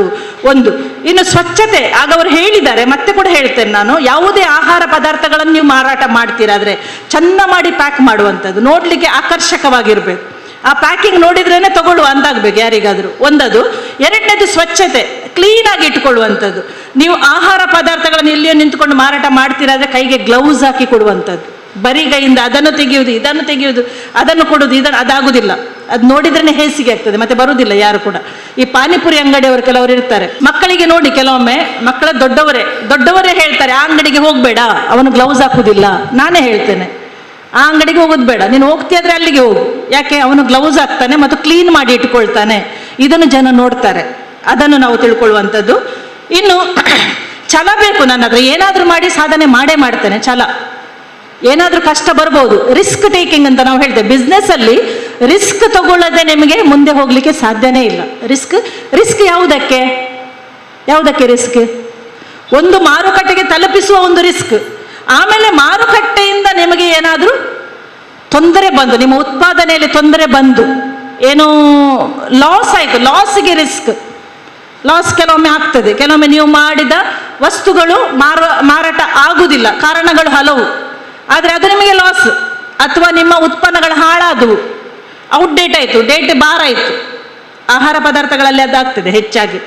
ಅಥವಾ ಫಂಗಸ್ ಬಂತು, ನಿಮ್ಮ ಹಪ್ಪಳ ಅದರಲ್ಲೆಲ್ಲ ಕೆಲವೊಮ್ಮೆ ಬೇಗ ಫಂಗಸ್ ಬರ್ತದೆ, ಫಂಗಸ್ ಬಂತು, ನಿಮ್ಮ ಉಪ್ಪಿನಕಾಯಿ ಮೇಲೆ ಫಂಗಸ್ ಬರುವುದು, ಇದೆಲ್ಲ ಆಗ್ತದೆ. ಸೊ ಇದು ಕೂಡ ನಷ್ಟಕ್ಕೆ ರಿಸ್ಕ್ ತಗೊಳ್ಳುವ ಒಂದು ಧೈರ್ಯ ನಮ್ಮ ಹತ್ರ ಇರಬೇಕು. ಇನ್ನು ಅವಕಾಶಗಳ ಬಳಕೆ, ನೀವೀಗ ಮಾರುಕಟ್ಟೆ ಬಗ್ಗೆ ಆಗ ಸರ್ ಹತ್ರ ನೀವು ಕೇಳಿದ್ರಿ. ಮಾರುಕಟ್ಟೆ ಅಂತ ಹೇಳಿದರೆ ನೋಡಿ, ಉತ್ಪಾದನೆಯನ್ನು ಯಾರು ಕೂಡ ಮಾಡ್ಬೋದು, ನಾನು ಕೂಡ ಮಾಡ್ಬೋದು ಉತ್ಪಾದನೆಯನ್ನು. ಈಗ ನನ್ನ ಮನೆಯಲ್ಲಿ ನಾನು ಹೇಳ್ತೇನೆ, ಒಂದು ಸಣ್ಣ ಉದಾಹರಣೆ. ನಾವು ಇಲ್ಲಿ ಉಳ್ಳಾಲದಲ್ಲಿ, ಮೊನ್ನೆ ಕೂಡ ಹೇಳಿದೆ ನಾನು, ಉಳ್ಳಾಲದಲ್ಲಿ ಒಂದು 6 ವರ್ಷಗಳ ಹಿಂದೆ ಈ ಲಿಕ್ವಿಡ್ ಸೋಪು, ಫಿನೈಲ್ ಇವುಗಳನ್ನು ತಯಾರಿಸುವ ಒಂದು ತರಬೇತಿಯನ್ನು ಮಾಡಿದ್ರು. ಎಷ್ಟು ಜನ ಬಂದಿದ್ರಿ ಅದಕ್ಕೆ? ಯಾರೆಲ್ಲ ಇದ್ರಿ ತರಬೇತಿಯಲ್ಲಿ? ನೀವಿದ್ರಲ್ಲ? ನಾನು ಹೇಳಬೇಕಾ? ನೀವಿದ್ರಿ, ನಾನು ನೋಡಿದ್ದೇನೆ ನಿಮ್ಮನ್ನು. ಇವರು ಕೂಡ ಇದ್ದರು, ಬರಲಿಲ್ವಾ? ಎಲ್ಲಿ ಅದು ಕ್ಲಿಕ್ ಹಾಲಲ್ಲಿ ನೀವು ಬರಲಿಲ್ವಾ? ಇವರಿದ್ದರು, ಕರೆಕ್ಟ್, ಅವರಿದ್ದರು, ಸರಿ. ಸೊ ನಾನು ಕೂಡ ಆ ತರಬೇತಿಯಲ್ಲಿ ನಿಮ್ಮ ಜೊತೆ ಭಾಗವಹಿಸಿದ್ದೆ ಅಲ್ವಾ? ಎಷ್ಟು ವರ್ಷ ಆಯಿತು? 6 ವರ್ಷ ಆಯಿತು, 6 ಜಾಸ್ತಿ ಆಯಿತು, 6, 7, 8 ವರ್ಷ ಆಗಿರ್ಬೋದು. ಆ ತರಬೇತಿ ಪಡೆದಾಗಿನಿಂದ ಇವತ್ತಿನವರೆಗೆ ನನ್ನ ಮನೆಯಲ್ಲಿ ಹೊರಗಿನಿಂದ ನಾವು ಸೋಪ್ ತರುವುದಿಲ್ಲ, ಫಿನೈಲ್ ತರುವುದಿಲ್ಲ, ನಾವೇ ಮನೆಯಲ್ಲಿ ಉತ್ಪಾದನೆ ಮಾಡ್ತೇವೆ. ನಾನೇ ಮಾಡ್ತಿದ್ದೆ, ಈಗ ನನ್ನ ಹಸ್ಬೆಂಡ್ ಕಲ್ತಿದ್ದಾರೆ, ಈಗ ಅವರೇ ಮಾಡ್ತಾರೆ. ಅವರು ಮಾಡೋದು ಮಾತ್ರ ಅಲ್ಲ, ನಾವು 5 ಲೀಟರ್ದು ಕ್ಯಾನ್ ಇದರದ್ದು ಲಿಕ್ವಿಡ್ ಸೋಪಿದ್ದು ನಾವು ತುಂಬ ಮನೆಗೆ ಹೋಗಿ ಅವರಿಗೆ ಇಂಟ್ರೊಡ್ಯೂಸ್ ಮಾಡಿ 5 ರೂಪಾಯಿದು 5 ಲೀಟರ್ ಇದ್ದು ಕ್ಯಾನ್ಗಳನ್ನು ಕೊಟ್ಟು ನಾವು ಸ್ವಲ್ಪ ಆದಾಯ ಪಡೀತಾ ಇದ್ದೇವೆ. ಮಾಡ್ಲಿಕ್ಕಾಗ್ತದೆ, ನಾವು ಸ್ವಲ್ಪ ಇಂಟ್ರೆಸ್ಟ್ ತಗೊಳ್ಬೇಕು. ನಾನು ಬರೀ ಹೇಳುವುದಲ್ಲ, ನಾನು ಮಾಡಿದ್ರಿಂದ ನಿಮ್ಗೆ ಹೇಳ್ತಾ ಇರೋದು. ನಾನು ನಮ್ಮ ಕುಟುಂಬದವರು ಯಾರಿದ್ದಾರೆ, ಫ್ರೆಂಡ್ಸ್ ಯಾರಿದ್ದಾರೆ, ಅಕ್ಕಪಕ್ಕದ ಮನೆಯವರು ಯಾರಿದ್ದಾರೆ, ದೂರದವರು ಇರ್ಬೋದು, ನಾವು ಹೋಗಿ ನಮ್ಮ ಉತ್ಪನ್ನವನ್ನು ಕೊಂಡೋಗಿ ಅದರಲ್ಲಿ ಏನು ಒಳ್ಳೆಯದುಂಟು ಅದನ್ನು ಹೇಳುವಂಥದ್ದು, ಅದರ ಗುಣ ಯಾಕೆ ಒಳ್ಳೆಯದು. ನಾನು ಈ ಲಿಕ್ವಿಡ್ ಸೋಪಲ್ಲಿ ನಾವು ಹೇಳುವಂಥ, ನನಗೆ ಮೊದಲು ಕೈಗೆಲ್ಲ ಇದಾಗ್ತಿತ್ತು, ಎಂತ ಎಲರ್ಜಿ ಆಗ್ತಿತ್ತು. ಈ ರಿನ್ ಅಥವಾ ಯಾವುದಾದ್ರೂ ಹಾಕಿದರೆ ನನಗೆ ಇದರ ಒಳಗೆ ತುರಿಸುವುದು, ಅದರ ಒಳಗೆ ಬೊಕ್ಕೆ ಬರುವುದು, ಮತ್ತೆ ಓಪನ್ ಆಗಿ ಅದು ಗಾಯ ಆಗ್ತಿತ್ತು. ಯಾವಾಗ ಇದನ್ನು ಶುರು ಮಾಡಿದೆ ನನಗೆ ಅದೆಲ್ಲ ಪರಿಹಾರ ಆಗಿದೆ. ಯಾವುದಿಲ್ಲ ಈಗ ನನಗೆ ತುರಿಸುವುದಿಲ್ಲ, ಎಂತಾಗೋದಿಲ್ಲ, ಅದಾಗ್ತದೆ. ಅದನ್ನು ನಾನು ಹೇಳೋದವರಿಗೆ, ನಾನು ಯಾಕೆ ಇದಕ್ಕೆ ಬಂದೆ, ಯಾಕೆ ಇದನ್ನು ಮಾಡ್ತಾ ಇದ್ದೇನೆ, ನಾನು ಕ್ವಾಲಿಟಿ ಎಷ್ಟು ಒಳ್ಳೆಯದುಂಟು, ಪರಿಮಳ ಎಷ್ಟು ಒಳ್ಳೆಯದುಂಟು, ಇದನ್ನು ನಾವು ಹೇಳಬೇಕು. ನಮ್ಮ ಉತ್ಪನ್ನದ ಬಗ್ಗೆ ಹೇಳಿಕೊಳ್ಳಿಕ್ಕೆ ನಮಗೆ ಗೊತ್ತಿರಬೇಕು. ಸೊ ಬಿಸ್ನೆಸ್ಸಲ್ಲಿ, ಉದ್ಯಮದಲ್ಲಿ ಮುಖ್ಯವಾಗಿ ನಮಗೆ ಮಾತು ಅಗತ್ಯ. ಬರೀ ಬಾಯಿ ಮುಚ್ಕೊಂಡು ನನ್ನ ಪ್ರಾಡಕ್ಟ್ ಅಂತ ಇದೆ ತೊನ್ಲೆ ಅಂತ ಹೇಳಿದ್ರೆ ಯಾರಾದರೂ ತಗೊಳ್ತಾರ? ತಗೊಳ್ಳೋದಿಲ್ಲ. ಇರ್ಲ ಪೊಲೆ ಇರ್ನೇನು ಪತ್ತೊಂದು ಪೊಲೆ ಅಂತ ಹೇಳ್ತಾರಲ್ವಾ. ಮಾತುಗಾರಿಕೆ ಚಂದ ಇರಬೇಕು. ಚಂದ ಅಂದರೆ ನಾವು ಮೇಕಪ್ ಎಲ್ಲ ಹಾಕಿ ಹೋಗಬೇಕಾಗಿಲ್ಲ. ಕನಿಷ್ಠ ನಾವು ಮಾತಾಡುವಾಗ ಕೇಳಿಸಿಕೊಳ್ಳಿಕ್ಕೆ ಅವರಿಗೆ ಆಸಕ್ತಿ ಬರಬೇಕು. ಒಂದು ಒಳ್ಳೆಯ ನಯ ವಿನಯತೆಯ ಮಾತು ಅವರಿಗೆ ಅರ್ಥ ಮಾಡುವಾಗ. ಇನ್ನು ಕೆಲವರು ಬರ್ತಾರೆ ಮನೆಗೆ, ಇವರು ಯಾರು ಸೇಲ್ಸ್ಮೆನ್ ಕೆಲವರು, ಅಬ್ಬಾ ಚೊರೆ ಅಂದರೆ ಬೇಡ ಅಂತ 10 ಸಲ ಹೇಳಿದ್ರೆ 10 ಮೇಡಮ್ ಇದು ಸರಿ ಉಂಟು, ಅಲ್ಲ ಮೇಡಮ್ ಇದು ಉಂಟು, ಅದು ಉಂಟು, ಅದು ನಾವು ಬ್ಯುಸಿಯಲ್ಲಿರ್ತೇವೆ. ಹಾಗೆಲ್ಲ ಅವರ ಒಂದು ಅಂದರೆ ಅವರ ಅನುಕೂಲವನ್ನು ಕೂಡ ನಾವು ನೋಡಬೇಕು. ಅವರಿಗೆ ಇರಿಟೇಷನ್ ಆಗುವುದಲ್ಲ. ನಾನು ಹೇಳುದು, ನಾವು ಇನಿಷಿಯೇಟಿವ್ ತಗೊಂಡು ನಮ್ಮ ಪ್ರಾಡಕ್ಟನ್ನು ಜನರಿಗೆ ತಲುಪಿಸುವ ಕೆಲಸವನ್ನು ನಾವೇ ಮಾಡಬೇಕು. ಒಂದು ಮನೆಗಳಿಗೆ ಹೋಗಬೇಕು, ಅಥವಾ ಒಂದು ಕಡೆ ಕೌಂಟರ್ ಇಟ್ಟು ನಾವು ಕುತ್ಕೊಳ್ಬೋದು. ಒಂದು ಶಾಪ್ ಮುಂದೆ ಕುತ್ಕೊಳ್ಬೋದು ಕೌಂಟರ್ ಇಟ್ಟು. ಆ ಶಾಪಲ್ಲಿ ಆ ವಸ್ತುಗಳು ಇಲ್ಲದಿದ್ದರೆ ಹೌದು, ಅವ್ರದ್ದು ಅದೇ ಶಾಪ್, ವಾಪಸ್ ನೀವಿಟ್ಟು ಕೂತ್ಕೊಂಡು ನಿಮ್ಮನ್ನು ಓಡಿಸ್ತಾರೆ. ಹಾಗೆ ಹೇಗೆ ಬಾರ್ ಮುಂದೆ ಪಾನ್ ಬೀಡದ ಶಾಪ್ ಇರ್ತದೆ, ಯಾಕೆ ಬಾರ್ ಒಳಗೆ ಪಾನ್ ಬೀಡ ಇರೋದಿಲ್ಲ, ಹಾಗೇನೆ ಆಯ್ತಾ. ಹಾಗೆ ಮಾಡುವಂಥದ್ದು ಇಲ್ಲ. ಎಲ್ಲಿಯಾದರೂ ಬಸ್ ಸ್ಟ್ಯಾಂಡ್ ಪಕ್ಕದಲ್ಲಿ ಎಲ್ಲಿಯಾದ್ರೂ ರಸ್ತೆಯಲ್ಲ, ಬಸ್ ಸ್ಟ್ಯಾಂಡ್ನ ಒಳಗೆ ಕೂಡ ಅಲ್ಲ, ಫುಟ್ಪಾತಲ್ಲಿ ಕೂಡ ಅಲ್ಲ, ಎಲ್ಲಿ ಜಾಗ ಇದೆ ಆದರೆ ಅಲ್ಲಿ ಒಂದು ಕೌಂಟರ್ ಹಾಕಿ ನೀವು ಕುತ್ಕೊಳ್ಳೋ. ಪರ್ಮನೆಂಟ್ ಕೌಂಟರ್ ಅಲ್ಲ, ಉಂಟಲ್ಲ ಇಲ್ಲಿ ಜಾಗ ಅಂತೇಳಿ ಕಟ್ಟಿ ಕುತ್ಕೊಳ್ಳೋ, ಅದಾಗುದಿಲ್ಲ, ಓಡಿಸ್ತಾರೆ ಆಯ್ತಾ. ಹೀಗೆ ಮಾಡುವಂಥದ್ದು. ನಿಮಗೆ ಒಬ್ಬರಿಗೆ ಕಷ್ಟ ಆಗ್ತದೆ, 2-3 ಜನ ಸೇರಿ ಮಾಡ್ಬೋದು. ನೀವು ಪಾಳ್ಯದಲ್ಲಿ ಮಾಡ್ಬೋದು ಅದನ್ನು, ಸ್ವಲ್ಪ ಹೊತ್ತು ಇವರು ಸ್ವಲ್ಪ ಹೊತ್ತು ಅವ್ರು ಮಾಡ್ಬೋದು. ಇಲ್ಲ ನಿಮ್ಮ ಸೋಪು ಮತ್ತು ಸೋಪ್ ವಾಟರ್ ಎಲ್ಲ ಉಂಟಲ್ಲ, ಅದನ್ನು ನೀವು ಇದಕ್ಕೆ ಸರ್ವಿಸ್ ಸ್ಟೇಷನ್ಗಳಿಗೆ ಹೋಗಿ ಅವರ ಹತ್ರ ಮಾತಾಡಿ ಅವರಿಗೆ ಕನೆಕ್ಷನ್ ಮಾಡಿ ಕೊಡುವಂಥದ್ದು, ಇದೆಲ್ಲ ನಿಮಗೆ ಮಾಡಲಿಕ್ಕೆ ಆಗ್ತದೆ. ಇನ್ನು ನಮಗೆ ಶನಿವಾರ ನಮಗೆ ಕೈಕಂಬದಲ್ಲಿ ಒಂದು ಸಂತೆ ಇದೆ, ಗೊತ್ತುಂಟ? ಎಷ್ಟು ಜನ ಬಂದಿದ್ದೀರಿ ಅದಕ್ಕೆ? ಎಷ್ಟು ಜನ ನೋಡಿದ್ದೀರಿ? ಕೈಕಂಬ ಯಾವ ಕೈಕಂಬ? ಕುಲಶೇಖರ ಕೈಕಂಬ, ಬಿಕರ್ನಕಟ್ಟೆ ಕೈಕಂಬ. ಹೌದು, ಅಲ್ಲಿ ಬೇರೆ ಬೇರೆ ರೀತಿಯ ವಸ್ತುಗಳು, ತರಕಾರಿಗಳು, ಹಣ್ಣು ಹಂಪಲುಗಳು ಅಲ್ಲಿ ಬಂದು ಮಾರಾಟ ಮಾಡ್ತಾರೆ ಜನ, ಆಯ್ತಾ. ಹೂ ಎಂಥದ್ದು ಇರ್ಬೋದು, ಯಾವ ಪ್ರಾಡಕ್ಟ್ ಕೂಡ ಕೇಳಿ ಅಲ್ಲಿ ಉಂಟಲ್ಲಿ. ಶನಿವಾರ ಜನ ಕಿಕ್ಕಿರಿದು ಬರ್ತಾರೆ. ಈಗ ಮತ್ತೆ ಸ್ಟಾರ್ಟ್ ಆಗಿದೆ, ಮತ್ತೆ ಜನ ಕಿಕ್ಕಿರಿದು ಬರ್ತಾ ಇದ್ದಾರೆ. ಕೊರೋನಾದಲ್ಲಿ ಬಂದಾಗಿತ್ತು ಎಲ್ಲ, ಲಾಕ್ಡೌನಲ್ಲಿ, ಈಗ ಸ್ಟಾರ್ಟ್ ಆಗಿದೆ. ಅಂದರೆ ಅಲ್ಲಿ ಕೂಡ ನಮ್ಮ ಅಂದರೆ ಸಂತೆ ಥರ ಒಂದು ವ್ಯವಸ್ಥೆ ಇದೆ, ಆದರೆ ಅಲ್ಲಿ ಕೂಡ ನಮ್ಮ ಉತ್ಪನ್ನಗಳನ್ನು ನಾವು ಮಾರಾಟ ಮಾಡ್ಬೋದು. ಅಂದರೆ ನಾವು ಕಾಯುವುದಲ್ಲ, ಶಾಪ್ಗಳಿಗೆ ಹೋಗಿ ಮಾತಾಡಿ ನಮ್ಮ ಉತ್ಪನ್ನಗಳನ್ನು ಹಾಕುವಂಥದ್ದು. ಯಾರೋ ನಮ್ಮ ಹತ್ರ ಬಂದು ಕೇಳ್ತಾರಂತ ಕಾದ್ರೆ ನಾವು ಒಳಗೆ, ನಮ್ಮ ಉತ್ಪನ್ನಗಳು ಒಳಗೆ, ಅದು ಮಾರಾಟ ಆಗೋದಿಲ್ಲ. ಅದಕ್ಕೆ ನಮ್ಮ ಹತ್ರ ಸ್ವಲ್ಪ ಮುಂದಾಳತ್ವ ಬೇಕು, ಅವಕಾಶಗಳನ್ನು ಬಳಕೆ ಮಾಡಿಕೊಳ್ಬೇಕು. ಇನ್ನು ಪ್ರಬಲಾಸ್ತ್ರ ನಾನು ಹೇಳಿದೆ, ಸಂಪರ್ಕ ಸಂವಹನ. ಕೆಲವೊಂದು ಉದಾಹರಣೆಗಳನ್ನು ನಿಮಗೆ ನಾನು ಹೇಳ್ತೇನೆ. ನಾವು ಮಾರುಕಟ್ಟೆ ಹಾಳು ಮಾಡುವವರು ಕೆಲವರು ಇದ್ದಾರೆ. ಹೇಗೆ ಅಂತ ಹೇಳಿದ್ರೆ, ಮುಲ್ಕಿಯಲ್ಲಿ ಒಂದು ಈ ಕಡೆ ಇಡ್ಲಿ ಕಿಂಗ್ ಅಂತ ಇಡ್ಲಿ ಬರ್ತದೆ. ಈ ಕಡೆ ಇಡ್ಲಿ ಕಿಂಗ್ ಉಂಟಾ? ಇಲ್ಲಲ್ಲ.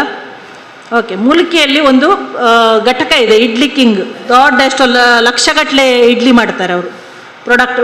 ಪ್ರೊಡ್ಯೂಸ್ ಮಾಡ್ತಾರೆ, ಪ್ಯಾಕೆಟ್ ಮಾಡಿ ಅವರು ಮಾರಾಟ ಮಾಡುವಂಥದ್ದು. ಈಗ ನಮ್ಮಲ್ಲಿ ಕೆಲವರು ಇದ್ರು ಏನಂತೇಳಿ, ಮನೆಯಲ್ಲೇ ಇಡ್ಲಿಗಳನ್ನು ಮಾಡಿ ರಾತ್ರಿ ಮಾಡಿ ಬೆಳಿಗ್ಗೆ ಶಾಪ್ಗಳಿಗೆ ಹಾಕುವಂಥವ್ರು ಕೆಲವರು ಇದ್ರು, ನನ್ನ ಪರಿಚಯದವರು ಇದ್ರು ಕೆಲವರು. ಮೊನ್ನೆ ನಾನು ಕೇಳುವಾಗ ಅವರು ಹೇಳ್ತಾರೆ, ಇಲ್ಲ ನಾವೀಗ ಬಂದ್ ಮಾಡಿದ್ದೇವೆ ಅಂತ ಹೇಳಿದ್ರು. ಯಾಕೆ ಅಂತ ಕೇಳಿದೆ. ಅದು ಇಡ್ಲಿ ಕಿಂಗನವರೆಲ್ಲ ಹಾಳು ಮಾಡಿ ಹಾಕಿದ್ದಾರೆ ಮಾರ್ಕೆಟನ್ನು ಅಂತೇಳಿ. ಯಾಕೆ ಅಂತ ಹೇಳಿದ್ರೆ, ಇವರು 4-5 ಪ್ಯಾಕೆಟ್ ಹಾಕ್ತಿದ್ರು, ವಾಪಸ್ ತಗೊಳ್ತಾ ಇರಲಿಲ್ಲ, ಉಳಿದ್ರೆ ವಾಪಸ್ ತಗೊಳ್ತಾ ಇರಲಿಲ್ಲ. ಇಡ್ಲಿ ಕಿಂಗ್ನವ್ರು ಎಂತ ಮಾಡ್ತಾರೆ ಅಂತ ಹೇಳಿದ್ರೆ, ಅವರು ಒಂದು ಇಡ್ಲಿಗೆ 3 ರೂಪಾಯಿಗೆ ಕೊಟ್ಟರೆ, ಅಂದರೆ ಅವರು ಹೇಗೆ ಅಂತ ಹೇಳಿದ್ರೆ, ಒಂದರಲ್ಲಿ 10 ಇಡ್ಲಿ ಇರ್ತದೆ, 50 ರೂಪಾಯಿಗೆ ಶಾಪ್ನವರು ಮಾರ್ತಾ ಇದ್ರು, ಇವರಿಗೆ 40 ರೂಪಾಯಿ ಕೊಡ್ತಾ ಇದ್ರು, ಅಂದರೆ 4 ರೂಪಾಯಿ ಒಂದು ಇಡ್ಲಿಗೆ. ಇಡ್ಲಿ ಕಿಂಗಿನವ್ರು ಎಂತ ಮಾಡ್ತಾರೆ ಅಂತ ಹೇಳಿದ್ರೆ, 25 ರೂಪಾಯಿಗೆ ಕೊಡ್ತಾರೆ, ಅಂದರೆ 2.5 ರೂಪಾಯಿಗೆ ಕೊಡ್ತಾರೆ. ಅವ್ರದ್ದು ಲಾರ್ಜ್ ಸ್ಕೇಲ್ ಪ್ರೊಡಕ್ಷನ್, 2.5 ರೂಪಾಯಿಗೆ ಕೊಡ್ತಾರೆ. 20 ಪ್ಯಾಕೆಟ್ ಹಾಕ್ತಾರೆ. ಸಂಜೆ 19 ಪ್ಯಾಕೆಟ್ ಉಳಿದ್ರೆ ಕೂಡ ವಾಪಸ್ ಕೊಂಡೋಗ್ತಾರೆ. ಅದು ಯಾವ ವ್ಯಾಪಾರ, ಹೇಗೆ ವ್ಯಾಪಾರ ಅರ್ಥನೇ ಆಗ್ತಾ ಇಲ್ಲ. ಅದರಿಂದಾಗಿ ಇವರ ಇಡ್ಲಿಯನ್ನು ತಗೊಳ್ಳುವವರಿಲ್ಲ, ಜನರಿಗೆ ಕೆಲವರಿಗೆ ಕಡಿಮೆಗೆ ಕೂಡ ಆಗಬೇಕು, ಅದು ಇಡ್ಲಿ ತಗೊಂಡು ಹೋಗ್ತಾರೆ. ಇದು ಮಾರುಕಟ್ಟೆ ಹಾಳು ಮಾಡುವುದು. ಇಂಥದ್ದು ಕೆಲವು ಉಂಟು, ಈಗ ಬರ್ತಾ ಉಂಟು.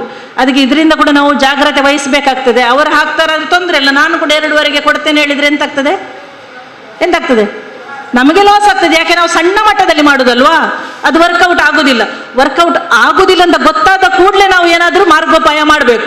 ಮಧ್ಯೆ ಕೂಡ ಮುಂದುವರೆದು ಹೋದರೆ ಸಾಲ ಲಾಸು ಜಾಸ್ತಿ ಆಗ್ತದೆ. ಇನ್ನು ನಮ್ಮಲ್ಲಿ ನೀರು ಮಾರ್ಗದಲ್ಲಿ ಒಂದು ಘಟಕ ಉಂಟು, ವಿಶ್ವಾಸ್ ಮಸಾಲ ಹುಡಿ ಅಂತ. ಕೇಳಿದ್ದೀರಾ ಯಾರಾದರೂ? ಕೇಳಿದ್ದೀರಾ? ಯಾರು ಯೂಸ್ ಮಾಡ್ತಾ ಇದ್ದೀರಿ? ಓಕೆ. ಆ ಮಹಿಳೆಯದ್ದು ಸ್ಟೋರಿ, ಅವರು ನನ್ನ ಪರಿಚಯದವರು. ಅವರ ಗಂಡ ತುಂಬ ಕುಡಿತಾ ಇದ್ರು. ಕುಡಿದವರು ಕಾರ್ ಕೂಡ ಇತ್ತು ಅವರಿಗೆ, ಕಾರ್ ಚಾಲಕರಾಗಿದ್ದರು, ಕುಡಿತಾ ಇದ್ರು ತುಂಬ. ಇದಾದ ಲಾಸ್ ಆಗಿ ಕಂಪ್ಲೀಟ್ ಲಾಸ್ ಆಯಿತು. ಒಂದು ದಿನ ಹೆಂಡತಿಯನ್ನು ಕಾರಲ್ಲಿ ಕೂತ್ಕೊಳಿಸಿ ಕರ್ಕೊಂಡು ಹೋದ್ರು, ಹೋಗುವ ಅಂತೇಳಿ. ಎಲ್ಲಿ ಅಂತ ಹೇಳಿದ್ರೆ ಕೇಳಲಿಲ್ಲ, ಕರ್ಕೊಂಡು ಹೋಗ್ತೇನೆ ಮತ್ತೆ ನೋಡು ಅಂತೇಳಿ ಕರ್ಕೊಂಡು ಹೋದ್ರು. ಅಲ್ಲಿ ಹೋಗಿ ಒಂದು ಸ್ಥಳಕ್ಕೆ ಹೋಗಿ ಕಾರ್ ನಿಲ್ಲಿಸಿ ವಿಷದ ಬಾಟ್ಲಿ ತೆಗೆದುಕೊಟ್ರು. ನಾವಿಬ್ಬರು ಕುಡಿದು ಸತ್ತು ಹೋಗುವ, ನಮಗೆ ಬೇರೆ ದಾರಿ ಇಲ್ಲ, ಯಾಕಂದ್ರೆ ನನಗೆ ಸಾಲ ಮರುಪಾವತಿ ಮಾಡಲಿಕ್ಕೆ ಆಗ್ತಾ ಇಲ್ಲ, ಎಲ್ಲರೂ ಮನೆಗೆ ಬರ್ತಾ ಇದ್ದಾರೆ, ಫೋನ್ ಮಾಡ್ತಾ ಇದ್ದಾರೆ, ಹೇಗೆ ಬದುಕಬೇಕು ಗೊತ್ತಾಗೋದಿಲ್ಲ, ನಾವಿಬ್ಬರು ಸತ್ತು ಹೋಗುವ, ಎಲ್ಲ ಸರಿ ಆಗ್ತದೆ, ಇಬ್ಬರು ಮಕ್ಕಳಿದ್ದಾರೆ, ಅವ್ರು ಬದುಕೊಳ್ತಾರೆ, ದೊಡ್ಡವರಾಗಿದ್ದಲ್ಲ, ಹಾಗೆ ಹೇಳಿದರು. ಈ ಹೆಂಗಸು ಎಂಥದ್ದು ಮಾತಾಡಿಲ್ಲ, ಸ್ವಲ್ಪ ಹೊತ್ತು ಮೌನವಾಗಿದ್ದರು. ಯಾಕೆ ಆ ಶಾಕ್ ಆಯ್ತು ಅವರಿಗೆ. ಆಮೇಲೆ ಅವ್ರು ಹೇಳಿದರು, ನೀನು ಹೇಳಿದಿ, ನಿನ್ನದು ನಾನು ಕೇಳಿದೆ, ಈಗ ನನ್ನದು ನೀನು ಕೇಳು ಅಂತ ಹೇಳಿದ್ರು. ಏನು? ಇಲ್ಲಿಂದ ಈಗಲೇ ನಾವು ಮನೆಗೆ ಹೋಗುವ, ಇನ್ನು ಇದು ನಿನ್ನ ಸಮಸ್ಯೆ ಅಲ್ಲ, ಇದು ನನ್ನದು ಕೂಡ ಸಮಸ್ಯೆ. ಇವತ್ತಿನಿಂದ ಈ ಸಮಸ್ಯೆಗೆ ನಾನು ನಿನ್ನ ಜೊತೆ ಇದ್ದೇನೆ, ಆಯಿತಾ? ನೀನೆಂತ ಮಾಡ್ತೀ? ನಾನು ಎಂತ ಮಾಡ್ತೇನೆ, ಮನೆಯಲ್ಲಿ ಹೋಗಿ ಹೇಳ್ತೇನೆ, ಹೋಗುವ ಅಂತ ಹೋದರು. ಮನೆಯಲ್ಲಿ ಹೋಗಿ ಅವರಿಗೆ ಒಳ್ಳೊಳ್ಳೆ ಮಸಾಲೆಗಳನ್ನು, ಅಂದರೆ ಅಡುಗೆ, ನಾನು ಹೇಳಿದಲ್ಲ ಅಡುಗೆ ಒಂದು ಕೌಶಲ್ಯ ಅಂತ, ಅಡುಗೆ ಮಾಡಲಿಕ್ಕೆ ಅವರಿಗೆ ಬರ್ತಿತ್ತು. ಅವರು ಮಸಾಲೆ ಪದಾರ್ಥಗಳನ್ನು ಮಾಡಿ ಸಣ್ಣ ಸಣ್ಣ ಪ್ಯಾಕೆಟ್ ಮಾಡಿ ಅವರ ಕುಟುಂಬದವರಿಗೆ, ನೆರೆಕರೆಯವರಿಗೆ ಕೊಡಲಿಕ್ಕೆ ಶುರು ಮಾಡಿದರು. ಮಸಾಲೆ ಹುಡಿಗಳನ್ನು ಮಾಡಿದರು. ಜಾಸ್ತಿ ಮಾಡಿ ಸಾಲ ತಗೊಂಡು ಮತ್ತೆ ಮಸಾಲೆ ಹುಡಿಗಳನ್ನು ಮಾಡಿ ದೊಡ್ಡ ಪ್ರಮಾಣದಲ್ಲಿ ಮಾಡಿ ಇವತ್ತು ಉಡುಪಿ ಮತ್ತು ಈ ಕಡೆ 4-5 ಜಿಲ್ಲೆಗಳಲ್ಲಿ ಅವರ ವಿಶ್ವಾಸ್ ಮಸಾಲೆ ಹುಡಿ ಮಾರಾಟ ಆಗ್ತಾ ಇದೆ. ವೆಹಿಕಲ್ ಇಟ್ಕೊಂಡಿದ್ದಾರೆ, ಮನೆಯಲ್ಲಿ ಇಂಡಸ್ಟ್ರಿ ಮಾಡಿದ್ದಾರೆ. ಮಗ MBA ಓದಿ ಈಗ ಈ ಬಿಸ್ನೆಸ್ ಅನ್ನು ಮುಂದುವರಿಸಿಕೊಂಡು ಹೋಗ್ತಾ ಇದ್ದಾನೆ ಮಗ. ಅವರಿಗೆ ಉದ್ಯಮಶೀಲತೆಗೆ ಅವರಿಗೆ ಪುರಸ್ಕಾರ ಕೂಡ ಬಂದಿದೆ. ಸೊ ಯಾವ ಸ್ಥಿತಿಯಿಂದ ಅವರು ಯಾವ ಸ್ಥಿತಿಗೆ ಬಂದರು ನೋಡಿ. ಇವತ್ತು ಅದೇ ಉದ್ಯಮದಿಂದ ಅವರ ಕುಟುಂಬ, ಅವರ ಮಗನ ಕುಟುಂಬ ನಡೀತಾ ಉಂಟು. ಒಂದು ವೇಳೆ ಅವರಿಬ್ಬರು ಆ ದಿನ ಸತ್ತು ಹೋಗಿದ್ದಿದ್ರೆ, ಹೆಚ್ಚಾಗಿ ನಾವು ಮಹಿಳೆಯರು ಆತ್ಮಹತ್ಯೆ ಬಗ್ಗೆ ಆಲೋಚನೆ ಮಾಡುವುದಿಲ್ಲ. ಯಾಕೆ? ನಮ್ಮ ಹತ್ರ ಒಂದು ಛಲ ಇರ್ತದೆ, ನಾವು ಸೋತ್ರು ಕೂಡ ಕಂಪ್ಲೀಟ್ ಪತನ ಆಗಬಾರ್ದು, ಮೇಲೆದ್ದು ಬರಬೇಕು. ಈ ಛಲ, ಈ ಆಸೆ, ಈ ಆಕಾಂಕ್ಷೆ ನಮ್ಮಲ್ಲಿ ಯಾವತ್ತೂ ಉಳಿಲಿ. ಯಾವ ಲಾಸ್ ಬಂದರೆ ಕೂಡ ಹೆದರುವುದು ಬೇಡ. ಪ್ರತಿ ಲಾಸಿಗೆ ರಿಕವರ್ ಮಾಡುವ ಕೆಪಾಸಿಟಿ ನಮಗೆ ದೇವರು ಕೊಡ್ತಾರೆ. ಅದಕ್ಕೆ ಭರವಸೆಯಿಂದ ನಾವು ಮೇಲೆದ್ದು ಬರುವಂಥದ್ದು. ಇನ್ನೊಂದು, ಒಬ್ಬ ಹುಡುಗ ಇದ್ದಾನೆ, ನಮ್ಮ ಮನೆಯ ಪಕ್ಕದಲ್ಲಿರುತ್ತಾನೆ. ಅವನು ಇಂಜಿನಿಯರ್, ಮೆಕ್ಯಾನಿಕಲ್ ಇಂಜಿನಿಯರ್. ಅವನು ಡೆಲ್ಲಿಯಲ್ಲಿ ಕೆಲಸ ಮಾಡಿಕೊಂಡಿದ್ದ. ಅವನ ಅಮ್ಮನಿಗೆ ಕರುಳಿದ್ದು ಕ್ಯಾನ್ಸರ್ ಆಯಿತು. ನೋಡಿಕೊಳ್ಳಿಕ್ಕೆ ಯಾರಿಲ್ಲ. ಅವರ ಹೊಟ್ಟೆ ಇಲ್ಲಿಂದ ಕೆಳಗೆವರೆಗೆ ಓಪನ್ ಮಾಡಿ ಅವರ ಕರುಳನ್ನೆಲ್ಲ ತೆಗೆದು ಆ ಕರುಳನ್ನು ಕಟ್ ಮಾಡಿ, ಅಂದರೆ ಹಾಳಾದ ಕರುಳನ್ನು ಕಟ್ ಮಾಡಿ ಅದನ್ನು ಜಾಯಿಂಟ್ ಮಾಡಿದ್ದಾರೆ. ಈಗ ಅವರಿಗೆ ಊಟ ಮಾಡಲಿಕ್ಕೆ ಇಷ್ಟೇ, ಯಾಕಂದರೆ ಕರುಳಿಲ್ಲ. ಅರ್ಥ ಆಯ್ತಾ? ಟೀ ಕುಡಿಯೋದು ಇಷ್ಟೇ. ದುರದೃಷ್ಟವಶಾತ್ ಆ ಹೆಂಗಸಿಗೆ ತಿನ್ನುವುದಂದರೆ ಭಯಂಕರ ಆಸೆ, ತುಂಬ ತಿನ್ನಬೇಕು, ಬೇರೆ ಬೇರೆ ಎಂತ ಕೊಟ್ಟರು ತಿಂತಾರೆ ಅವರು. ಹಾಗೆ ಅವರಿಗೆ ತಿನ್ನುವ ಆಸೆ ಕೆಲವರಿಗೆ ಇರ್ತದೆ, ಅದನ್ನೆಂತ ಮಾಡಲಿಕ್ಕೆ ಬರೋದಿಲ್ಲ. ಈಗ ಅವರ ಕರುಳು ಸಣ್ಣದಿದ್ರೂ ಕೂಡ ತಿನ್ನಲೇಬೇಕು, ತಿಂತಾರೆ. ಇಲ್ಲಿ ಜಾಗ ಇಲ್ಲಲ್ಲ, ಮತ್ತೆ ಸ್ವಲ್ಪ ಟೈಮ್ ಆಚೆ ಹೋಗಿ ಪಕ್ಕಂತ ವಾಂತಿ ಮಾಡಿ ವಾಪಸ್ ಬರ್ತಾರೆ. ಬೇಕಿದ್ರೆ ವಾಪಸ್ ಮತ್ತೆ ಕೂಡ ತಿಂತಾರೆ ಅವರು. ಅಂದರೆ ಅದೊಂದು ಅವರಿಗೆ ಚಟ, ಅದು ತಿನ್ನುವಂಥ ಚಟ. ಅದು ಬೇಡ, ಅದು ತಿಂದೇ ಹಾಗೆ ಆಗಿರೋದು. ಆಯಿತು, ಆಪರೇಷನ್ ಆಯಿತು. ಆಪರೇಷನ್ ಆಗುವಾಗ ಇವನಿಗೆ ಕೆಲಸ ಬಿಟ್ಟು ವಾಪಸ್ ಬರಬೇಕಾಯಿತು. ಬಂದ, ಈಗ ಊರಲ್ಲಿದ್ದಾನೆ. ಈಗ ಕೆಲಸ ಇಲ್ಲ ಅವನಿಗೆ. ಆಗ ಎಂತ ಮಾಡಿದ್ದಾನೆ ಅವನು? ಕೇಕ್ ಬೇರೆ ಬೇರೆ ಟೈಪ್ ಇದು ಕೇಕ್ ಮನೆಯಲ್ಲೇ ಮಾಡ್ತಾನೆ ಅವನು. ತಾಯಿ ಕೂಡ ತಾಯಿ ಸರಿ ಇದ್ದಾರೆ, ಈಗ ಹೆಲ್ಪ್ ಮಾಡ್ತಾರೆ. ಮಾಡಿ ಕೇಕ್ಗಳನ್ನು ಮಾಡಿ ಮಾರಾಟ ಮಾಡ್ತಾನೆ ಅವನು. ಪ್ರತಿನಿತ್ಯ ಅವನಿಗೆ ಆರ್ಡರ್ ಉಂಟು. ಈ ಬರ್ತ್ಡೇಗಳಿಗೆ, ಆ್ಯನಿವರ್ಸರಿಗಳಿಗೆ ಅಥವಾ ಯಾವುದೇ ಫಂಕ್ಷನ್ ಇದ್ದರೆ ಕೇಕ್ಗಳಿಗೆ ಆರ್ಡರ್ ಸಿಗ್ತದೆ. ಮತ್ತು ಕೆಲವು ಕಾಲೇಜ್ಗಳು ಇರುವಾಗ ಕಾಲೇಜ್ಗಳಲ್ಲಿ ಕೇಕ್ಗಳಿಗೆ ಅವರಿಗೆ ಆರ್ಡರ್ ಬರ್ತಾ ಇತ್ತು. ಮತ್ತೊಂದು ಶಾಪ್, 2-3 ಶಾಪ್ಗಳಿಗೆ ಡೈಲಿ ಆರ್ಡರ್ ಬರ್ತಾ ಇದೆ ಅವನಿಗೆ. ಕೇಕ್ ಮಾರಾಟ ಮಾಡ್ತಾ ಇದ್ದಾನೆ. ಅದು ಹುಡುಗ ಮಾಡ್ತಾನೆ. ಹುಡುಗಂದ ಬಗ್ಗೆ ನಾನು ಹೇಳುದು, ಅದು ನಮ್ಮ ಮನೆಯಲ್ಲಿ ಯಾರಿಗಾದ್ರೂ ಇಂಟ್ರೆಸ್ಟ್ ಇದೆ ಆದರೆ ನಾವೇ ಆಗಬೇಕಾಗಿಲ್ಲ, ಪುರುಷರು ಕೂಡ ಸ್ವಉದ್ಯೋಗ ಮಾಡ್ಬೋದು. ನಮ್ಮ ಈ SCP ಅವರು ಹೇಳಿದರು 2 ಲಕ್ಷವರೆಗೆ ವೈಯಕ್ತಿಕ ಸ್ವಉದ್ಯೋಗಕ್ಕೆ 2 ಲಕ್ಷವರೆಗೆ ಬ್ಯಾಂಕ್ ಸಾಲ ಬಡ್ಡಿ ಸಹಾಯಧನದ ಆಧಾರದಲ್ಲಿ ತೆಗೆಸಿಕೊಡ್ಲಿಕ್ಕೆ ಆಗ್ತದೆ. ಅದಕ್ಕೆ ಹೇಳುದು, ನಿಮ್ಮ ಮನೆಯವರು ಯಾರಾದರೂ ಇದ್ದಾರೆ, ಜಾಬ್ಲೆಸ್ ಇದ್ದಾರೆ, ಏನಾದರೂ ಸ್ವಉದ್ಯೋಗ ಮಾಡಬೇಕು ಅಂತ ಇದ್ದಾರೆ, ಅವರಿಗೆ ಕೂಡ ಎನ್ಕರೇಜ್ ಮಾಡಿ, ಅವರು ಕೂಡ ಬರಲಿ, ಮುಂದೆ ಬಂದು ಈ ಸಾಲವನ್ನು ತಗೊಂಡು ಮುಂದಕ್ಕೆ ಉದ್ಯಮವನ್ನು ನಡೆಸಿ ನಿಮ್ಮ ಜೀವನ ಮಟ್ಟ ಸುಧಾರಣೆಗೆ ಸಹಾಯ ಮಾಡಲಿಕ್ಕೆ ಆಗ್ತದೆ. ಇನ್ನೊಂದು, ಮಹಿಳೆಯರು ನಾವು ಇನ್ನೊಂದು ಮಹಿಳೆಯ ಉತ್ಪನ್ನಗಳಿಗೆ ಪ್ರೋತ್ಸಾಹ ಕೊಡುವಂಥದ್ದು. ನಮಗೆ ಏನಾಗ್ತದೆ ಅಂದರೆ, ಹಿತ್ತಲ ಗಿಡ ಮದ್ದಲ್ಲ ಅಂತೇಳಿ ಒಂದು ಗಾದೆ ಉಂಟಲ್ಲ, ನಾವು ಹೆಚ್ಚಾಗಿ ಎಂತ ಮಾಡೋದು, ನಮ್ಮ ಪಕ್ಕದ ಮನೆಯಲ್ಲಿ ಪ್ರೊಡಕ್ಷನ್ ಆಗ್ತಾ ಇದ್ರು ಅಲ್ನಾನ ಅಂತೇಳಿ ಶಾಪಿಗೆ ಹೋಗಿ ತಗೊಳ್ಳೋದು, ಅದೊಂದು ಭಾರಿ ಕ್ರೇಜ್. ನಾವು ಪರಸ್ಪರ ಬೆನ್ನೆಲುಬಾಗಿ ನಿಲ್ಲಬೇಕು, ಅವರಿಗೆ ಹೇಗೆ ಬೆಂಬಲ ಕೊಡಬೇಕು. ಆ ಮಹಿಳೆ ನಾಳೆ ನಾನೇನು ಮಾಡಿದರೆ ಅವರು ನನಗೆ ಕೊಡಬೇಕು. ಅದಕ್ಕೆ ನಿಮ್ಮೊಳಗೆ ಯಾರ ಉತ್ಪನ್ನಗಳಿದ್ರೆ ಪರಸ್ಪರ ಅದನ್ನು ತಗೊಳ್ಳಿ. ಮತ್ತೆ ಉತ್ಪನ್ನಗಳನ್ನು ನಿಮ್ಮವರಿಗೆ ಮಾರಾಟ ಮಾಡುವಾಗ ಎಂಗಲ್ಲ ಕೊಲೆ 10 ರೂಪಾಯಿ ಜಾಸ್ತಿ ಇಟ್ಟು ಕೊಡಬೇಡಿ, ಗೊತ್ತಾಯ್ತಾ? ಅದನ್ನು ಹೇಗೆ ನಿಮಗೆ ವರ್ಕೌಟ್ ಆಗುವ ಹಾಗೆ ಒಂದವರಿಗೆ ಕೊಡುವಂಥದ್ದು. ಇನ್ನು ಪ್ರಚಾರ ಮಾಡುವಂಥದ್ದು, ಈಗ ಪ್ರಚಾರ ಅತೀ ಅಗತ್ಯ. ಹೇಗೆ ಪ್ರಚಾರ ಮಾಡ್ತೀರಿ ಹೇಳಿ ನನಗೆ? ಪ್ರಚಾರ ಹೇಗೆಲ್ಲ ಪ್ರಚಾರ ಮಾಡ್ಬೋದು? ಈಗ ತುಂಬ ಸುಲಭ, ಮೊದಲು ಕಷ್ಟ ಇತ್ತು, ಈಗ ಸುಲಭ. ಹೇಗೆ? ಅಡ್ವರ್ಟೈಸ್ಮೆಂಟ್ ಮಾಡಿಸಬೇಕು, ಮತ್ತೆ ವಾಟ್ಸಪ್ಪಲ್ಲಿ ಅದು ತುಂಬ ಬಲವಾದ ಅಸ್ತ್ರ. ಈಗ ಮಾಧ್ಯಮ ಈಗ ತುಂಬ ಓಪನ್ ಆಗಿದೆ, ನಮಗೆ ಮಾಡ್ಬೋದು. ಇನ್ಸ್ಟಾಗ್ರಾಮ್, ಮಕ್ಕಳು ಇನ್ಸ್ಟಾಗ್ರಾಮ್ ಯೂಸ್ ಮಾಡ್ತಾರೆ, ಅದರಲ್ಲಿ ಹಾಕ್ಬೋದು. ಹೀಗೆ ಇಂಟರ್ನೆಟ್ ಬಳಕೆಯ ಮೂಲಕ ನಿಮ್ಮ ಪ್ರಾಡಕ್ಟ್ ಫೇಸ್ಬುಕ್ಕಲ್ಲಿ ಹಾಕ್ಬೋದು, ಆಗ ನಿಮಗೆ ಆರ್ಡರ್ ಬರ್ತದೆ, ಅದನ್ನು ನೀವು ಮಾಡ್ಬೋದು. ಇನ್ನು ಕೊನೆಯದಾಗಿ ನಾನು ಹೇಳುವಂಥದ್ದು, ಸ್ವಚ್ಛತೆಯ ಕಡೆ ಗಮನ ಕೊಡಿ. ಯಾವತ್ತೂ ಸ್ವಚ್ಛತೆಗೆ ರಾಜಿ ಮಾಡಿಕೊಳ್ಬೇಡಿ. ಆಕರ್ಷಣೆ ಅತಿ ಅಗತ್ಯ. ಪ್ಯಾಕೆಟ್ ಇರ್ಬೋದು, ಆಕರ್ಷಕವಾಗಿರಬೇಕು. ಸ್ವಾಸ್ಥ್ಯ ಕಾಪಾಡುವಂಥದ್ದು, ನಿಮ್ಮ ಪ್ರಾಡಕ್ಟಿಂದ ಸ್ವಾಸ್ಥ್ಯ ವರ್ಧನೆ ಆಗಬೇಕು, ಕೆಳಗೆ ಹೋಗುವುದಲ್ಲ, ಆಯಿತಾ? ಅದರಲ್ಲಿ ಕೆಲವರು ಕಲರ್ ಹಾಕ್ತಾರೆ, ಕೆಲವರು ಟೇಸ್ಟಿಂಗ್ ಪೌಡರ್ ಹಾಕ್ತಾರೆ, ಕೆಲವರು ಕೆಮಿಕಲ್ಸ್ ಆ್ಯಡ್ ಮಾಡ್ತಾರೆ. ಇದೆಲ್ಲ ಸ್ವಲ್ಪ ಸ್ವಾಸ್ಥ್ಯಕ್ಕೆ ಮಾರಕ. ಆದರೆ ಕೆಲವು ಪ್ರಾಡಕ್ಟ್ಗಳಿಗೆ ಬೇಕೇ ಬೇಕು. ಆದರೆ ಯಾವ ಪ್ರಾಡಕ್ಟಿಗೆ ಯಾವುದು ಸ್ವಾಸ್ಥ್ಯಕ್ಕೆ ಮಾರಕ ಆಗದ ಹಾಗೆ ಬಳಸ್ಬೋದು ಅದನ್ನು ಮಾತ್ರ ಬಳಸಲಿಕ್ಕೆ ಇದು ಮಾಡಿ. ಪೌಷ್ಟಿಕತೆಯ ಅಂಶವನ್ನು ಮೇಂಟೈನ್ ಮಾಡಿ ಪ್ರೊಡ್ಯೂಸ್ ಮಾಡುವಂಥದ್ದು. ಎಲ್ಲ ವಿಚಾರಗಳನ್ನು ನಾವು ಗಮನಕ್ಕೆ ತಗೊಂಡು ನಮ್ಮ ವಸ್ತುಗಳನ್ನು ನಾವು ಪ್ರೊಡಕ್ಷನ್ ಮಾಡಿ ಮಾರಾಟ ಮಾಡುವಂಥದ್ದು. ಇನ್ನು ಬ್ಯಾಂಕಿಂಗ್ಗೆ ಬರುವಾಗ ಅವರು ಮಾತಾಡ್ತಾರೆ, ಏನೆಲ್ಲ ಬ್ಯಾಂಕಿಂಗ್ ಬಗ್ಗೆ ನಿಮಗೆ ಅವಕಾಶಗಳು ಉಂಟು ಅದರ ಬಗ್ಗೆ ಅವರು ಮಾತಾಡ್ತಾರೆ. ಒಂದು ನೆನಪಿಟ್ಟುಕೊಳ್ಳಿ, ಏನೇ ಸಾಲ ತಗೊಂಡ್ರೆ ಸಮಯಕ್ಕೆ ಸರಿಯಾಗಿ ಯಾವುದೇ ಕಷ್ಟ ಬಂದರೂ ಕೂಡ ಮರುಪಾವತಿ ಮಾಡಲಿಕ್ಕೆ ಮರಿಬೇಡಿ.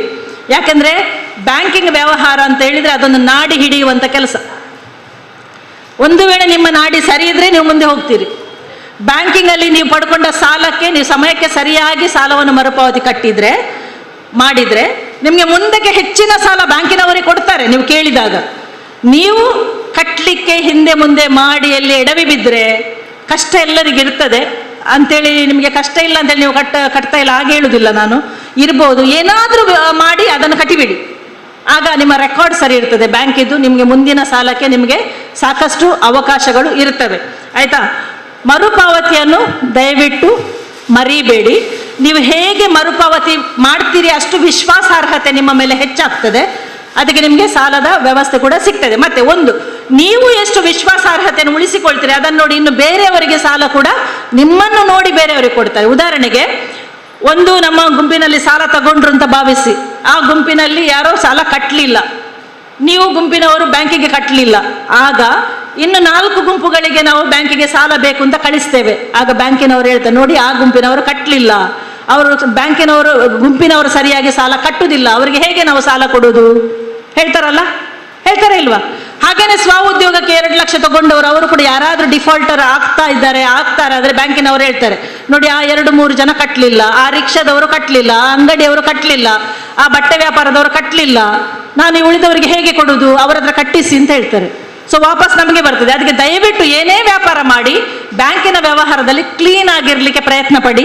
ಆಗ ನಿಮ್ಮ ರೆಕಾರ್ಡ್ ಒಳ್ಳೆಯದಾಗ್ತದೆ, ಮುಂದೆ ಹೆಚ್ಚಿನ ಸಾಲ ನಿಮಗೆ ಸಿಗ್ತದೆ, ಅದರ ನಿಮ್ಮ ನಂತರ ಬಂದವರಿಗೂ ಕೂಡ ಸಾಲ ತೆಗೆಸಿಕೊಡ್ಲಿಕ್ಕೆ ಸುಲಭ ಆಗ್ತದೆ. ಓಕೆ, ಇಷ್ಟು ಹೇಳ್ತೇನೆ. ಕೊನೆಯದಾಗಿ ನಮ್ಮ ವಿಶ್ವನಾಥ್ ಸರ್ ಹೇಳಿದರು PM ಸ್ವಾನಿಧಿ ಬಗ್ಗೆ. ಪ್ರಧಾನಮಂತ್ರಿ ಬೀದಿ ಬದಿ ವ್ಯಾಪಾರಿಗಳಿಗೆ ಆತ್ಮನಿರ್ಭರ್ ಯೋಜನೆ ಅಂತ ಬಂದಿದೆ, PM ಸ್ವಾನಿಧಿ. ಅದು ಬೀದಿ ಬದಿ ವ್ಯಾಪಾರಿಗಳಿಗೆ ಬಂದಿರುವಂಥ ಒಂದು ಯೋಜನೆ. ಅದರಲ್ಲಿ 10,000 ತುರ್ತು ಬಂಡವಾಳವನ್ನು ಸಾಲದ ರೂಪದಲ್ಲಿ, ಬ್ಯಾಂಕ್ ಸಾಲದ ರೂಪದಲ್ಲಿ ಒದಗಿಸುವಂಥ ವ್ಯವಸ್ಥೆ. 10,000 ತುರ್ತು ಬಂಡವಾಳ.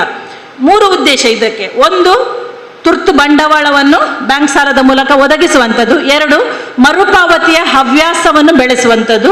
ಯಾಕಂದರೆ ಹೆಚ್ಚಾಗಿ ಸಾಲ ತಗೊಳ್ತೇವೆ, ಮರುಪಾವತಿ ಮಾಡಲಿಕ್ಕೆ ಅದು ಬ್ಯಾಂಕ್ ಸಾಲ ಅಲ್ಲ, ಅದು ಸರ್ಕಾರದಲ್ಲ. PM ಸ್ವಾನಿಧಿ ಗವರ್ಮೆಂಟ್ದಾದ, ಪ್ರಧಾನಮಂತ್ರಿದಾತ. ಅವು ಹೆಂಗಲ್ಲ ಟ್ಯಾಕ್ಸ್ ಇದ್ದಾನೆ ಕಾಸತ್ತ ಹೌದಲ್ಲ ಪೂಜಾ ಮನ್ನಾ ಪುಂಡು ಅಂತೇಳಿ ಯಾರು ಹೇಳಿ ಕೊಡ್ತಾರೆ, ನಾವು ನಂಬ್ತೇವೆ ಮತ್ತೆ ನಾವು ಮರುಪಾವತಿ ಮಾಡುವುದಿಲ್ಲ. ಇದರಿಂದಾಗಿ ನಮ್ಮ ಬ್ಯಾಂಕ್ ರೆಕಾರ್ಡ್ ಹಾಳಾಗ್ತದೆ. ಅರ್ಥ ಆಯ್ತಾ? ಅದು ಮಾಡ್ಲಿಕ್ಕೆ ಹೋಗ್ಬೇಡಿ.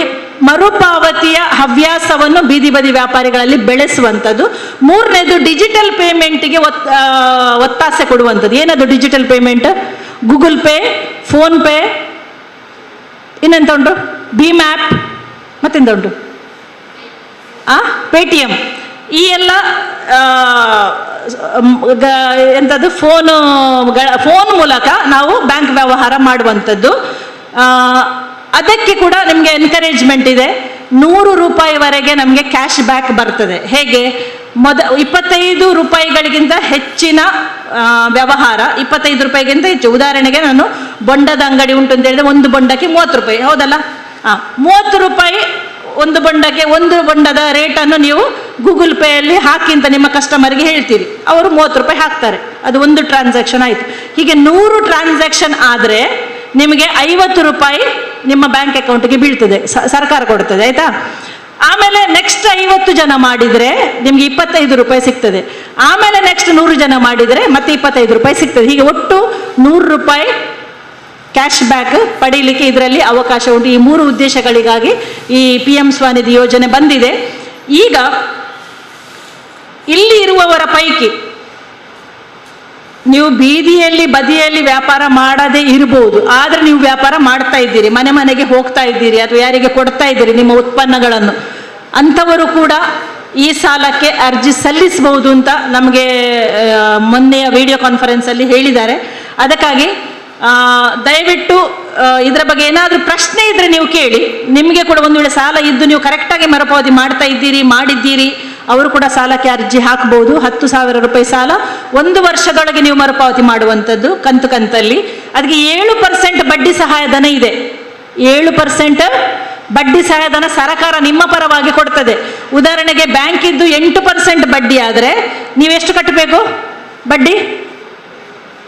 ಬ್ಯಾಂಕಿದ್ದು 8% ಬಡ್ಡಿ, ನಿಮಗೆ 7% ಬಡ್ಡಿ ಸಹಾಯಧನ ಇದೆ.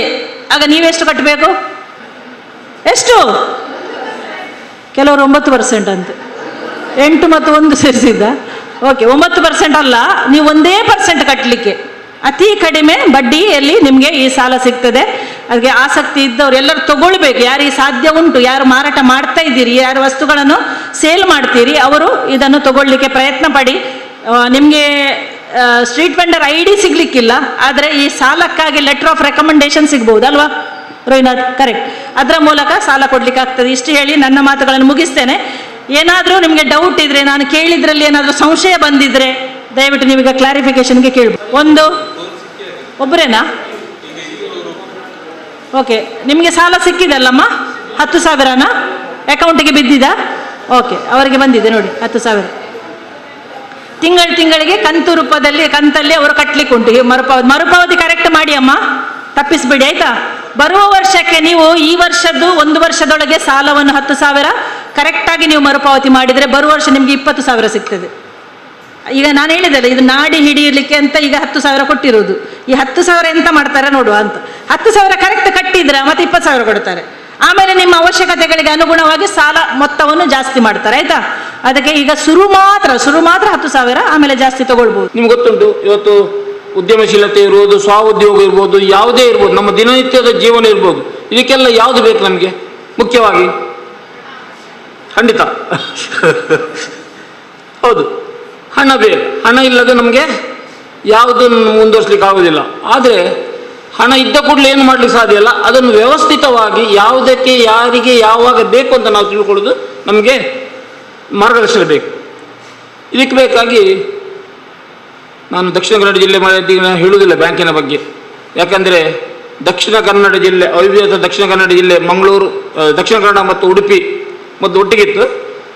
ಆವಾಗ ಈ ಜಿಲ್ಲೆ ಬ್ಯಾಂಕ್ಗಳ ಜಿಲ್ಲೆ ಅಂತ ಹೇಳ್ತಿದ್ರು. ನಾವು ಸಾಧಾರಣ ದೇಶದ ಎಲ್ಲ ಭಾಗಗಳಲ್ಲಿ ಕಾರ್ಯನಿರ್ವಹಿಸ್ತೇವೆ, ಆದರೆ ನಮಗಿದ್ದಷ್ಟು ಬ್ಯಾಂಕಿನ ಮರ್ಯಾದೆ ಬೇರೆ ಎಲ್ಲಿ ಯಾರಿಗಿರ್ತಿಲ್ಲ. ಯಾಕಂದರೆ ಈ ಜಿಲ್ಲೆ 5 ಅತ್ಯುತ್ತಮ ಬ್ಯಾಂಕ್ಗಳನ್ನು ಕೊಟ್ಟಂಥ ಜಿಲ್ಲೆ ನಮ್ಮ ದೇಶದಲ್ಲಿ ಇಲ್ಲ. ಯಾವ ಜಿಲ್ಲೆ ಕೂಡ 5 ಬ್ಯಾಂಕ್ ಕೊಟ್ಟಂಥ ಜಿಲ್ಲೆ ಯಾವ ದೇಶ ಇಲ್ಲ. 4 ರಾಷ್ಟ್ರೀಕೃತ bank, 1 private bank, Karnataka bank ಗೊತ್ತಿರ್ಬೋದು. ಸಿಂಡಿಕೇಟ್ ಆಗಲಿ, ಕೆನರಾ ಕಾರ್ಪೊರೇಷನ್, ವಿಜಯ, ಕರ್ನಾಟಕ ಬ್ಯಾಂಕ್. ಕರ್ನಾಟಕ ಬ್ಯಾಂಕ್ ಕೂಡ ರಾಷ್ಟ್ರೀಕರಣ ಆಗದಿದ್ದರೂ ಕೂಡ ಅದೊಂದು ಆ ಮಟ್ಟದಲ್ಲಿ ರಾಷ್ಟ್ರೀಕೃತ ಬ್ಯಾಂಕ್ ಮಟ್ಟದಲ್ಲಿ. ಆದರೆ ಇವತ್ತು ಬಾಕಿ ಉಳಿದ 4 ಬ್ಯಾಂಕ್ ಹೋಗಿ 1 ಬ್ಯಾಂಕ್ ಮಾತ್ರ ಉಳಿದಿದೆ. ಯಾವುದು ಉಳಿದ ಬ್ಯಾಂಕ್ ಈಗ ನೆನಪಿದೆ ನಿಮ್ಗೆ? ಯಾರು? ವಿಜಯ ಬ್ಯಾಂಕ್ ಹೋಗಿದೆ, ಕಾರ್ಪೊರೇಷನ್ ಬ್ಯಾಂಕ್ ಹೋಗಿದೆ, ಸಿಂಡಿಕೇಟ್ ಬ್ಯಾಂಕ್ ಹೋಗಿದೆ, 1 ಬ್ಯಾಂಕ್ ಇದೆ. ಯಾವುದು? ದಕ್ಷಿಣ ಜಿಲ್ಲೆದು ಕೆನರಾ ಬ್ಯಾಂಕ್. ಅದು ಮಾತ್ರ ನಮ್ಮ ಜಿಲ್ಲೆಯಲ್ಲಿ ಬ್ಯಾಂಕ್ ಆಗಿ ಉಳಿದುಕೊಂಡಿದೆ, ಬಾಕಿ ಬ್ಯಾಂಕ್ ಎಲ್ಲ ಬಂದಿದೆ. ಓಕೆ, ನಮಗೆ ನಿಮ್ಗೆ ಎಲ್ರಿಗೂ ಗೊತ್ತುಂಟು ಬ್ಯಾಂಕ್ ಹೇಳಿದ ಕೂಡಲೇ ನಮಗೆ ಫಸ್ಟ್ ನೆನಪು ಬರೋದು ಯಾವುದು? ಸಾಲದ ಸ್ಕೀಮ್ಗಳು, ಯೋಜನೆಗಳು ಅಲ್ಲ. ಆದರೆ 2014 ಆಗಸ್ಟ್ 15 ಭಾರತ ಸರ್ಕಾರದ ಪ್ರಧಾನಮಂತ್ರಿಗಳು ಒಂದು ಬ್ಯಾಂಕಿಂಗ್ ವ್ಯವಸ್ಥೆಗೆ ತಿರುವು ನೀಡಲಿಕ್ಕೆ ಒಂದು ಹೊಸ ಯೋಜನೆ ತಂದಿದ್ದಾರೆ. ಪ್ರಧಾನಮಂತ್ರಿ ಜನಧನ್ ಯೋಜನೆ. ಏನಿದೆ ಜನಧನ್ ಯೋಜನೆ? ಜನಧನ್ ಯೋಜನೆ ಬಹಳಷ್ಟು ಜನ ಬ್ಯಾಂಕ್ನಲ್ಲಿ ಖಾತೆ ಮಾಡಿರ್ಬೋದು ಅಲ್ಲ? ಆಯ್ತಾ ಸರ್? ಕೇಳ್ತಾ ಇದ್ದಾರೆ ಎಷ್ಟು ಜನ ಮಾಡಿದ್ದಾರೆ. ಯಾಕಂದ್ರೆ ದಕ್ಷಿಣ ಕನ್ನಡ ಅಗತ್ಯ ಇಲ್ಲ, ಎಲ್ಲರಿಗೂ ಬ್ಯಾಂಕ್ ಖಾತೆ ಇದೆ, ಹೊಸ ಖಾತೆ ಮಾಡುವ ಅಗತ್ಯ ಇಲ್ಲ. ಆದರೂ ನಮ್ಮ ತಿಳುವಳಿಕೆ ಸರ್ಕಾರದ ಒಂದು ಯೋಜನೆ ಅಂದರೆ ಯಾರು ಬ್ಯಾಂಕಿನ ವ್ಯಾಪ್ತಿಯಲ್ಲಿ ಇಲ್ಲ ಅವರನ್ನು ಬ್ಯಾಂಕಿನ ವ್ಯಾಪ್ತಿ ತರುವ ಯೋಜನೆಗೆ ಜನಧನ್ ಯೋಜನೆ ಹೇಳ್ತಾರೆ. ಅಂದರೆ ಇದರಲ್ಲಿ ನಿಮ್ಮ 0 ಬ್ಯಾಲೆನ್ಸ್ ಅಕೌಂಟ್ ಮಾಡಲಿಕ್ಕೆ ಆಗ್ತದೆ. ನಾನು ಕೂಡ ಬಿಜಾಪುರ, ಗುಲ್ಬರ್ಗ, ರಾಯಚೂರಲ್ಲಿ ವರ್ಕ್ ಮಾಡಿದ್ದೇನೆ. ಅಲ್ಲಿ ಈ ಸ್ಕೀಮ್ ನಿಜವಾಗಿಯೂ ಬೇಕು. ಬ್ಯಾಂಕ್ ಅಂತ ಹೇಳಿದರೆ ಹೆದರುವಂಥ ಊರು, ಹೆದರುವಂಥ ಗಲ್ಲಿ, ಹೆದರುವಂಥ ತಾಂಡ ಅಂತ ಹೇಳ್ತಾರೆ. ಅಲ್ಲೆಲ್ಲ ಸಣ್ಣ ಸಣ್ಣ ತಾಂಡಗಳು. ಅವರಿಗೆ ಬ್ಯಾಂಕ್ ಬಿಟ್ಟು ಬ್ಯಾಂಕಿನ ನೋಟ್ನಲ್ಲಿರುವ ವ್ಯತ್ಯಾಸ ಗೊತ್ತಿಲ್ಲ. 20 ರೂಪಾಯಿ ನೋಟ್ ಯಾವುದು, 10 ರೂಪಾಯಿ ನೋಟ್ ಯಾವುದು, 100 ರೂಪಾಯಿ ನೋಟ್ ಹೇಳಿ. ನಾವು ಮಾಡಿದ್ದೇವೆ ಅಕೌಂಟ್ ಇಲ್ಲಿ ಜನಧನ್. ಅಂದರೆ ನಾವು ಆಗಸ್ಟ್ 28, 2014 ಟೌನ್ ಹಾಲ್ನಲ್ಲಿ ಕೇಂದ್ರೀಯ ಮಂತ್ರಿಗಳು, ರಾಜ್ಯ ಮಂತ್ರಿಗಳು, ರಾಜ್ಯದ ನಾಯಕರುಗಳೆಲ್ಲ ಬಂದಿರೋ ಎಲ್ಲ ಬ್ಯಾಂಕ್ಗಳು, ಎಲ್ಲ ಗೌರ್ಮೆಂಟ್ ಡಿಪಾರ್ಟ್ಮೆಂಟ್ ಎಲ್ಲ ಸ್ಟಾಲ್ಗಳು ಹಾಕಿ ಜನಧನ್ ಯೋಜನೆ ಲಾಂಚ್ ಮಾಡಿದ್ರು. ಬಹಳಷ್ಟು ಜನ ಅಕೌಂಟ್ ಮಾಡಿದ್ರು. ಕ್ಯೂ, ಕೆನರಾ ಬ್ಯಾಂಕಿನ ಎದುರು, ಸಿಂಡಿಕೇಟ್ ಬ್ಯಾಂಕಿನ ಎದುರು, ಕಾರ್ಪೊರೇಷನ್ ಬ್ಯಾಂಕ್ ಎಲ್ಲ ಕಡೆಯಲ್ಲಿ ಕ್ಯೂ ನಿಂತ್ಕೊಂಡು ಅಕೌಂಟ್ ಮಾಡ್ತಾ ಇದ್ರು. ಒಬ್ಬರು 4-5 ಅಕೌಂಟ್ ಮಾಡಿದ್ದಾರೆ. ಯಾಕೆ ಸರ್? ಸುರಿ ಕೇಳಿದ ಪ್ರಶ್ನೆ ಇದು. ಎಷ್ಟು ಜನ ಅಕೌಂಟ್ ಮಾಡಿದ್ರೆ ಹೇಳಿ? ಒಂದಲ್ಲ ಸರ್, ಒಬ್ಬೊಬ್ರು 4 ಅಕೌಂಟ್ ಮಾಡಿದ್ದಾರೆ, 4-5 ಅಕೌಂಟ್. ಯಾಕಂದ್ರೆ ಜನಧನ್ ಅಕೌಂಟ್ ಯಾಕೆ ಮಾಡಬೇಕು ಅಂತ ಹೇಳಿ ಇದ್ದದ್ದು ಎಲ್ಲರ ಮೈಂಡಲ್ಲಿ. ಆವಾಗ ಹಣ ಅಕೌಂಟಿಗೆ ಹಣ ಬರ್ತದೆ. ಅದು ನಿಮ್ಮ ಕಡೆಯಿಂದ ನಾನು ಕೇಳಬೇಕಂತ ಇದೆ. ಕೆಲವರು ಹಣ ಬರ್ತದೆ ಅಂತೇಳಿ, ಕೆಲವರು ಹಣ ಬೀಳುತ್ತದೆ ಅಂತ ಹೇಳಿದ್ರು. ಏನು ವ್ಯತ್ಯಾಸ ಇದು? ಓಕೆ, ಅದಕ್ಕಾಗಿ ಒಂದು ಬ್ಯಾಂಕ್ನಲ್ಲಿ ಅಕೌಂಟ್ ಮಾಡಿದ್ರೆ 5,000 ರೂಪಾಯಿ ಆಗೋಗಿತ್ತು. ಹಾಗೆ 4-5 ಬ್ಯಾಂಕಲ್ಲಿ ಮಾಡಿದರೆ ಒಂದು 25,000 ರೂಪಾಯಿ ಕೂತಲ್ಲೇ ಬರ್ತದಂತೆ ಬಹಳಷ್ಟು ಜನ ತಿಳ್ಕೊಂಡಿದ್ವಿ. ಆ್ಯಕ್ಚುಲಿ ಜನಧನ್ ಅಕೌಂಟ್ ಮಾಡಿದ ಕೂಡಲೇ ಹಣ ಬರೋದಿಲ್ಲ. ಯಾರಿಗೆ ಅಷ್ಟರವರೆಗೆ ಅಕೌಂಟ್ ಇಲ್ಲ, ಹೊಸ ಅಕೌಂಟ್ ಮಾಡಿದರು, ಅವರಲ್ಲಿ ಮಹಿಳೆಯರಿಗೆ ಅವರ 6 ತಿಂಗಳು ವ್ಯವಹಾರ ಅಕೌಂಟ್ ಮಾಡಿ ಪಾಸ್ಬುಕ್ಕನ್ನು ದೇವರ ಪಟ್ಟದ ಎದುರಿಟ್ಟು 5,000 ಬರಲಿ ಅಂತ ಕಾದರೆ ಹಣ ಬರೋದಿಲ್ಲ. ಅಂದರೆ ವ್ಯವಹಾರ ಮಾಡಬೇಕು. ಸರ್ಕಾರಕ್ಕೆ ಇವತ್ತು ನಿಮ್ಮ ಹಣ ಬೇಡ, ಬ್ಯಾಂಕ್ಗಳಿಗೆ ನಿಮ್ಮ ಹಣ ಬೇಡ, ಇವತ್ತು ವ್ಯವಹಾರ ಬೇಕು. ಯೋಜನೆಗಳು ಕಾರ್ಯ ರೀತಿಯಲ್ಲಿ ಬೇಕಾದ್ರೆ ನಿಮ್ಮ ವ್ಯವಹಾರ ಬೇಕು. ಯಾರು 6 ತಿಂಗಳನ್ನ ಒಳ್ಳೆ ವ್ಯವಹಾರ ಮಾಡಿದ್ದಾರೆ ಅದರ 50% ಅಷ್ಟು ನಿಮಗೆ 5,000, 10 ಈಗ 10,000 ಆಗಿದೆ, 5,000, 4,000 ಕೊಡ್ತಾ ಇದ್ದಾರೆ. ಅದು ಧರ್ಮಕ್ಕೆ ಕೊಡುವುದಲ್ಲ, ಬೀಳುವುದಲ್ಲ. ನಿಮಗೆ ಬೇಕಾದಾಗ ಅವಶ್ಯ ಇದ್ದಾಗ ತೆಗೆಯುವುದು, ಅದಕ್ಕೆ ಬಡ್ಡಿ ಕೊಡಬೇಕು. ಅದು ಮೊನ್ನೆ ಬಂದ 500 ರೂಪಾಯಿ ಬಂದಲ್ಲ, ಮೂರು ಆವರ್ತಿಯಲ್ಲಿ, ಅದು ನಿಮಗೆ ಬಂದ ಹಣ. ಕೋವಿಡ್ 500 ಮಹಿಳೆಯರಿಗೆ 3,000 ಬಂದಿದೆ. ಎಷ್ಟರಲ್ಲಿ ಬಂದ 500 ರೂಪಾಯಿ? ಗೋಲ್ಟ್ ಜನಧನ್ ಬಂದು ಮಹಿಳೆಯರಿಗೆ ಬಂದು ಇದು ಹಿಂದೆ ಕೊಡ್ಲಿಕ್ಕಿಲ್ಲ. ಬಟ್ ನಿಮಗಾಗಿ ಆ ಸಾಲ ಅಂತ ಹೇಳಿದಲ್ಲ, 10,000 ರೂಪಾಯಿವರೆಗೆ ನಿಮ್ಮ ವ್ಯವಹಾರ ಮಾಡಿ ಜನಧನ್ ಅಕೌಂಟಲ್ಲಿ ವ್ಯವಹಾರ ಮಾಡಿದ 10,000 ರೂಪಾಯಿವರೆಗೆ ನಿಮಗೆ ತೆಗಿಲಿಕ್ಕೆ ವ್ಯವಸ್ಥೆ ಇದೆ. ಕ್ಯಾಶ್ ಎಲ್ಲ ಕಾರ್ಡ್ ಮುಖಾಂತರ. ಮೇಡಮ್ ಈಗ ಒಂದು ಹೇಳಿದ್ರು ಡಿಜಿಟಲ್ ಬ್ಯಾಂಕ್ ಅಂತ ಹೇಳಿದ್ರು, ಅದು ಕೂಡ ಇಲ್ಲಿ ಬರ್ತದೆ. ಕಾರ್ಡ್ ಮುಖಾಂತರ ತೆಗೆದು ಅದು ನೀವು ಎಷ್ಟು ಹಣ ತೆಗೆದಿರಿ ಅಷ್ಟಕ್ಕೆ ಬಡ್ಡಿ, ಪುನಃ ಅದಕ್ಕೆ ಹಾಕ್ಬೋದು, ಪುನಃ ಬೇಕಾದಾಗ ತೆಗಿಬೋದು. ಇದನ್ನು ಓವರ್ ಡ್ರಾಫ್ಟ್ ಅಂತ ಹೇಳ್ತಾರೆ. ಇದು ಜನಧನ್ ಅಕೌಂಟ್ನ ಒಂದು ಮೇನ್ ಎಲ್ಲರೂ ಹೇಳಲಿಕ್ಕೆ ಬರೋದಿಲ್ಲ. ಇದಿಷ್ಟು ನಿಮಗೆ. ಯಾಕಂದರೆ ಇದನ್ನು ಪ್ರೈವೇಟ್ ಬ್ಯಾಂಕ್ ಹಣ ಕೊಡ್ತಾರಲ್ಲ, ಅವರ ವ್ಯವಹಾರ ನಿಲ್ಲಿಸಲಿಕ್ಕೋಸ್ಕರ ಮಾಡ್ತಾಯಿದ್ರು. ಸ್ವಲ್ಪ ವರ್ಷ ಹಿಂದೆ ಅದು ನಿಮ್ಮ ಜನಧನೆಲ್ಲ ಬರುವ ಅನಂತರ ಸಹ ಮೀನಿನ ಮಾರ್ಕೆಟ್ನಲ್ಲಿ ಬಂದು ಬೆಳಿಗ್ಗೆ ಬಂದು ಹಣ ಕೊಟ್ಟು ಸಂಜೆ ಕೊಂಡು ಹೋಗ್ತಾರೆ. ಬಡ್ಡಿ ಕೇಳ್ಕೊಂಡು ಬೆಳಿಗ್ಗೆ ಹಣ ಕೊಡ್ತಾರೆ, ಅವರಿಷ್ಟು ಐಟಮ್ ಪರ್ಚೇಸ್ ಮಾಡ್ತಾರೆ, ಸೇಲ್ ಮಾಡಿ ಸಂಜೆ ಆದ ಕೂಡಲೇ ಅವರಿಗೆ ಬಡ್ಡಿ ಸಮೇತ ಕೊಡ್ತಾರೆ. ಅದನ್ನು ನಿಲ್ಲಿಸುವ ಸಲುವಾಗಿ ಮಾಡಿದೆ. ಇದೊಂದು ಜನಧನ್ ಯೋಜನೆ ಮುಖ್ಯ ಆಗಿದೆ. ಆದರೆ ಜನಧನ್ ಅಕೌಂಟ್ ಮಾಡಿದ ಕೂಡಲೇ ನಿಮಗೆ ಒಂದು ಕಾರ್ಡ್ ಕೊಟ್ಟಿದ್ದಾರೆ. ATM ಕಾರ್ಡ್ ಇದೆ ಅಲ್ಲ ಎಲ್ಲರ ಹತ್ರ. ಅದು ಆವಾಗ ಮೊದಲಿದ್ದ ಕಾರ್ಡ್ನ ಬದಲಾವಣೆ ತಂದು ಹೊಸ ಕಾರ್ಡ್ ಕೊಡ್ತಾರೆ, ರುಪಿ ಪೇಮೆಂಟ್ ಕಾರ್ಡ್ ಅಂತ ಹೇಳ್ತಾರೆ. ಅಕ್ಷರವಾಗಿದ್ದದ್ದು Visa card, Mastercard, Diners card ಎಲ್ಲ ಇತ್ತು. ಈಗ ರೂಪೇ ಕಾರ್ಡ್ ಅಂದರೆ ಇದು ನಮ್ಮ ದೇಶದ ಕಾರ್ಡು, ನಮ್ಮ ರಿಸರ್ವ್ ಬ್ಯಾಂಕಿನ ಅಂಡರ್ನಲ್ಲಿ ಬರುವ ಕಾರ್ಡು, NPCIಯಲ್ಲಿ ಇಶ್ಯೂ ಮಾಡುವಂಥ ಕಾರ್ಡು. ಅದೇ ಇದ್ರ ಮೊದಲಿದ್ದ card Visa card, Mastercard. ದಯವಿಟ್ಟು ನೋಡಿ, ನಾನು ಹೇಳಿ ಕರೆಕ್ಟ್ ಹೇಳ್ಕೊಳ್ಳಿ. ನಿಮ್ಮಲ್ಲಿ ಮೊದಲಿದ್ದ ವೀಸಾ ಕಾರ್ಡ್, ಮಾಸ್ಟರ್ ಕಾರ್ಡ್ ಯಾವುದು ಕಾರ್ಡ್ ಇದ್ದರೆ ದಯವಿಟ್ಟು ಅದನ್ನು ಬ್ಯಾಂಕಿಗೆ ಸರೆಂಡರ್ ಮಾಡಿ ರೂಪೇ ಕಾರ್ಡೇ ತಗೊಳ್ಳಿ. ಯಾಕಂದರೆ ವೀಸಾ ಕಾರ್ಡ್, ಮಾಸ್ಟರ್ ಕಾರ್ಡಿಗೆಲ್ಲ ಸರ್ವಿಸ್ ಚಾರ್ಜ್ ಬೀಳ್ತದೆ, ಇಯರ್ಲಿ ರಿನ್ಯೂವಲ್ ಚಾರ್ಜಸ್ ಬೀಳ್ತದೆ, ಭಾಳಷ್ಟು ಚಾರ್ಜ್ ಬೀಳ್ತದೆ. ಯಾಕಂದರೆ ಇದು ಇವರ ಆಫೀಸ್ ಇರೋದು ನ್ಯೂಯಾರ್ಕಲ್ಲಿದೆ. ನೀವು ಒಂದು ಸಲ ಕಾರ್ಡ್ ಸ್ವೈಪ್ ಮಾಡಿದರೆ, ವೀಸಾ ಕಾರ್ಡ್ ಇದ್ದವರು ಒಂದು ಬರೀ ನೀವು ₹100 ತೆಗೆದರೆ ನಿಮಗೆ ₹100 ಸಿಗ್ತದೆ. ಆದರೆ ಯಾವ ಬ್ಯಾಂಕ್ ಆ ಕಾರ್ಡ್ ಇಶ್ಯೂ ಮಾಡಿದಲ್ಲ ಅವರು ₹2.50 ಅವರಿಗೆ ಕಮಿಷನ್ ಕೊಡಬೇಕು, ವೀಸಾ ಕಾರ್ಡ್ ಮಾಸ್ಟರ್ ಫಾರಿನ್ ಕಂಪನಿಗೆ. ನಮ್ಮ ಹಣ, ನಮ್ಮ ಅಕೌಂಟ್ ಹಣ, ನಮ್ಮ ವ್ಯವಹಾರ. ಒಮ್ಮೆ ಥಿಂಕ್ ಮಾಡಿ, 2,75,000 ಮೇಲೆ ATMಗಳಿದ್ದು ದೇಶಾದ್ಯಂತ. ಅಷ್ಟೇ ಜನ ಕ್ಯೂನಲ್ಲಿ ಹಣ ತೆಗಿತಾ ಇರ್ತಾರೆ. ಅವ್ರಿಗೆ ಎಷ್ಟು ಕಮಿಷನ್ ಹೋಗ್ತಿತ್ತು ನಮ್ಮ ದೇಶದ. ಈ ರೂಪೇ ಕಾರ್ಡಿಗೆ ಇವತ್ತಿಗೆ ಆ್ಯಸ್ ಆನ್ ಡೇಟಿಗೆ ನಿಮಗೆ ಯಾವ ರಿನ್ಯೂವಲ್ ಚಾರ್ಜಸ್ ಇಲ್ಲ, ಯಾವ ಚಾರ್ಜಸ್ ಕೂಡ ಇಲ್ಲ. ರುಪಿ ಪೇಮೆಂಟ್ ಕಾರ್ಡ್ ಅಂತ ದಯವಿಟ್ಟು ಇದೊಂದು ನೋಟ್ ಮಾಡಿ. ಆಯ್ತು, ನಾನು ಬೇರೆ ಯೋಜನೆಗಳ ಸಾಲದ ಯೋಜನೆಗಳು ಹೇಳಿರ್ಬೋದು. ಅದು ಹೋಗುವ ಮೊದಲು ಸಾಮಾಜಿಕ ಭದ್ರತೆ, ನಮಗೆ ಸಾಮಾಜಿಕ ಭದ್ರತೆ ಬೇಕು. ಇವತ್ತು ನಾವು ಇಷ್ಟು ವ್ಯವಹಾರ ಮಾಡ್ತೇವೆ, ಎಲ್ಲ ಮಾಡ್ತೇವೆ, ನಮ್ಮ ವ್ಯವಹಾರ ಏನು ಹಾಳಾದರೆ ಅಥವಾ ನಮಗೇನು ಆದರೆ ನಮಗೆ ಒಂದು ಭದ್ರತೆ ಬೇಕು. ಇದಕ್ಕೆ ಸಾಮಾಜಿಕ ಭದ್ರತೆ ಅಂತ ಹೇಳ್ತಾರೆ. ಇದನ್ನು ನೀವು ನೋಡಿ ಮಾಡಿರ್ಬೋದು. ಶ್ವಾಸ ಸಂಘ ಗ್ರೂಪಲ್ಲಿದ್ದವರಿಗೆಲ್ಲ ಗೊತ್ತಿದೆ. ₹12 ಇನ್ಸೂರೆನ್ಸ್, ₹330 ಇನ್ಸೂರೆನ್ಸ್. ₹12 ಇನ್ಸೂರೆನ್ಸ್ ಎಷ್ಟು ಜನ ಮಾಡಿದ್ದಾರೆ? ₹12, ವರ್ಷಕ್ಕೆ ₹12. ಭಾಳ ಕಡಿಮೆ ಆಯ್ತದೆ. ಎಲ್ಲರೂ ಮಾಡ್ಬೋದು. ಅದು ಯಾಕೆ ಮಾಡ್ಬೋದು ಅಂತ ಹೇಳ್ತಾ ಇರ್ತೇನೆ. ಏನು ಲಾಭ ಅಂತ ಹೇಳ್ತೇನೆ. 18ರಿಂದ 70 ವರ್ಷ ಅದನ್ನು ಎಲ್ಲರೂ ಸೇರ್ತಾರೆ. ಯಾವುದಾದ್ರೂ ಒಂದು ಬ್ಯಾಂಕ್ ಅಥವಾ ಪೋಸ್ಟ್ ಆಫೀಸಲ್ಲಿ ಅಕೌಂಟ್ ಇದ್ದರೆ ಸಾಕು, ಮಾಡ್ಬೋದು. ನಿಮಗೆ ವರ್ಷಕ್ಕೆ ಬರೀ ₹12. ₹12 ಇವತ್ತು ನಮಗೆ ಒಂದು ಮಂಗಳೂರಿನ ಟೀ ಕೂಡ ಸಿಗೋದಿಲ್ಲ ₹12 ಅಲ್ಲ, ನಿಜವಾಗಿ ಸರ್. ಅಂತ ನಿಮ್ಗೆ ವರ್ಷಕ್ಕೆ ₹12 ಕೊಟ್ಟರೆ ಅದರಿಂದ ಏನು ನಮಗೆ ಉಪಯೋಗ? ಮಾಡಿದವ್ರಿಗೆ ಗೊತ್ತಿದೆ ಏನು ನಮ್ಮ ಲಾಭ ಅದರಲ್ಲಿ, ಏನು ನಮಗೆ ಸೌಲಭ್ಯ.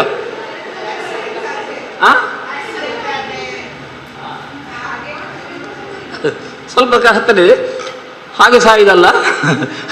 ಅಪಘಾತದಲ್ಲಿ ಮರಣ ಹೊಂದಿದರೆ, ಅಪಘಾತ ಅಂದ್ರೆ ಏನು? Lorry, bus, car, cycle, bike ಅಲ್ಲ, ಅದು ಮಾತ್ರ ಅಪಘಾತ ಅಲ್ಲ. ಬಿಲ್ಡಿಂಗ್ ಕೆಳಗೆ ಬಿದ್ದರೂ ಅಪಘಾತ, ಮರದಿಂದ ಕೆಳಗೆ ಬಿದ್ದರೂ ಅಪಘಾತ, ಮರ ನಮ್ಮ ಮೇಲೆ ಬಿದ್ದು ಹತ್ತಿರ ಅಪಘಾತ, ನೀರಿಗೆ ಬಿದ್ದು ಹತ್ತಿರ ಅಪಘಾತ. ನೀರಿಗೆ ಹಾರದಲ್ಲ, ನೇತ್ರಾವತಿಯಲ್ಲಿ ಹಾರಿದಾಗ ಅದಕ್ಕೆ ಅದು ಅಪಘಾತ ಹೇಳುವುದಿಲ್ಲ, ಅದು ಸುಸೈಡ್. ಬೇರೆ ರೀತಿಯಲ್ಲಿ ಹಾವು, ನಾಯಿ, ಮುಂಗುಸಿಯನ್ನು ಕಚ್ಚಿದ್ರು ಕೂಡ ಅಪಘಾತ. ಇಂಥದ್ದು ಏನಾದ್ರು ಆದರೆ ನಮ್ಮ ನಾಮಿನಿಗೆ, ಅಂದರೆ ನೀವು ಯಾರು ಅಕೌಂಟ್ ಮಾಡಿ ನಾಮಿನಿ ಅಂದರೆ ಗೊತ್ತಲ್ಲ, ನಾಮನಿರ್ದೇಶನ, ಅವರಿಗೆ ₹2,00,000 ಸಿಗ್ತದೆ. ಇದನ್ನು ಭಾಳ ಸುಲಭದ ರೀತಿಯಲ್ಲಿ, ಯಾಕಂದರೆ ಯಾರು ಕ್ಲೈಮ್ ಮಾಡ್ತಾ ಇಲ್ಲ, ಗೊತ್ತಿಲ್ಲ. ₹12 ತಂದರೆ ಸೈನ್ ಕೊಟ್ಟಿರ್ತಾರೆ ಬ್ಯಾಂಕಿಗೆ. ನಾಳೆ ಏನಾದರೆ ಕ್ಲೈಮ್ ಮಾಡಲಿಕ್ಕೆ ಯಾರಿಗೆ ಗೊತ್ತಿಲ್ಲ, ಯಾರ ಹತ್ರ ಮಾಡೋದು ಗೊತ್ತಿಲ್ಲ. ಯಾಕಂದರೆ ಯಾರಿಗೆ ಪಾಲಿಸಿ ಬರೋದಿಲ್ಲ. ನೀವು ₹12 ಮಾಡಿದರೆ ಪಾಲಿಸಿ ಬರೋದಿಲ್ಲ. ನಿಮ್ಗೆ ಗೊತ್ತಾಗೋದು ಯಾವಾಗ ನಾವು ಮಾಡಿದ್ದೇವೆ ಅಂತೇಳಿ?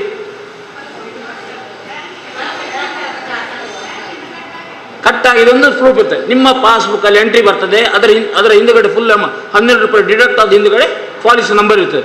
ಹೇಗೆ ನಿಮ್ಮ ಮೊಬೈಲಿಗೆ ಮೆಸೇಜ್ ಬಂದಿದೆ. ದಯವಿಟ್ಟು ನೆನಪಿಟ್ಟುಕೊಳ್ಳಿ. ಇಂಥದ್ದೇನ ಆದರೆ ನಿಮ್ಮ ನಾಮಿನಿಯವರು, ಅದು ಮಾಡಿದವರು ನಾಮಿನಿಯವರು ಬ್ಯಾಂಕಿಗೆ post mortem report, death certificate, passbook, Aadhaar card ಕೊಂಡು ಬ್ಯಾಂಕಿಗೆ ಕೊಟ್ಟರೆ ತಕ್ಷಣ 1 ವಾರದೊಳಗೆ, 1 ತಿಂಗಳ ಟೈಮ್ ಅದಕ್ಕೆ, 1 ವಾರದೊಳಗೆ ಅವರ ಅಕೌಂಟ್ ₹2,00,000 ಬರ್ತದೆ.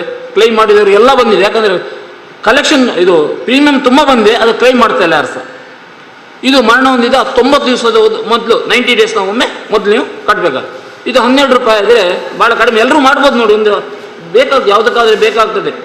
ಅದರಲ್ಲಿ ಸ್ಪೆಷಲಿ ಸ್ವಸಹಾಯ ಸಂಘದವರೆಲ್ಲ ಧರ್ಮಸ್ಥಳ ಯೋಜನೆಯವರಿಗೆಲ್ಲ ಕಂಪಲ್ಸರಿ ಮಾಡಿದ್ದಾರೆ. ಇನ್ನು ₹330 ವರ್ಷಕ್ಕೆ. ಅದನ್ನು ಪ್ರಧಾನಮಂತ್ರಿ ಸುರಕ್ಷಾ ಬಿಮಾ ಯೋಜನೆ ಹೇಳ್ತಾರೆ. ಇದು ಪ್ರಧಾನಮಂತ್ರಿ ಜೀವನ್ ಜ್ಯೋತಿ ಬಿಮಾ ಯೋಜನೆ ಅಂತ ಹೇಳ್ತಾರೆ. ಇಲ್ಲಿ ಪ್ರಧಾನಮಂತ್ರಿ ಹೇಳಿದ ಕೂಡಲೇ ನಾನೊಂದು ಪಕ್ಷದಿಂದ ಬಂದವಲ್ಲ, ಭಾರತ ಸರ್ಕಾರದ ಪ್ರಧಾನಮಂತ್ರಿ ಅವ್ರು ನಾಳೆ ಇನ್ನೊಂದು ಪ್ರಧಾನಮಂತ್ರಿ ಬಂದರೂ ಕೂಡ ಪ್ರಧಾನಮಂತ್ರಿ ಸ್ಕೀಮೇ ಇರ್ತದೆ. ಓಕೆ, 330 18ರಿಂದ 50 ವರ್ಷದವರೆಗೆ ಯಾರು ಕೂಡ ಇದಕ್ಕೆ ಸೇರ್ಬೋದು. ಅದರಲ್ಲಿ ಅಪಘಾತದಲ್ಲಿ ಸಾವಿಗೀಡಾದ್ರು ಅಂತ ಹೇಳಿದ್ರೆ ಇದರಲ್ಲಿ ಯಾವ ರೀತಿ ಮರಣ ಹೊಂದಿದ್ದು ಕೂಡ 2 ಲಕ್ಷ ರೂಪಾಯಿ ಸಿಗ್ತದೆ. ಇದು ಕೂಡ ಯಾವುದಾದ್ರೂ ಒಂದು ಬ್ಯಾಂಕಲ್ಲಿ ಅಕೌಂಟ್ ಮಾಡ್ಬೋದು. ಇಲ್ಲಿ ಒಂದು ವಿಶೇಷ ಅಂದರೆ ಇದು 2 ಮಾಡಿದವರು ಅಪಘಾತದಲ್ಲಿ ಮರಣ ಹೊಂದಿದ್ರೆ ಎರಡರಲ್ಲೂ ಮನೆಯವರಿಗೆ 2 ಲಕ್ಷ 2 ಲಕ್ಷ, ಮತ್ತೊಂದು 60 ವರ್ಷ ಒಳಗಿನವರಿಗೆ ರೂಪೇ ಕಾರ್ಡ್ ಅಂತ ATM ಕಾರ್ಡ್ ಹೇಳಿದಲ್ಲ ಅದರಲ್ಲೊಂದು 2 ಲಕ್ಷ 6 ಲಕ್ಷ ರೂಪಾಯಿ ಇನ್ಶೂರೆನ್ಸ್ ಮನೆಯವರಿಗೆ ಸಿಗ್ತದೆ. ಇದು ಸ್ಕೀಮ್ನ ಒಂದು ಉದ್ದೇಶ. ಅನಂತರ ಬರುವಂಥದ್ದು ಪ್ರಧಾನಮಂತ್ರಿಯವರ ಒಂದು ಬೇಟಿ ಪಡಾವ್ ಬೇಟಿ ಬಚಾವ್. ಇವತ್ತು ನಾನು ಪೇಪರ್ ನೋಡಿದ್ದೇನೆ, ನಮಗೆ ಬರೀ ಸರ್ಕಲ್ ಬರಲಿಲ್ಲ. ಸುಕನ್ಯಾ ಸಮೃದ್ಧಿ ಅಕೌಂಟನ್ನು ಇನ್ನೂ ಸ್ವಲ್ಪ ಒಳ್ಳೆ ರೀತಿಯಲ್ಲಿ ಯೋಜನೆಯನ್ನು ಹೊಸ ರೀತಿಯಲ್ಲಿ ತರ್ತಾರೆ. ನಿಮ್ಮ ಭಾಗ್ಯಲಕ್ಷ್ಮಿ ಮತ್ತು ಅದನ್ನು ಒಟ್ಟಿಗೆ ಸೇರಿಸಿಕೊಂಡು ಮಾಡ್ತಾ ಇರುತ್ತೆ. ಯಾವ ರೀತಿ ಅಂತ ಬರಲಿಲ್ಲ, ಈ ವರ್ಷದಿಂದ ಆ ಸ್ಕೀಮ್ ಬರ್ತದೆ. ಇಷ್ಟರವರೆಗಿದ್ದ ಸುಕನ್ಯಾ ಸಮೃದ್ಧಿ ಅಕೌಂಟನ್ನು ಇನ್ನೂ ಕೂಡ ಅದನ್ನು ಉನ್ನತ ಮಟ್ಟಕ್ಕೆ ಏರಿಸಿಕೊಂಡು ಅದನ್ನು ನಿಮಗೆ ಲಾಭ ಸಂಬಳಿಸ್ತದೆ. ಸುಕನ್ಯಾ ಸಮೃದ್ಧಿ ಅಕೌಂಟ್ ಯಾರು ಮಾಡ್ಬೋದು? 10 ವರ್ಷ ಒಳಗಿನ ಹೆಣ್ಣು ಮಕ್ಕಳಿಗೆ. ಈಗ 1 ವರ್ಷ ಅದಕ್ಕೆ ಇದು ಕೊಟ್ಟಿದ್ದಾರೆ, ಕೊರೋನಾಕ್ಕೆ ಬೇಕಾಗಿ 1 ವರ್ಷದ್ದು. 10 ವರ್ಷ ಒಳಗಿನ ಹೆಣ್ಣು ಮಗುವಿಗೆ ಮಗುವಿನ ಹುಟ್ಟಿದ ಸರ್ಟಿಫಿಕೇಟ್, ತಂದೆ ತಾಯಿಯ ಆಧಾರ್ ಕಾರ್ಡ್ ಮತ್ತು 2 ಫೋಟೋ ಕೊಟ್ಟು ಪೋಸ್ಟ್ ಆಫೀಸ್ ಅಥವಾ ಬ್ಯಾಂಕಲ್ಲಿ ಮಾಡುವುದು. ಪೋಸ್ಟ್ ಆಫೀಸ್ ಒಳ್ಳೆ ಉತ್ತಮ, ಯಾಕಂದರೆ ಬ್ಯಾಂಕ್ನಲ್ಲಿ ಈಗ ಅಷ್ಟು ಒಳ್ಳೆ ಸರ್ವಿಸ್ ಸಿಗ್ತಾ ಇಲ್ಲ ನಿಮಗೆ. ಸುಕನ್ಯಾ ಅಂತ ಹೇಳಿದರೆ ಅರ್ಥ ಕೂಡ ಆಗಲಿಕ್ಕಿಲ್ಲ. ಅಲ್ಲಿ ಪೋಸ್ಟ್ ಆಫೀಸ್ ಭಾಳ ಒಳ್ಳೆಯದು, ಮಾಡ್ಬೋದು. ಇದರಲ್ಲಿ ಕಡಿಮೆ ಅಂದರೆ ಸ್ಟಾರ್ಟಿಂಗ್ 250 ರೂಪಾಯಿ ಕಟ್ಬೋದು, ಕಡಿಮೆ ಅಂದರೆ ವರ್ಷಕ್ಕೆ 250, ಹೆಚ್ಚನ್ನು 1.5 ಲಕ್ಷ ರೂಪಾಯಿ ಕಟ್ಬೋದು. 14 ವರ್ಷ ಕಟ್ಟಲಿಕ್ಕಿದೆ. ಆನಂತರ ಮಗುವಿಗೆ 21 ವರ್ಷ ಆದ ಕೂಡಲೇ ದೊಡ್ಡ ಅಮೌಂಟ್ ಸಿಗ್ತಾನೆ ಹೇಳ್ತೇನೆ. ನೀವು ಕಟ್ಟಿದ ಹಣಕ್ಕೆ ಬಡ್ಡಿ ಹೆಚ್ಚು ಸಿಗ್ತದೆ ಹೇಳಿ. ಯಾಕಂದರೆ ಇವತ್ತು ನಮ್ಮ ದೇಶದಲ್ಲಿ ಅತಿ ಹೆಚ್ಚು ಬಡ್ಡಿ ಇರುವ ಸ್ಕೀಮ್ ಅಂದರೆ ಸುಕನ್ಯಾ ಸಮೃದ್ಧಿ ಅಕೌಂಟ್ ಅಂತ. ಬ್ಯಾಂಕಲ್ಲಿ ಇವತ್ತು ಫಿಕ್ಸೆಡ್ ಡೆಪಾಸಿಟ್ ಇರೋದು 5.5%, ಇವತ್ತು 10-12% ಇತ್ತು. ಇವತ್ತು ಬರೀ 5-5.5% ಸಿಗ್ತದೆ. ಎಲ್ಲ ಭಾಳಷ್ಟು. ಹಾಗಾದರೆ ಎಲ್ಲಿ ಹೋಗ್ತದೆ ಈ ಹಣ? ಈ ಹಣ ಎಲ್ಲ ಯೋಜನೆಗಳಿಗೆ ಸಬ್ಸಿಡಿ ಮುಖಾಂತರ ಇಂಟ್ರೆಸ್ಟ್ ಸಬ್ವೆನ್ಷನ್ ಅದಕ್ಕೆಲ್ಲ ಹೋಗ್ತಾ ಉಂಟು. ಓಕೆ, ಇದ್ರ ಬಗ್ಗೆ ನೀವು ನಿಮ್ಗೆ ಗೊತ್ತಿರ್ಬೋದು, ನಾವು ಮೊದಲೆಲ್ಲ ಹೇಳಿದ್ದೇನೆ. ಇನ್ನೊಂದು ಮೇಡಮ್ ಆಗ ಒಂದು ರೆಫರ್ ಮಾಡಿದರು, ಡಿಜಿಟಲ್ ಬ್ಯಾಂಕಿಂಗ್. ಇವತ್ತು ನಿಮ್ಮ ಕೈಯಲ್ಲಿ ಕ್ಯಾಶ್ ಇಟ್ಟು ವ್ಯವಹಾರ ಮಾಡೋದೇ ಬೇಡ. ಯಾವುದಕ್ಕೂ ನೀವು ರೂಪೇ ಕಾರ್ಡ್ ಕೈಯಲ್ಲಿ ಇಟ್ಟುಕೊಂಡು ಹೋದರೆ POS ಮೆಷಿನ್ ಅಂತ, ಪಾಸ್ ಮೆಷಿನ್ ಅಂತೆ, ಪಾಯಿಂಟ್ ಆಫ್ ಸೇಲ್ ಮೆಷಿನ್ ಹೇಳ್ತಾರೆ. ಪ್ರತಿಯೊಂದು ಶಾಪ್, ನಾವು ಪ್ರತಿಯೊಂದು ಗೂಡಂಗಡಿ, ಪ್ರತಿಯೊಬ್ಬರು ಬೀದಿ ಬದಿ ವ್ಯಾಪಾರಿಗಳು ಕೂಡ ನಾವು ಫ್ರೀಯಾಗಿ ಕೊಡಲಿಕ್ಕೆ ಪ್ರಾರಂಭ ಮಾಡಿದ್ದೇವೆ. ಜಸ್ಟ್ ಸ್ವೈಪ್ ಮಾಡಿದ್ರೆ ಆಯಿತು ನಿಮ್ಮ ಕಾರ್ಡಲ್ಲಿ. ಇದರಿಂದ ನಮಗೇನು ಲಾಭ ಮತ್ತು ದೇಶಕ್ಕೇನು ಲಾಭ ಅಂತ ಹೇಳ್ತೇನೆ. ನೀವೊಂದು ಶಾಪಿಗೆ ಹೋಗ್ತೀರಿ, ಇವಾಗೊಂದು ಎಲ್ಲರ ಮೈಂಡಲ್ಲಿದೆ ಜಿ ಎಸ್ ಟಿ ಅಂತೇಳಿ. ನಮಗೆ GST ಹಾಕ್ತಾರೆ, ನಮಗೆ GST ಹಾಕ್ತಾರೆ ಹೇಳಿ. ಆ್ಯಕ್ಚುಲಿ ನಿಮ್ಮ GST ನಿಮಗೆ ಬರೋದಿಲ್ಲ, MRP ಒಳಗೆ GST ಬರ್ತದೆ. MRP ಅನ್ನೋ ಗೊತ್ತಿದಲ್ಲ, ಮ್ಯಾಕ್ಸಿಮಮ್ ರಿಟೇಲ್ ಪ್ರೈಸ್ ಅಂತ ಇರ್ತಾರೆ. ಒಂದು ಬಾಕ್ಸ್ನಲ್ಲಿ ಬರ್ತಾರೆ 50 ರೂಪಾಯಿ ಬರ್ತಾರೆ, 50 ರೂಪಾಯಿ ಒಳಗೆ ಎಲ್ಲ GST ಬರ್ತದೆ. ಆದರೆ ಅದೇ ಒಂದು ಸಣ್ಣ ಶಾಪಿಗೆ ಹೋದರೆ ನೀವು ಕ್ಯಾಶ್ ಕೊಡುವಾಗ ಅವ್ರು ಹೇಳ್ತಾರೆ 55 ರೂಪಾಯಿ ಹೇಳ್ತಾರೆ, 5 ರೂಪಾಯಿ GST ಅಂತ ಹೇಳ್ತಾರೆ. ಬಟ್ ನೀವು ಮಾಲಲ್ಲಿ ಪರ್ಚೇಸ್ ಮಾಡಿ ಸ್ವೈಪ್ ಮಾಡಿದ್ರು ಗೊತ್ತಾಗ್ತದೆ, ಅದರಲ್ಲಿ ಬರೀತಾರೆ ಸೆಂಟ್ರಲ್ GST ಎಷ್ಟು, ಸ್ಟೇಟ್ GST ಎಷ್ಟು ಅಂತ ಕರೆಕ್ಟಾಗಿ ಲೆಕ್ಕ ಸಿಗ್ತದೆ. ಹಾಗಾದರೆ ಶಾಪಿಗೆ ಕೊಟ್ಟ ಕಾರಣ ಈ ರೂಪೇ ಕಾರ್ಡ್ ಅಂತ ಮುಖಾಂತರ ನೀವು ವ್ಯವಹಾರ ಮಾಡಿದರೆ ಆ ಶಾಪಿನವರು ಬಿಲ್ ಮಾಡಬೇಕಾಗ್ತದೆ. ಬಿಲ್ ಮಾಡಿದ್ರು ಆಟೋಮೆಟಿಕಾಗಿ ಟ್ಯಾಕ್ಸ್ ಸರ್ಕಾರಕ್ಕೆ ಹೋಗ್ತದೆ. ಅಲ್ಲದೆ ನಿಮಗೆ ರೆಕಾರ್ಡ್ ಆಗ್ತದೆ, ನಿಮ್ಮ ಪಾಸ್ಬುಕ್ಕಲ್ಲಿ ಎಂಟ್ರಿ ಆಗ್ತದೆ, ನಿಮ್ಮ ಮೊಬೈಲ್ ಕೂಡ ಕೂಡಲೇ ಮೆಸೇಜ್ ಬರ್ತದೆ. ಎಲ್ಲಿಯಾದರೂ ನೀವು ಇದು ಯೂಸ್ ಮಾಡಿದ ಕೂಡಲೇ ಮೊಬೈಲ್ಗೆ ಮೆಸೇಜ್ ಬರ್ತದೆ. ಇದು ಡಿಜಿಟಲ್ ಬ್ಯಾಂಕಿಂಗ್. ನಿಮಗೆ ನೆನಪುಂಟ ಇಲ್ಲ? ಈಗ ಇದು ಪ್ರಾರಂಭ ಆದದ್ದು ಯಾವಾಗಂದರೆ, ಹೆಚ್ಚು ಜೋರಾಗಿ ಪ್ರಾರಂಭ ಅಂದರೆ 2016 ನವೆಂಬರ್ 8 ರಾತ್ರಿ 8 ಗಂಟೆಗೆ. ಏನಾಯ್ತು ನೆನಪಿದೆ ಯಾರಿಗಾದ್ರು? ಏನಾಯ್ತು? ಹಾಂ, ಆವಾಗೊಮ್ಮೆ ಇವತ್ತು ನೀವು ಒಬ್ಬರು ಹೇಳಿದ್ರು, ಆವಾಗ ಎಲ್ಲರೂ ಹೇಳ್ತಾ ಇದ್ರು ಆ ದಿವಸ. ಮರ್ತೋಯ್ತು ಈಗ ನಮಗೆ ಅಲ್ಲ. ಅದರ ಮುಖ್ಯ ಉದ್ದೇಶ ಕೂಡ ನಮಗೆ ಯಾರಿಗೂ ಗೊತ್ತಿಲ್ಲ.